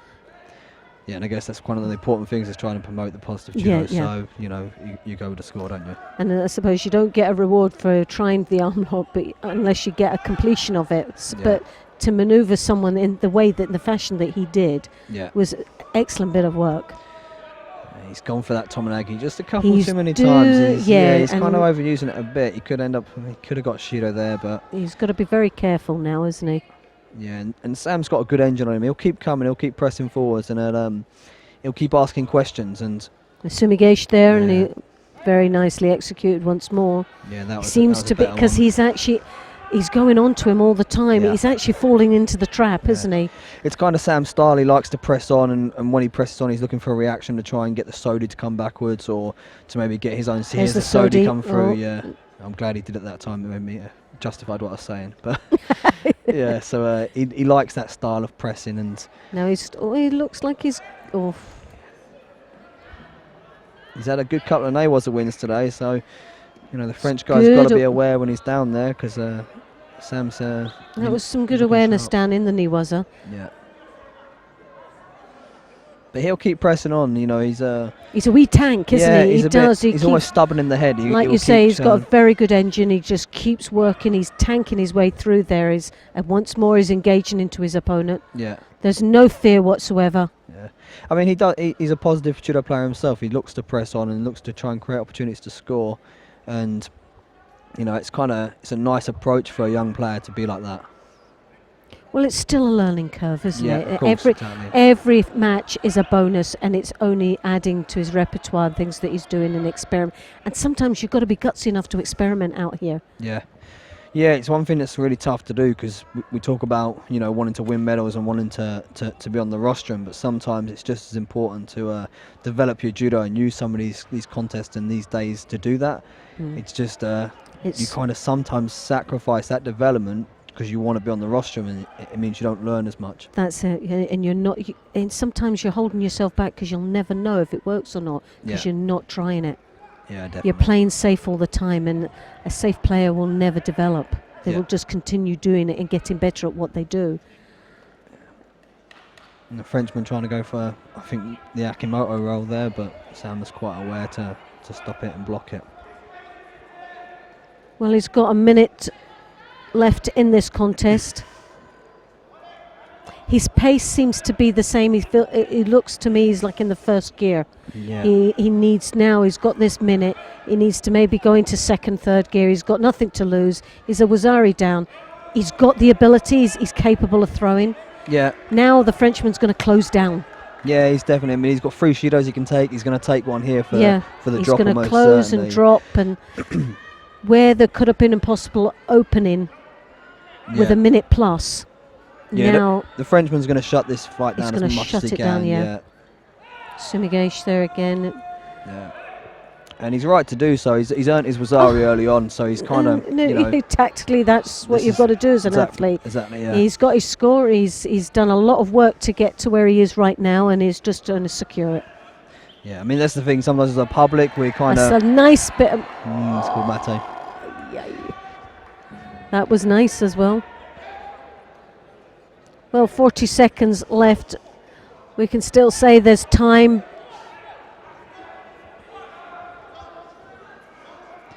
And the crowd are behind him.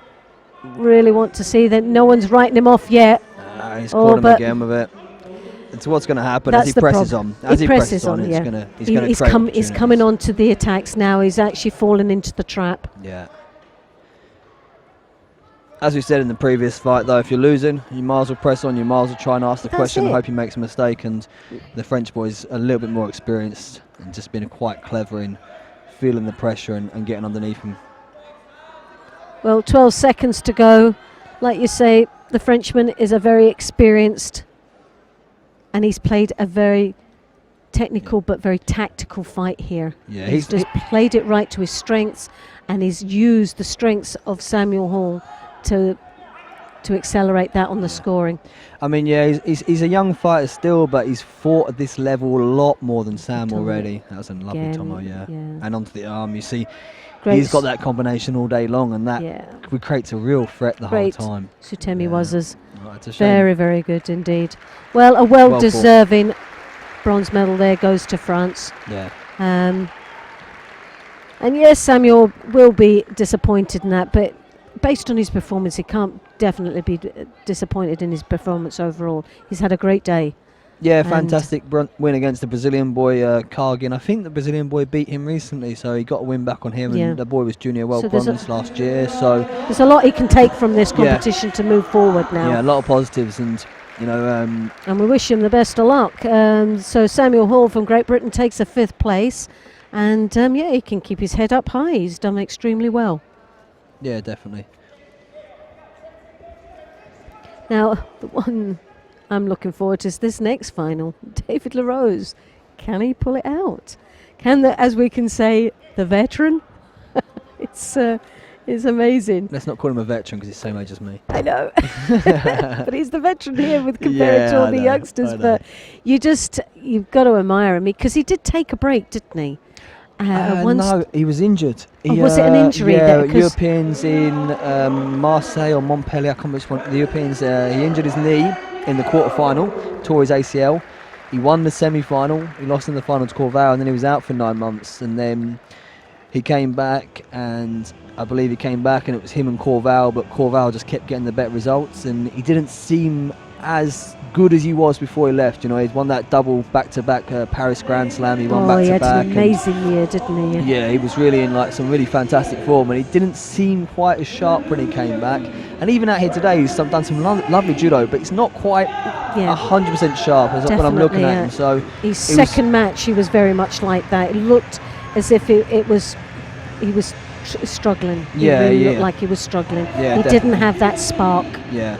I mean, I think he was very frustrated with the decision to send Killian into the Olympic Games instead of himself, because I don't think he qualified, but he had the opportunity to if he'd have done Baku and Kazakhstan. I remember reading a Facebook post where he was a bit frustrated that the association hadn't selected him for them events to give him the opportunity, and he said that he'd carry on, and he's sticking to his word, and he's now in the final of the European Open again. I think he's been in the final of this before, when it was in maybe in Birmingham one time. So let's see if he can do it today. The Spanish guy is very similar to his brother, very hard working, will stay in this fight all day long.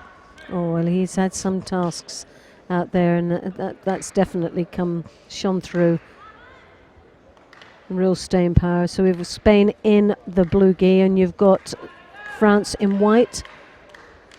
Who would be your favourite in this final? If it comes down to judo technical ability and what LaRose can deliver, I would go LaRose. But I know that the Spanish guy works very hard. He's got a style that's very difficult. It's a little bit similar to his brother Sergey's, where he gets that hand over and he can cause problems. And if the fight starts to get a bit cagey, I can see the Spanish guy getting through and winning this contest, and he's fought very well all day. Actually, you know, he's looked great. He's done some nice very bits of judo as consistent. well. So That was a nice bit of turning over there in Niwaza for David LaRose. yeah, he kind of has the whole package. LaRose, he can do a bit of Niwaza. He's got wonderful judo, and he can win a fight tactically if he needs to. He doesn't seem to be flustered at all Yeah. throughout the day. He's looked tired, but he hasn't looked under pressure. He almost looks laid back, doesn't he? He's He looks, very calm and collected. Even when he walks back to the mat, you go, you're really swaggering a lot. Yeah. Yeah, he's got a bit of an aura about him that makes him a bit. It's very hard to fight him. I've fought him a few times in my career, and I've can't always struggled read. with him. Yeah, it's Very difficult man to read. and you don't know when he's tired. You don't know when he's feeling pumped up. You don't He's get in the a good read. driving position there with a Yuko on the board with a Koichi sort of gak. Yeah, good with his feet. I Very, think very similar clever to with the Neil feet. and the boy earlier day. Good with his feet, and like I say, he's And now got a he's bit of looking Niwaza. as he's working up the top of that body, but drawing. As you can see the pressure on the head, but He'll roll him again. He'll look to roll him again. He likes to. he did that in the earlier Yeah, matches, that's right, and they'll for a go hold again. down. Yeah. He's got a bit of a better position this time as well because he's got the referee again. Maybe a fraction too quick, but he had a bit of time, I suppose.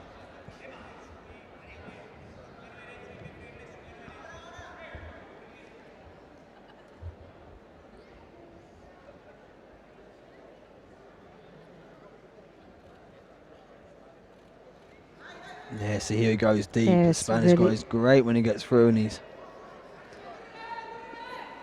Oh, that was a bit of a waver. That could have gone either way there. That was a good exchange. Oh, I actually was holding my breath there, wondering which way is that going to go. Yeah. Yeah, he's dangerous when he gets over there. If he can get over deep, he's got the Kochi Gak and he's got the Ochi, and then he can also turn forward with the Haramakikomi as well. So He's got he's got height advantage and that real reach. And if he can connect, then he is very, very dangerous. yeah, he's kind of got to do what he's doing now and not give LaRose time to use his feet, time to manoeuvre and try and open up with his judo. He can get deep on him here. Not so good that opportunity there, but if he can do that more often, he'll cause him many problems.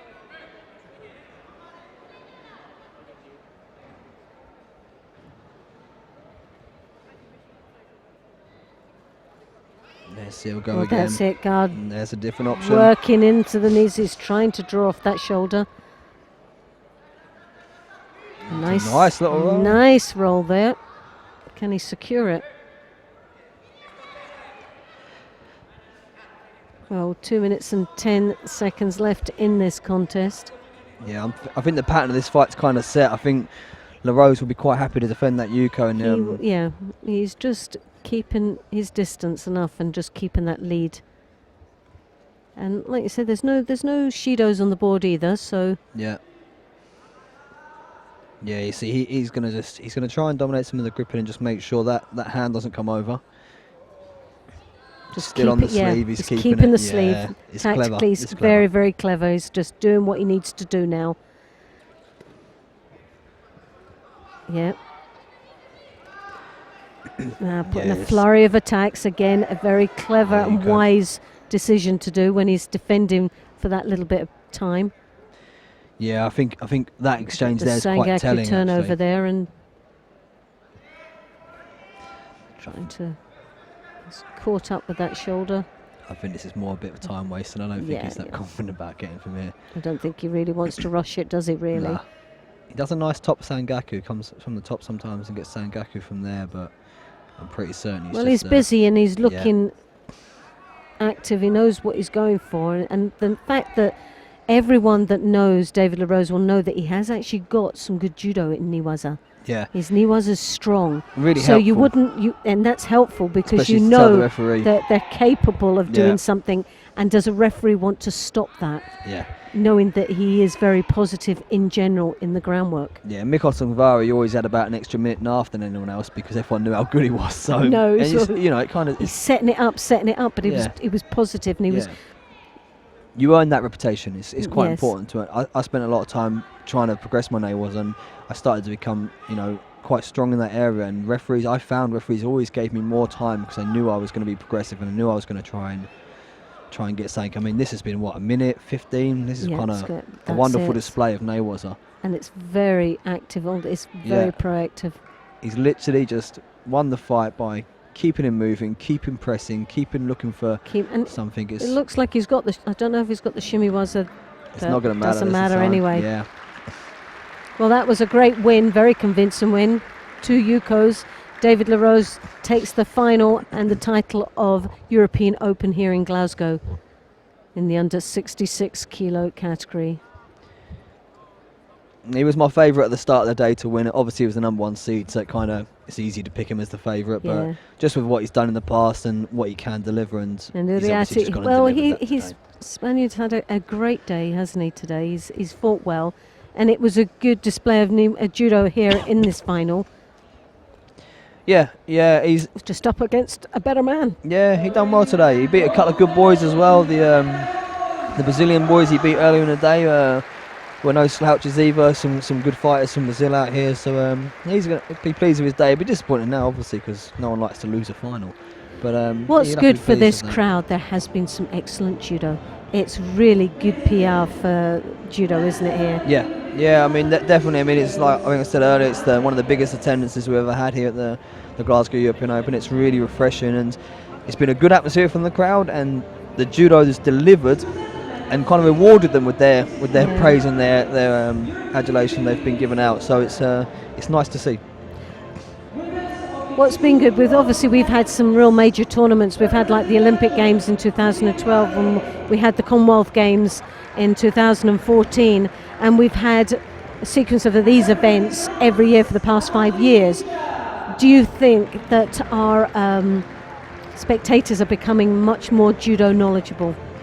Yeah, I think so. I think you're right. I kind of get that feeling that they're now starting to become a bit more aware. People are doing a bit more research about the rules, and it's the best sport to watch in the world if you understood the rules properly. And sometimes I've looked at a sport and I've been saying, I don't like that sport, I don't understand it. But it's because I don't understand it, I don't like it. And I think it's really important that if anyone's watching in today, really important to go online, to research the rules, to really study them up, because once you understand all the rules to the highest of levels, it becomes really entertaining and really interesting to watch. That's a very good point, and it's a great thing that you said. Just go online and try and find. Well, we hear the medal presentation.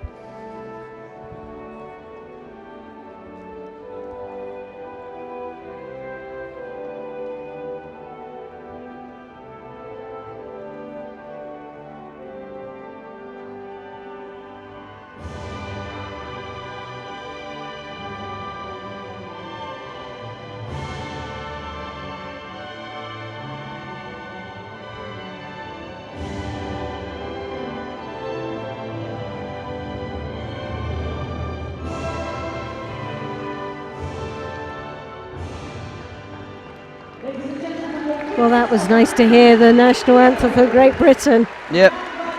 It's always nice when we get a national anthem played. Definitely, it makes my day. Yeah. And some very nice moments there of the family pictures of the medal winners on the rostrum. And we'll be coming up very shortly with the women's 57 kilo category.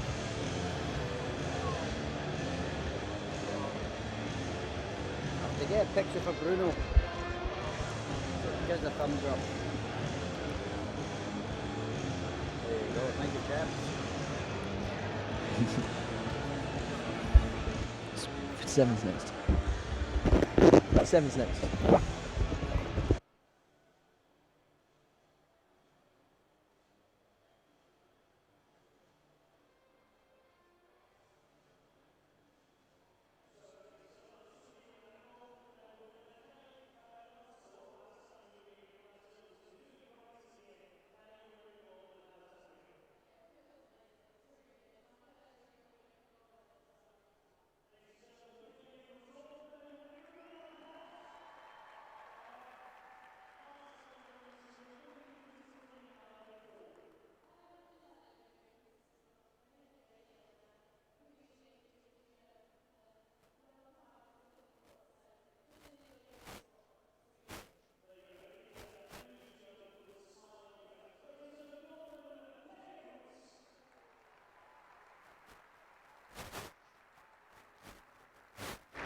It'll be interesting to find out why she didn't have a mat side coach. If Yeah, I'll ask her I'll be- later. yeah, it'd actually. be I'll interesting ask to her find that before out. the next block. Actually, it'd be interesting. I Mm. imagine it's a tactical thing to just try and develop herself.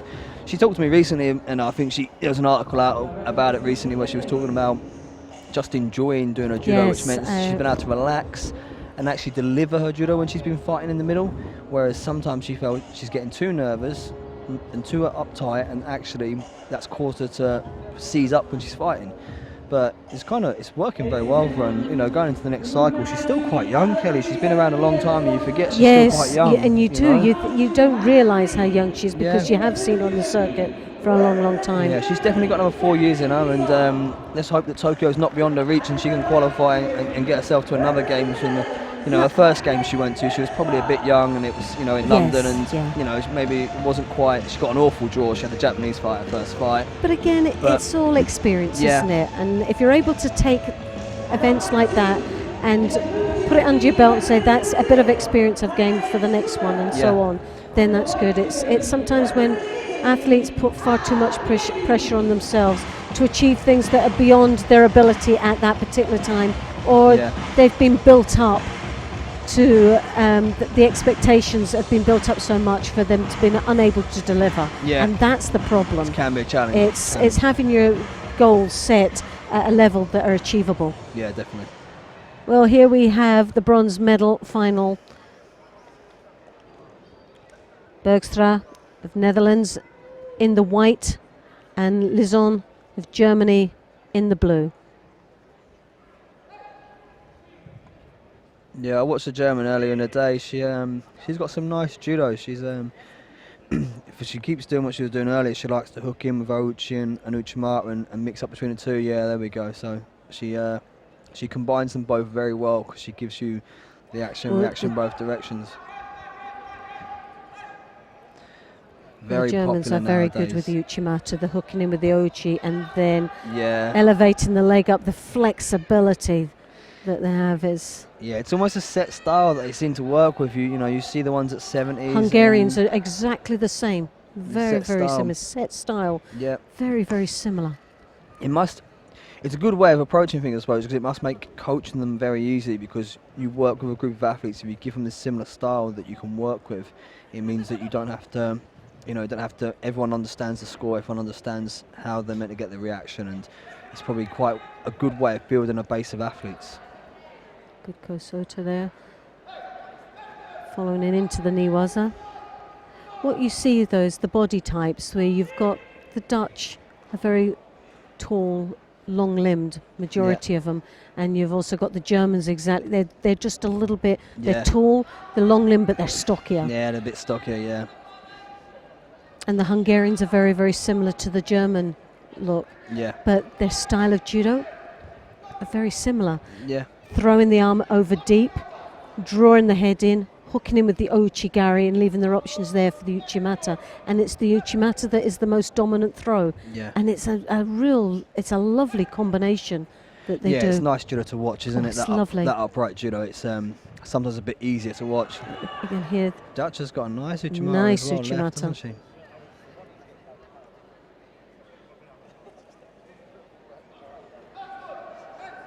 It's quite a good matchup. They're both looking to be open, which is nice. It's been kind of a theme very, for the day. very similar as fighters. Yeah. I think it's left on right, isn't it, as well? So it's it makes it even more entertaining in that situation. Yeah, there's a lot of opportunities to score. They're falling onto each other, aren't they? Really, it's whoever gets there first. Yeah, quite important to lead the grip. Coming out and leading the grip is quite important in this situation. And so far, Lison's had the better of that. So Berg's just going to have to kind of step it up a little bit coming to the last 2 minutes, especially with the shooter down.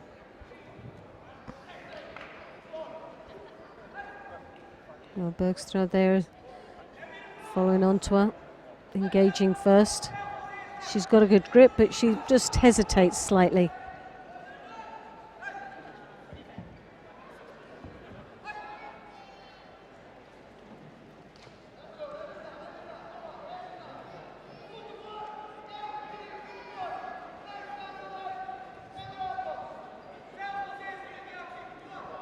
I just realised it's Dave standing there as referee. Yeah, Dave's been around for a long time refereeing. Yeah. He does a lot of the Paralympic refereeing as well. I believe he Yes. travels with our Paralympic team quite a lot. Well, he was so, in Rio and he also did London as well, Yeah, the Paralympics. that's right. Yeah.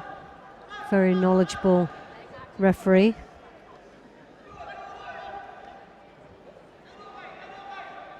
Still the same kind of theme going on here. Who can get in front the Hooking in first? Ochi Uchimata, a nice combination.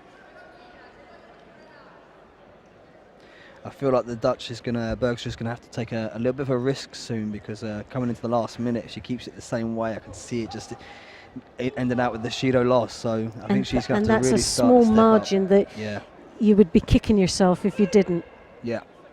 yeah, she's better off going for it and getting caught for Ippon. No Sotogari there. But she had her hands down, really didn't have much power generating through it.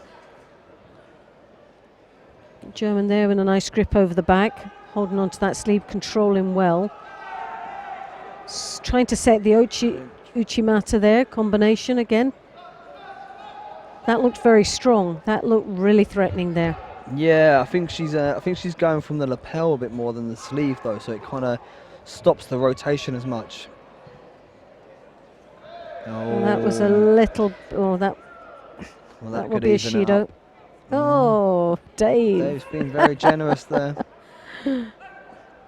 Again, the hook in, but her arm right over the back there, very strong, but just doesn't seem to get that pulling of the sleeve and rotating around. Yeah.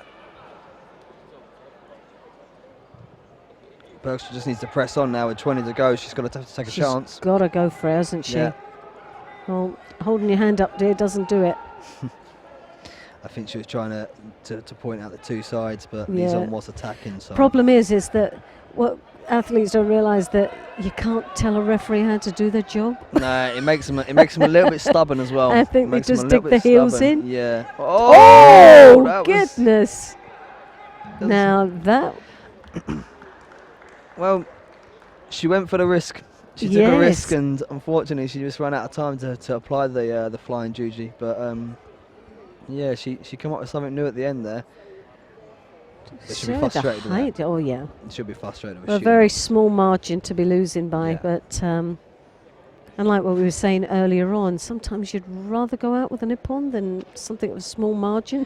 Yeah, you always say it, and you're always trying to tell athletes, that's what you want. If Yeah. you're losing, go for it. And I'm sure you've been in that situation. I know I have been Yeah. a European final and having the same athlete 2 years on the row and losing the first year on a split hand tie to going wow. down exactly the same road with 30 seconds and thinking to myself, no, I'd rather go for 10 than a split Yeah. hand tie again. But making that decision, go for it. And it paid off. Yeah. But I would have rather have gone for 10 than actually Yeah, a than split hand losing tie the again. hand tie again. It was just the body images, someone tall, lean, young, and you're like the short, stocky one underneath, and you're thinking, no, I look like I'm running away all the time. Yeah, yeah, it can So be it's- frustrating, can't it? it's In those the frustration situations, of your- just go for it. And my Europeans earlier in the year when I fought in the final against Marva Agashvili, I was losing by a Judo. I tried to press on. I tried to get my grip and press on to him, and he caught me for Ippon. And I think the EJU are now using it as one of the highlights reel again. So I seem to appear on these things quite a lot, getting thrown, which is quite frustrating. But either Listen, way. Take the fame whichever way. No, I'd rather have some of my own throws on there, but unfortunately I don't do as much of the nicer judo that Neil McDonald can show us. Yeah, well, and you all that, never but- say never. Yeah, it's never too long, never too old to try. Oh, definitely not, definitely not. But You yeah, just become you become a wiser athlete as you mature. yeah, And that's the thing, you play clever. yeah. I'm just trying to tell people that I've been trying to play clever since I was 23. I don't know. I decided early on that I'd have to try and win a few fights with the using the tactics to my advantage. It worked sometimes. It didn't in others. Well, we have now coming up to the final of the women's under 57 kilo category. And we have Grossman of Israel in the white and Kilmkat of Canada in the blue. Now, this Canadian has been quite impressive throughout the day. Yeah, I remember watching early on as well. Grossman throwing of Nice Uchimata, I think, against These one of the ra- British girls. The Israelis are very strong. Yeah. They are strong athletes. Yeah, they've got a good team, and they've got good Very- depth now as well. yes, They've yeah. got good depth. They're doing a lot of good stuff out in Israel to create that. It's a nice Ouchi. She got great reaction to get for that, to get him for the Ouchi there.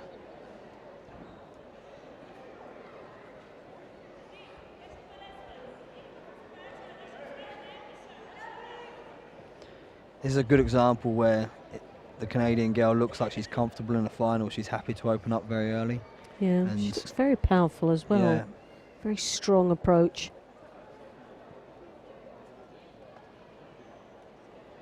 Both opting for the lower sleeve grip and working from there. The only danger is when it's actually being drawn down rather than either towards your back. Yeah, trying to use it more in a positive manner as Yeah. opposed to just blocking out. And it's the interpretation that a referee might take from that, which is a danger. You're trying to anticipate what the referee might think of it. Yeah, because I think one of the important things that the referees are told to do, and I think it's a good way of refereeing a fight, is to try and read a flow, judge who's Yes. trying to do the judo, who's trying to open up, and in a situation where you're gripping infringements early Ouchigari. on, it means that you could struggle. That's the same thing she scored with Nice earlier on. Ouchigari there. Yeah.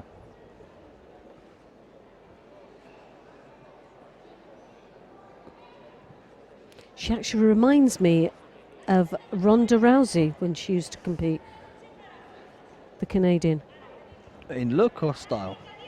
Huh? In both. In both. Yeah, She does look, yeah, she's got a similar stature, hasn't she? yeah, and sort of shape and. No, it's definitely. It's like I a don't bit of remember watching Ronda too Oh much. God, yeah, I used to remember watch the her. name, but I didn't. Yeah, she was a bit older than me, or yes. she was before when I was competing internationally as much. So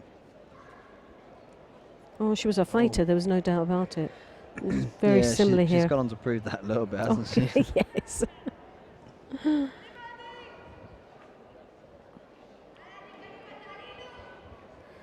Well, the Canadian's looking the busier of the two at this moment. Yeah, she looks comfortable, eh? She looks comfortable in the gripping situations, and I think the Israeli is going to have to throw something a bit different at her to create an opportunity to score here. There's a little bit of you get that sort of feel of frustration with the Israeli, and she's looking flustered. She's not getting the grip that she wants. She's not really been able to have much control in this contest at all. The Canadian seems to have she's demanding the pace and controlling the pace of this Yeah, this it's one contest. of the things we're taught to do quite a lot is to try and lead the grip and lead the pace of the fight. And generally, if you can do that, it puts you in a good stead to dominate the situations and dominate the contest. Well, if you're leading and you're controlling, somebody else is actually defending, isn't there? Yeah. If you're attacking, they're defending. Exactly. And it's So the it's same getting in theme, isn't it? first. The referee can see that you're looking positive, sees you're in control. And so far, she's done that very well.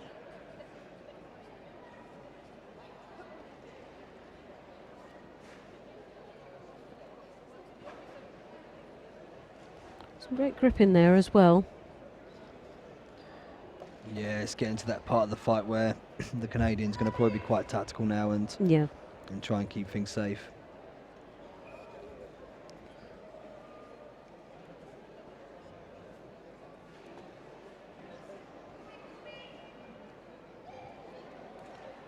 Not one of the best matches I've seen from Grossman today. And she's fought. She's Yeah. had some outstanding performances throughout the day. This final just doesn't seem to the same athlete as No, what we've been seeing in previous matches. It's sometimes And very it's just the clash of possibly the style. styles. Exactly what I was going to say. Is sometimes that style doesn't suit you. And it definitely looks to be the thorn in her side right now. Yeah, Well, definitely. the seconds are ticking, and she seems to have a little bit of acceleration there, but's left it far too late there. Yeah, it was well fought by the Canadian. Oh, the Good Canadian fight. fought extremely well Got a and score takes early. the title, the gold medal, back to Canada. Yeah, and sitting in the chair, I think he's now the new head coach, isn't he?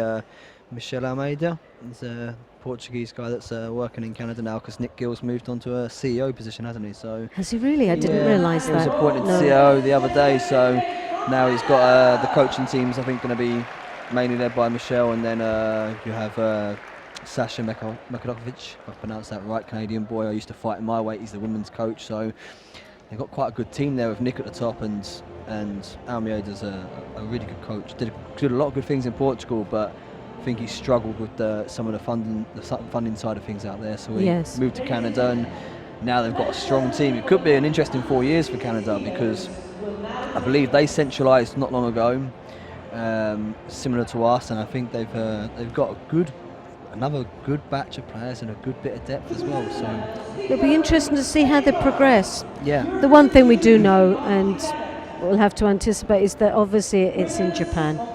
That's going to be hard. Asia are going to be so strong, aren't the Japanese, what do you reckon their medal target is? 14 golds? Oh, definitely.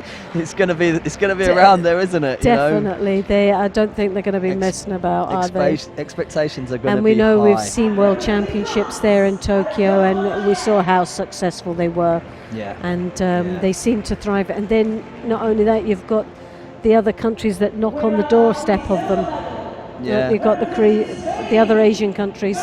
It's going to be a hard one, isn't it? It is going to be tough, but I mean, I'll go back to like what's kind of happened. I suppose with the last 4 years for the Brazilians and the 4 years previous for London. I think the Brazilians, as well as us, made a slight error in judgment in trying to get people seeded, because for the Olympic Games, I believe only 2 or 3 players medalled that were not seeds. It's a statistic like that. So we didn't do that either, and I think the Brazilians made a bit of a mistake, or the Japanese as well. We'll see.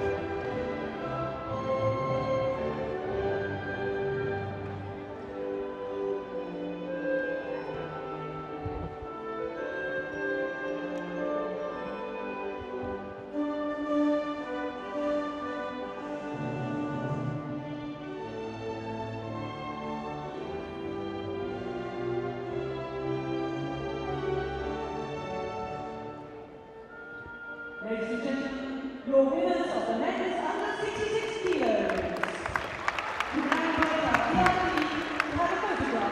Well, you're totally right with that. It is now about the seeding and making sure you're in a pole position to, when it comes to the draw, be put in a place that it won't look ugly to you when it comes to fighting, because then it's in the hands of the gods. I mean, strangely, the only weight that's not really followed suit on that has been the 6'6s, because obviously Lasha won London, and then Basile wins. But he was amazing. Rio. Yeah, he was on fire all day. Amazing. So 66s is quite. I like to always believe it's one of the most random weights in terms of something what happens on a day, how the performance has been. That has shown that come London and come Rio. So, but the only nation that can maybe get away with not having anyone seeded is probably Japan, because they can possibly just. Well, they can put a full team in, can't they? Yeah, and it's a full team. That's a full team in. Although they usually qualify a full team always anyway, do they not? Yeah, they do. They usually do. Yeah, I don't think, I So can't remember of any time they haven't qualified 14. But that pressure, that chase doesn't exist for them now in Tokyo.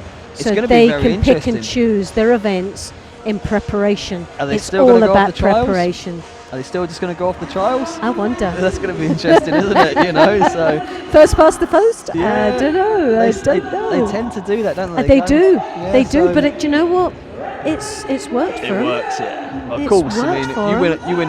If I went in the won the Japan trials, I think it's kind of, for me, would be like winning a world championship. Exactly. You know what I mean? It'd maybe even harder. You know. The trials for them is like a world title. Yeah, For goodness definitely.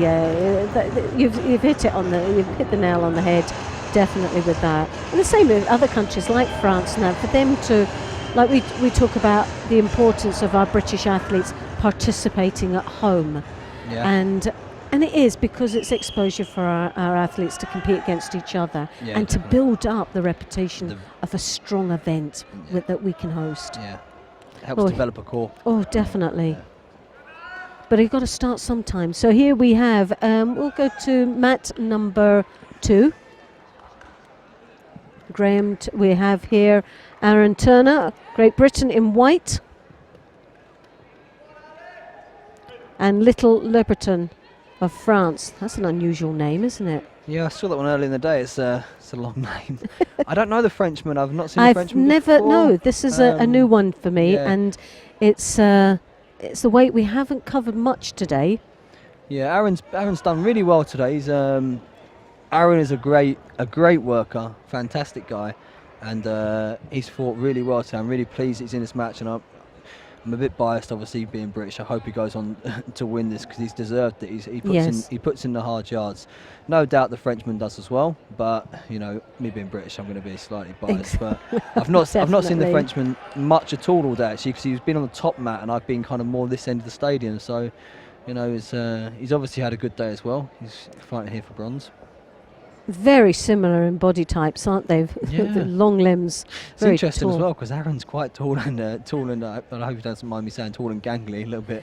So the Frenchman's got a similar kind of stature. So I'm yeah. sure he's heard that word gangly many a time. Yeah, maybe have a word with him back later, announce it to the public, but I'm sure it'll be fine. Oh, he's in a little bit of difficulty there. He needs to sort of compose himself a little bit there. Yeah. The French guys, make sure I get this right, I'm pretty certain the French guys left, and it's a style that sometimes can baffle Aaron, although he's got a lot better today with a few. Well, he's coming over now. He's come through. He's trapped that left, but the danger is still there because it's coming sneakily around the back, and there's always that danger. The Frenchman not only needs the top, but he can manoeuvre from the rear.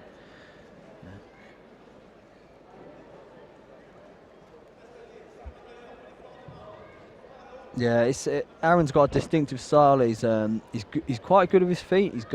Gets good reaction, good movement off people, and if he gets his gripping right, he can be quite dangerous. It's just these situations here where the French guy's trying to draw him in. And he's got very good ashiwaza as well. So as he comes in with the left, he's actually touching for the ashibara. Yeah. But that deep arm, that's where it makes him look very untidy, doesn't it? Yeah, and Lebreton looks quite dangerous from there, doesn't he? It looks scary. Yeah, and he can feel it as well. Aaron can feel that. That's why he's trying to keep space when it happens. He's trying to back out a little bit. Yeah.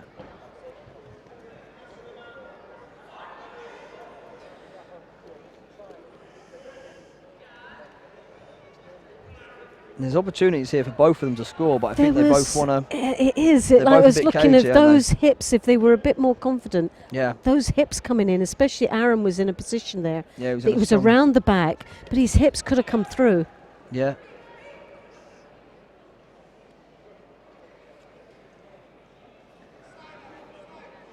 But there again, you see that strong Frenchman's grip is at the elbow, the hands over the elbows tucked in. The Ochigari is there. He's got that Uchimata, that arm around the back once more, that sleeve grip, but a good counter-attack there from Aaron. Yeah, this is going to go down to the wire, I think, this contest, I'm pretty certain. And Aaron's quite good from here if he's on the arm. Well, he's very similar to something that Sally Conway does with the hook in the arm, but didn't quite get the leverage he needed to still finish got the to. turn. Well, it's an exciting match. There's no doubt about it. His keeper's very much on the edge of her seat, wondering what's going to happen. Yeah. It's one of those that either one of them are capable of throwing, aren't they? Yeah. Yeah, I think now as well it's going to be a case of Aaron's going to have to start opening up, and it will create an opportunity for someone to score. The only strength that I see more is the gripping style of the Frenchman. He is definitely much more in control with the grip. I believe Aaron. Yeah, he's getting another Judo here as well. Aaron is just surviving on those grips. So now he's going to have to press on. Yeah, you see, that's a better idea. That's where he needs it straight away.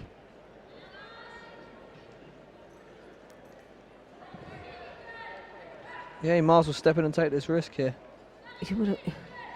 You're just hoping, you're holding your breath, hoping that he will do it, because there's a possibility, there is that danger for him. Yeah. He doesn't know when he's beaten, so he'll keep pressing forwards. Yeah. And it will, like I say, it's now an acceleration like what we just seen when he threw that arm over. That's what he needs, that connection and following right through with it. Yeah. if he's This is where gutsy he enough doesn't to want to do be that. tied down. He's No, getting tied down too much. He needs to create the space. Well, you're willing him on to come back into the play of this contest. The head's gone down again, and that's always the danger. But that arm, when he comes through,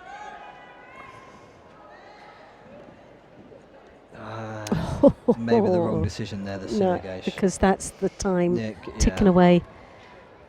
And it tends to be the bane of a few of athletes. We're all kind of a little bit guilty of it, where yeah, we're running out of ideas and we dive on our back to try and get a Sumigeisha or Tomonagi when we're losing, which, you know, it's got to be successful, because if it's not, obviously you end up on the ground and being in trouble. So and losing the clock away. definitely, yeah.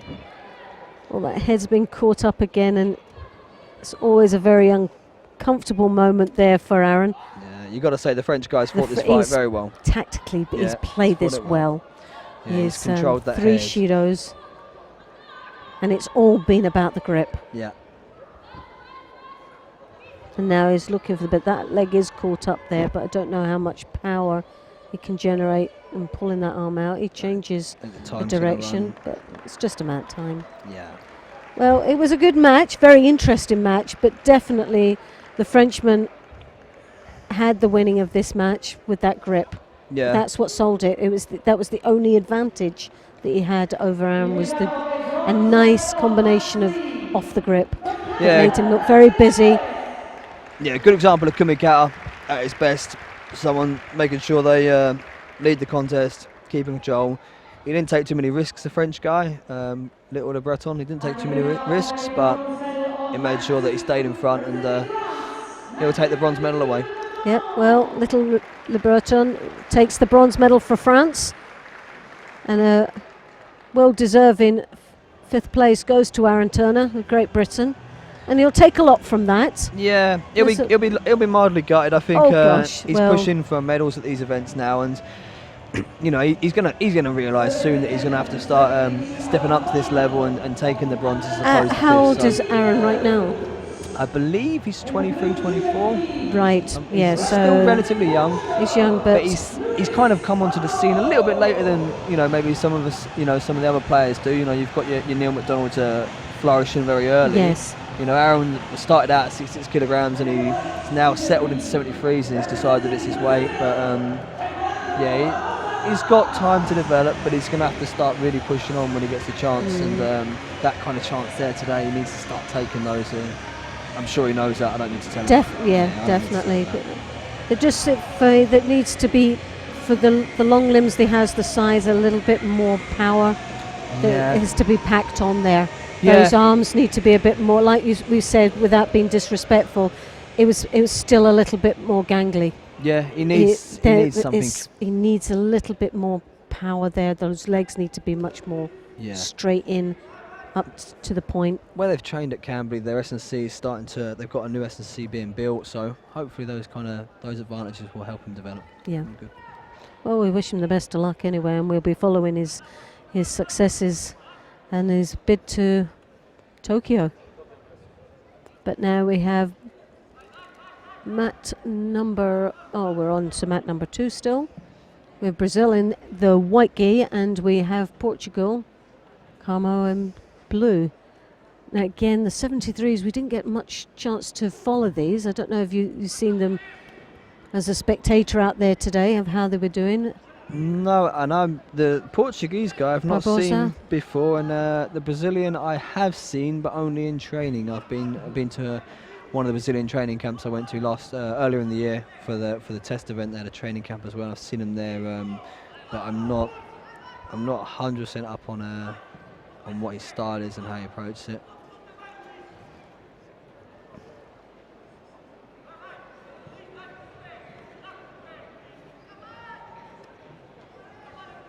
Well, nice and controlled there. Good, lovely Nice Uchimata attempt there from Barbosa. It's a good way to set up the entry as well with the movement. Yes, very strong. And Camo there looking for an opportunity in the Niwaza, but referee doesn't feel like there was the opportunity to be taken, and awarding Portugal at the second Shido now, so he's piling them up, and it's only been a minute and a half.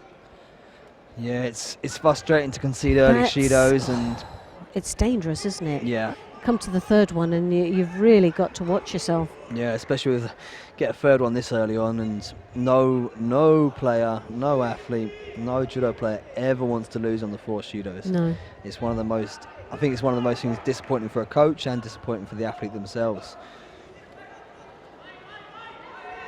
And he's starting to come back in a little bit now. That's it. There was a bit of dominance there executed, wasn't there? Yeah, I think maybe it's just trying to settle into the fight. Sometimes there's different tactics involved, but sometimes if I had a good explosive fighter early on, I used to try and take a few Shidos just to settle them down, and then allow me to kind of build my rhythm. So maybe there's a bit of tactics involved in that.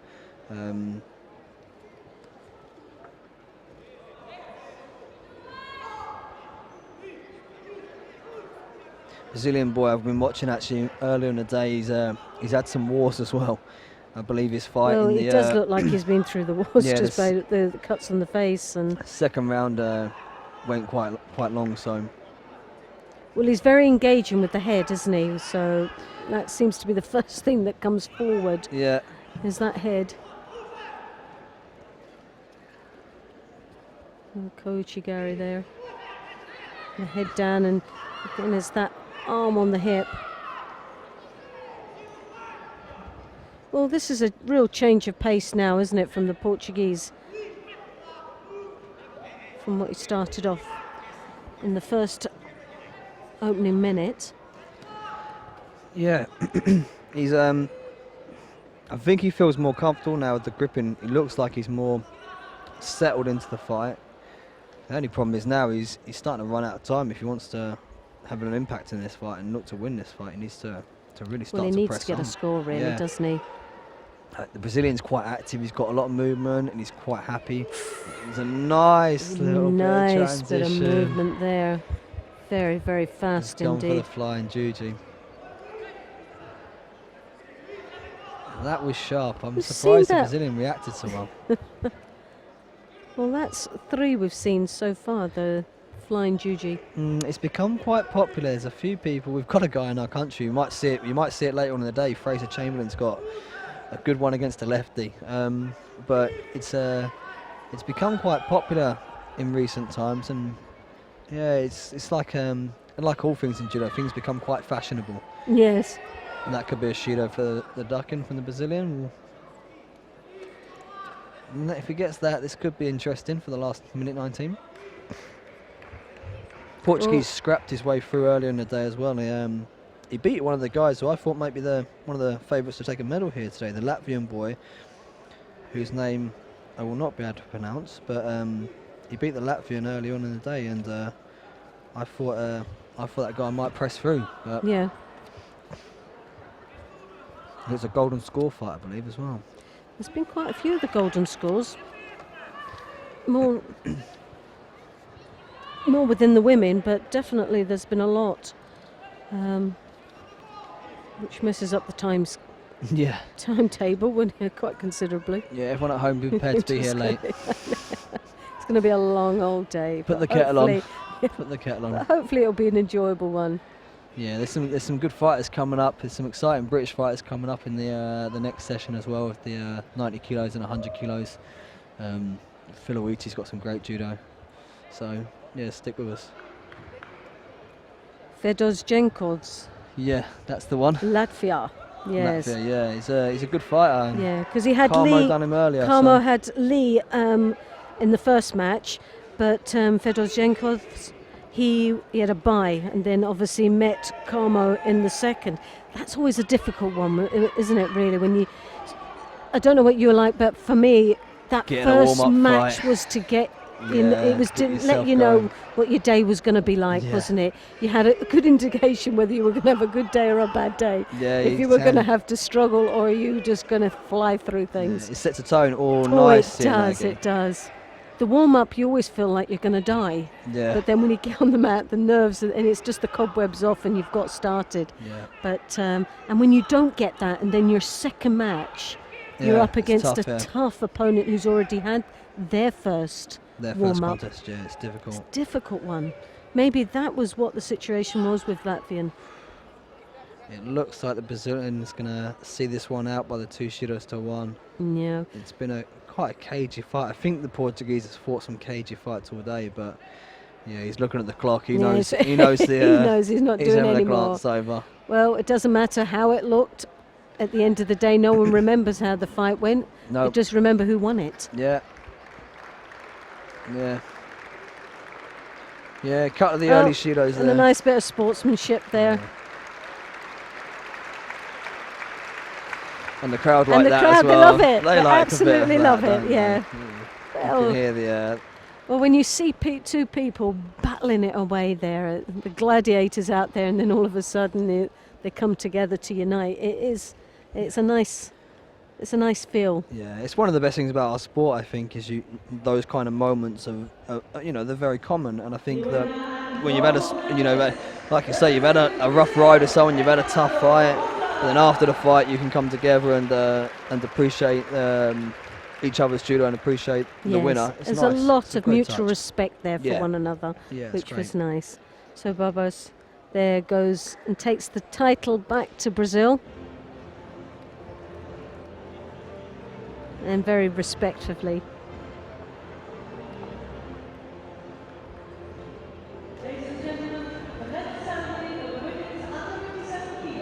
But that's what you want to see, is the characters and the celebrations within our sport. And I think sometimes we're tied in traditional ways of how we behave. And Yeah, I think there's a 50-50 split when it comes to that. There's the people back home that love to see it. I know Brazil got a lot of stick on some social media sites that I noticed about his celebrations and his antics, and people didn't like it, but then there's a bunch of people arguing the opposite who did like it, and I know it's a difficult one. I've never been one to over celebrate. I always believe there's room for celebration after you finish fighting. yes, Sometimes in the heat of the moment you do celebrate. You don't know what you're doing. You don't understand yourself.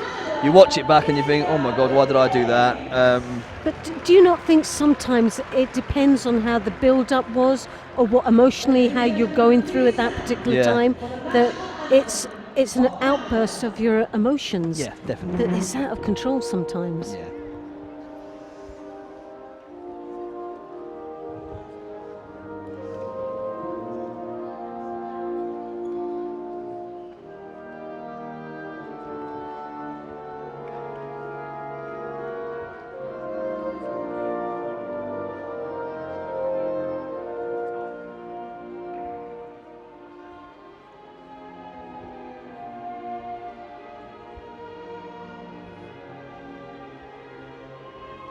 Ladies and gentlemen, your winners of the women's under 57 kilos. No, it's those. I like to see people celebrate as long as they're not disrespectful. Yeah, I think that's the most Because you important can part. understand as an athlete that what they go through, and it's a roller coaster of emotions throughout. There's tears, there's anger, there's pain, there's all sorts, there's joy. It's not always plain sailing. No. And when you actually get then to the pinnacle that you've been there and you've come through the other end, it's like that. You can breathe, you can just let it all go. And Yeah. some people just haven't got control on that.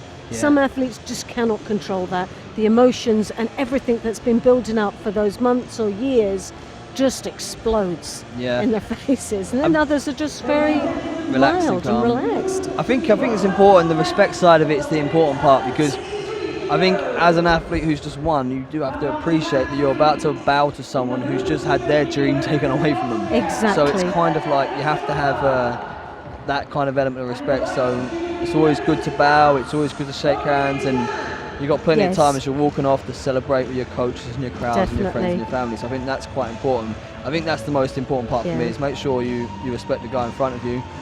And you know what? Sometimes I've had people celebrate massively after beating myself.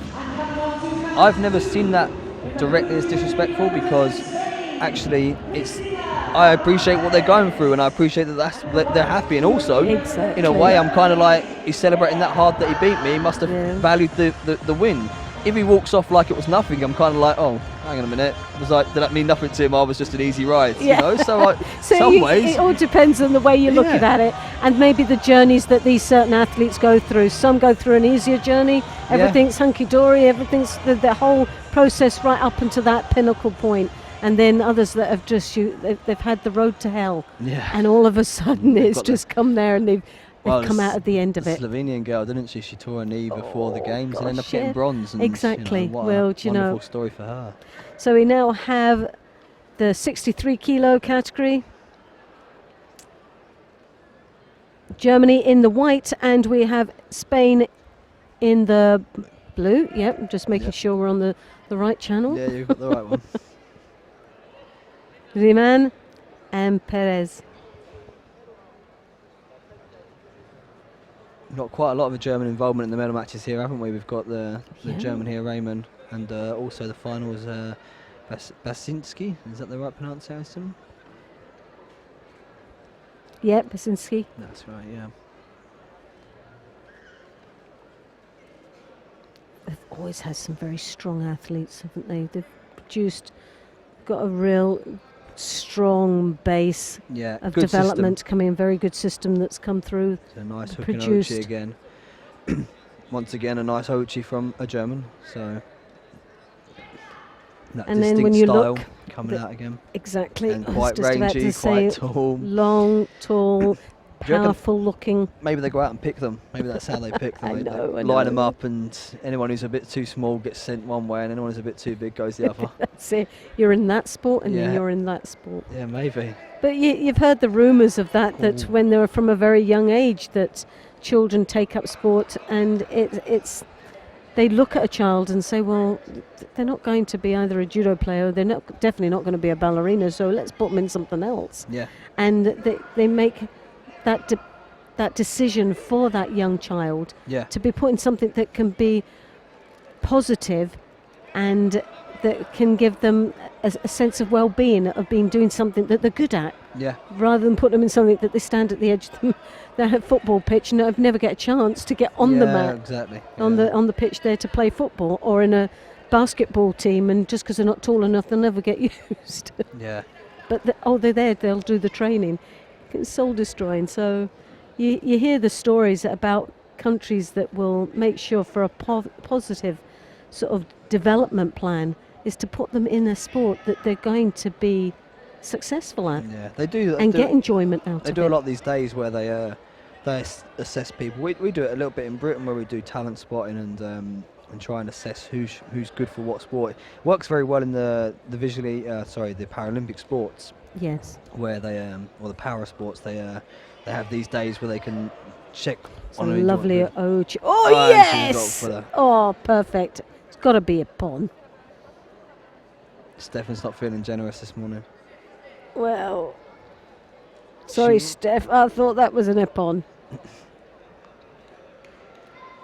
Once again, Uchi It's really yeah, comes out very strong. It gives them so many options when they open Exactly. up and they hook in, because they're so comfortable in that situation. It's like we were talking about earlier with the wrestling style fighters. When they get into that situation, they're comfortable. They feel the reaction. They wait for the reaction. They either go Uchi, they either go forwards.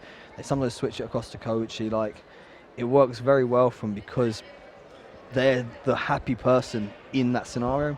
But do you not think that the rules have helped to see techniques like Uchimata now? Because at one stage Uchimata was starting to look scrappy and it wasn't as committed because of the fear of the leg Going grab. for the leg grab, yeah. Now we're seeing Uchimatas more and more, and it's a wonderful technique, Yeah. but there's just not that major threat anymore to be leg grabbed. No, definitely, yeah.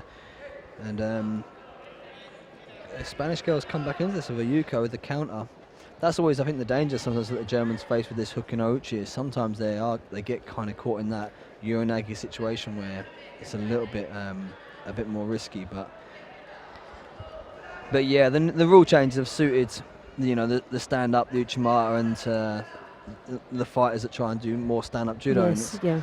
for me personally, it was wonderful because that's one of the things that I used to get counted with all the time as leg grabs. So when I took it out, I was kind of rejoicing. So I was quite happy with that. But yeah, I was just glad when they took that out that I wasn't competing anymore. Yeah, unfortunately, my girlfriend was quite opposite to me. She was still competing, and that's one of the only things she did. So when they took it out, she was on the other side of the fence to me. So yeah, it didn't suit her very much at all. No, it's. I sort of felt for the likes of Kate Howie at that time that the big Marottigaris and that. Yeah, that if she they took had. it out during Heroes, she wouldn't have been happy at all, would she? Oh goodness, yeah. I just tell my girlfriend that she should have tried to do some stand-up, nice-looking judo rather than that. Oh, kind I of- bet that went down like a ton of bricks. Yeah, I've said that a few times to a few different people. It's not gone down well. No, I wouldn't It's not gone imagine down so. well. Not a very tactful thing to say. That's usually not really my strong point, being tactful. Well, we have Raymond there. Well, I think she'll disagree. She'll be in there. The Uchimata worked for her today in the Ochigari. And it gives her the bronze medal. Yeah, I mean, aside from the one exchange where she got caught for the Yukos, she looked quite comfortable. All Once the again, time, yeah. But again, yeah. it's that sort of style and that confidence Yeah. and it's that presence that she has on the mat. She's controlling it. Yeah. She almost looks a little bit unhappy with bronze. Maybe she was thinking she wanted more today, but Yeah. Yeah, here it is again. She's so comfortable with the entry that when she gets in, you can see that she once again the girl tried to spin her, but she knew, she felt it, and she reacted and put her down quite comfortably for the Rosari. And I think we've had the Austrian win over on the other mat as well. So the German-speaking countries will be quite happy with this 63 category. Yeah, definitely. But they've dominated this weight category a lot. Well, you've got the French as well, but the Dutch, especially the Dutch girls, 63s. That's always been, and 70 kilos is a very competitive weight for them. But when you actually look at those that are winning medals throughout those weights, 57s, 63s, and the 70s. The techniques, Uchimata, the styles, the size of them, they're tall, long-limbed. Yeah, you get a very distinctive. Yeah, There is- you're right. It's not. You get the 48s, they're small little tots. You get the 52s, they're little oxo cubes on legs. There's less. They're the sort of stocky ones, and There's less differential in sizes in the female weights per There's- weight yeah. compared to men. So like you have 90 kilos where you have Toff, who's very small, compared to someone like I suppose Nyman, who's quite tall and rangy. So, but in the female weights, they come at quite a similar size. they're just thinner, aren't they? Yeah. That's all. They're near enough the same height from your 63s, really. 63s up to about your 78s. Yeah. They just get wider. The Germans, the Dutch. Yeah. But they all seem to be very similar with the styles. The Uchimata Yeah. and the Kosodagaris and that big leggy techniques, and I love it. I think it's great judo. It's good to watch. Oh, fantastic to watch. Well, now this will be a great watch as well. Lucy Renshaw, Great Britain, in the blue gi. Beninsky of Germany in the white gi. Yeah, this is one of the weights where Great Britain, over the next 4 years, We have got some strong we could be, athletes in this weight we have category. got some good Got some fighters. real depth. Some Yeah. feisty little characters in this weight category for Great Britain. It's gonna be an interesting journey to Tokyo. I believe we'll almost certainly qualify one of them. Oh, It just definitely. depends who it will be. That's the thing. It's going to be a real scrap between the girls that go along. And some very, very strong personalities. Yeah, definitely. And Lucy, we're talking about the Ochi, and Lucy's quite strong when she gets hooked Very in. when she's very deep in the Ochigari Yeah. and drives. She's got a wide, a very powerful sort of drive off the back leg. Yeah, And very flexible indeed when she comes in. yeah, she's got a tough fight here. This girl, I've seen this girl before a few times. I'm not as clear about the style of judo she fights, but I've seen her do some nice bits before. Early in the day, she was quite strong as well. So this will be a good final. This will be a good final.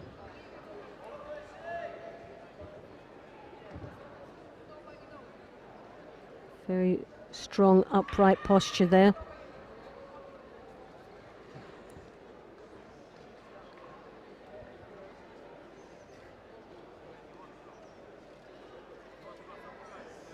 And she's hooked over that head there, drawing her opponent down. Yeah, she's strong from Very there. powerful there. Lovely No, Uchigari, and good she's setup. driving. Oh. Oh, yes! Yuko Wazari. Plants her. Oh, he's gone for Wazari and the hold down. Well, can she hold on to that?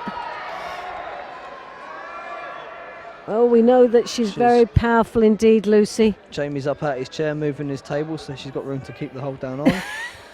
There we go. And another goal for us today. Excellent. Well, definitely a crowd pleaser that one was. And like we were saying, the Uchigari. Yeah, I came knew up she's trumps for strong her. there. When she gets high and deep, and she's relentless with it, and it kind of paid off there. She's like a dog with a bone, isn't she? Yeah. She just digs in and Yeah, keeps going she's on it all until the she time. gets the result. But she's that far deep into it, it's very difficult to counter it. Yeah, well, Because that's what she's you so can see there. low, The German's gone and to she try. drives off. And the German did try to, but she's too low. Yeah. She's already gone in. She's deep in.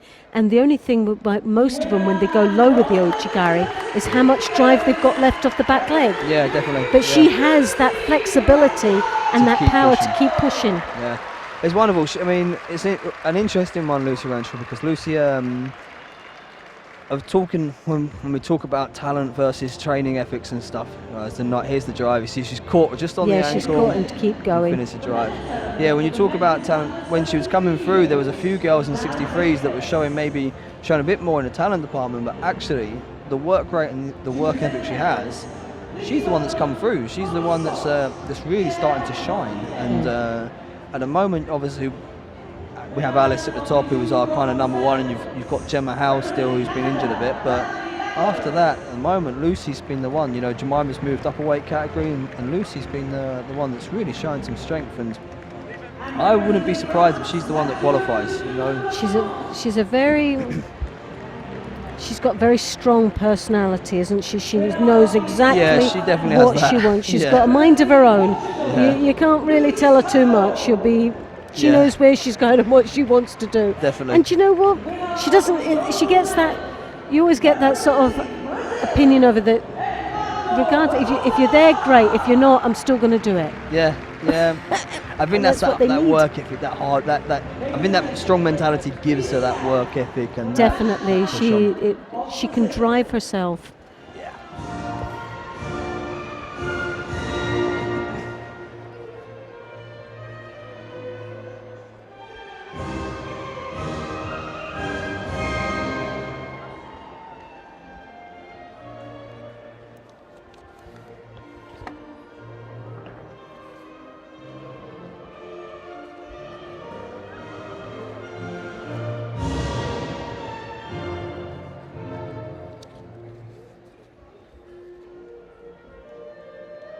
Ladies and gentlemen, your winners of the men's under 73 kilos.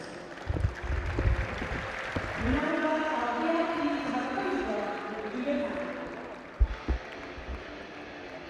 Right, well, we're just with the last celebration medal presentations here, and I hope you've enjoyed it as much as I have. And thank you once again to Colin Oates that joined us, and he'll be joining us a little bit later on in the afternoon block. So we will be starting, based on the program that I have in front, we should be starting, well, we should have started, 15 minutes ago. So there won't be much of a break. So you've got a chance to have a quick cup of tea, and hopefully you'll join us again for this afternoon, where we'll see the rest of the weight categories performing. And if it's anything like what we've seen this morning, we're in for a real treat. So look forward to you joining us real soon.